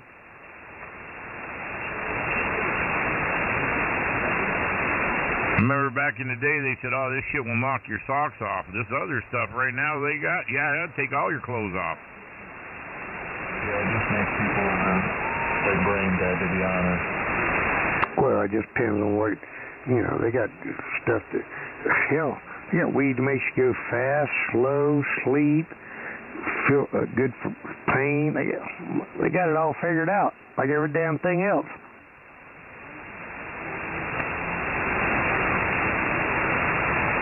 At least that's what they say.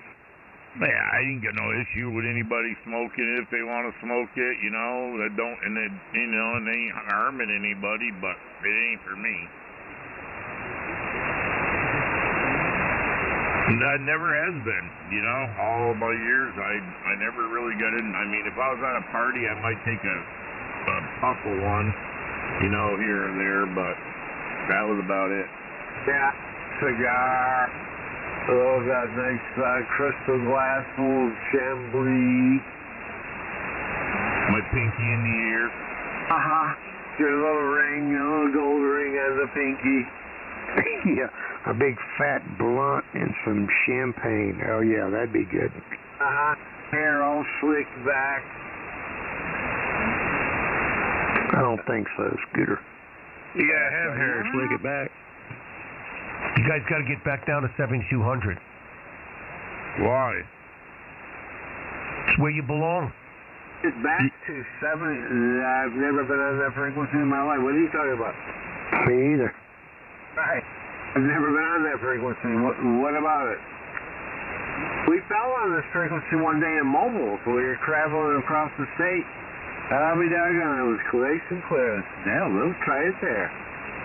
That's how it all ended up here. Nothing, 70, didn't even know about that frequency until we got here. Yeah. My radio don't even go there. Right. It's like it skips past it and goes down to Mel's site at 7188.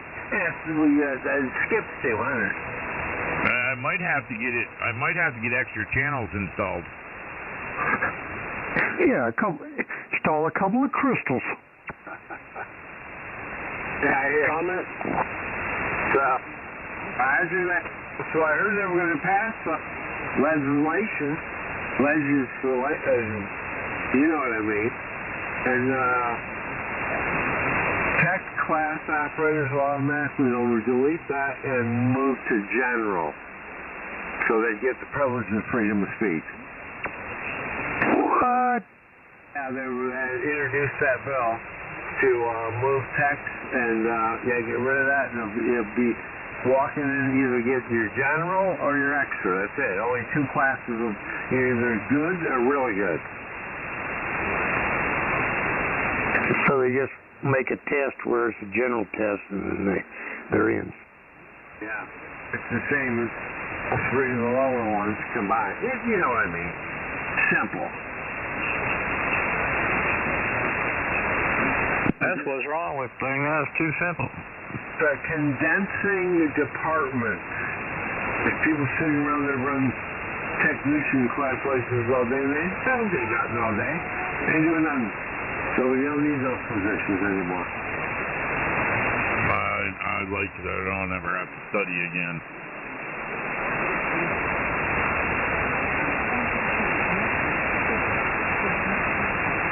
So we'll see.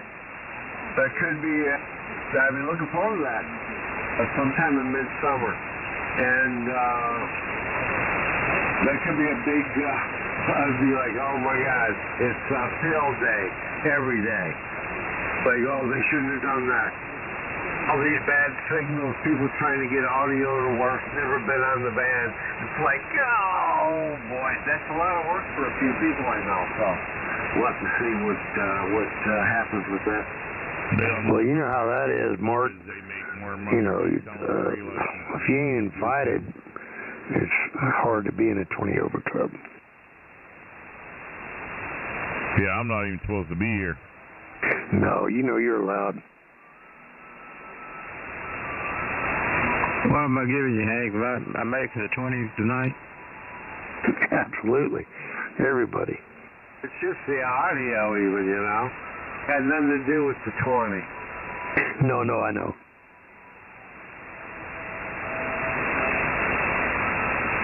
I see they're starting to fade here, which means the band's going to start stretching out when we start losing them.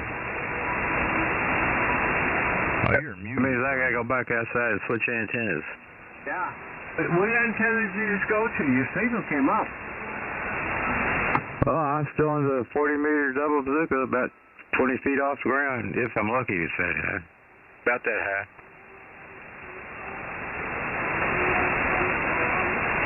Yeah, that's working. Definitely working. Hey, Mark, who are you talking to? Directions are the ends going on that ground plane wire? South, west, and southeast. It don't matter on this band. No. It ain't gonna matter if you ain't up at least 60 feet. No, you have to be up 60 feet. Well, to make it directional, you will be. See, I live in HOA. Hell, I'm not even supposed to have antennas. I got a bunch of antennas. Yeah, but I'm saying if you're 30, 40 feet up, it's not going to be directional. It'll be omni, so it won't matter which way you articulate it. Yeah, that's basically the way I got a theory. That's what I've been noticing for a few years. Yeah, things are changing.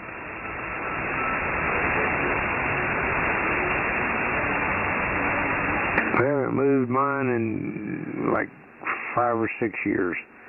I did a little bit on, raised the ends of the wires up a little bit, but it's still pointed north, east, and northwest, and the apex is at 63 feet. And I'm never taking this antenna down unless, even if I do some other stuff, I'm gonna leave it here until I know it works. So mine's up. The apex is at 80 feet, but it's inverted B. Works fine. Does a good job for you. Yeah, it does. 500 watts in a wire. Oh, a kilowatt in a wire. 100 watts in a wire. Yeah, 40 watts. It all works if you can get somebody to answer you. Well, 5 watts in a wire and a kilowatt in the wire. Well, the most important part of the station is the antenna. That's a fact. Loop sound here. Sounds good. A loop? This is an 80-meter loop. Oh, how long is that? 275 feet of a triangle fed with ladder line. I'm running 100 watts. Yeah. Oh, I want one of them. Pretty close. 264 they call, but it depends on what part of the band you want to go to, Yeah, we had luck with this loop. I have a big open area out there in the back, and it's a marshy water. It's like brackish. It's fed from the channel over here in the Albemarle, so it's a little bit salty, which is good. And the loop is up at about 65 feet. You use that at 160 later tonight? No, I wouldn't dare try that. It's an 80 meter. The most I go on 80 with it, but I wouldn't do 160. Now you can, but I just never did. Well, that's almost 2 full wavelengths for here, so it should have gain. Oh yeah, plus it's up on 40 meters. This thing is up at right around 65, 70 feet in the air. It's horizontal, so it should work out good. I'm here in Virginia Beach. Yeah, for 100 watts from Virginia Beach, you're hammering. I thought he was right down the road. Hell, that's what I thought. I thought he was over on a canoe out from Gasparilla. Where are you guys? Down here in South Florida. I'm in Jacksonville, Florida. Oh my God! Wow. West Florida. You all sound great. You guys are running. One of you guys is running 25 over S9. Well, this is what they call the 20 and over club. You gotta be able to give each other at least a 520 over. Yeah. Yeah, you're bombing in here. I'm just running doublet and flex 5000A. You're doing real good. You're 10 over. Sal's in here. What's up, bro? You guys in Florida have the luck because you got that water all around you and the high water table. And man, I heard guys on just the regular little ground mounted verticals on the ground working, just bombing in.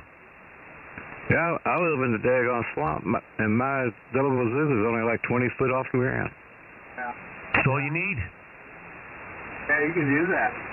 Just surrounded by all this water, like you're on a boat. Transmitting, you just got to get the antenna at the right wavelength to your ground location.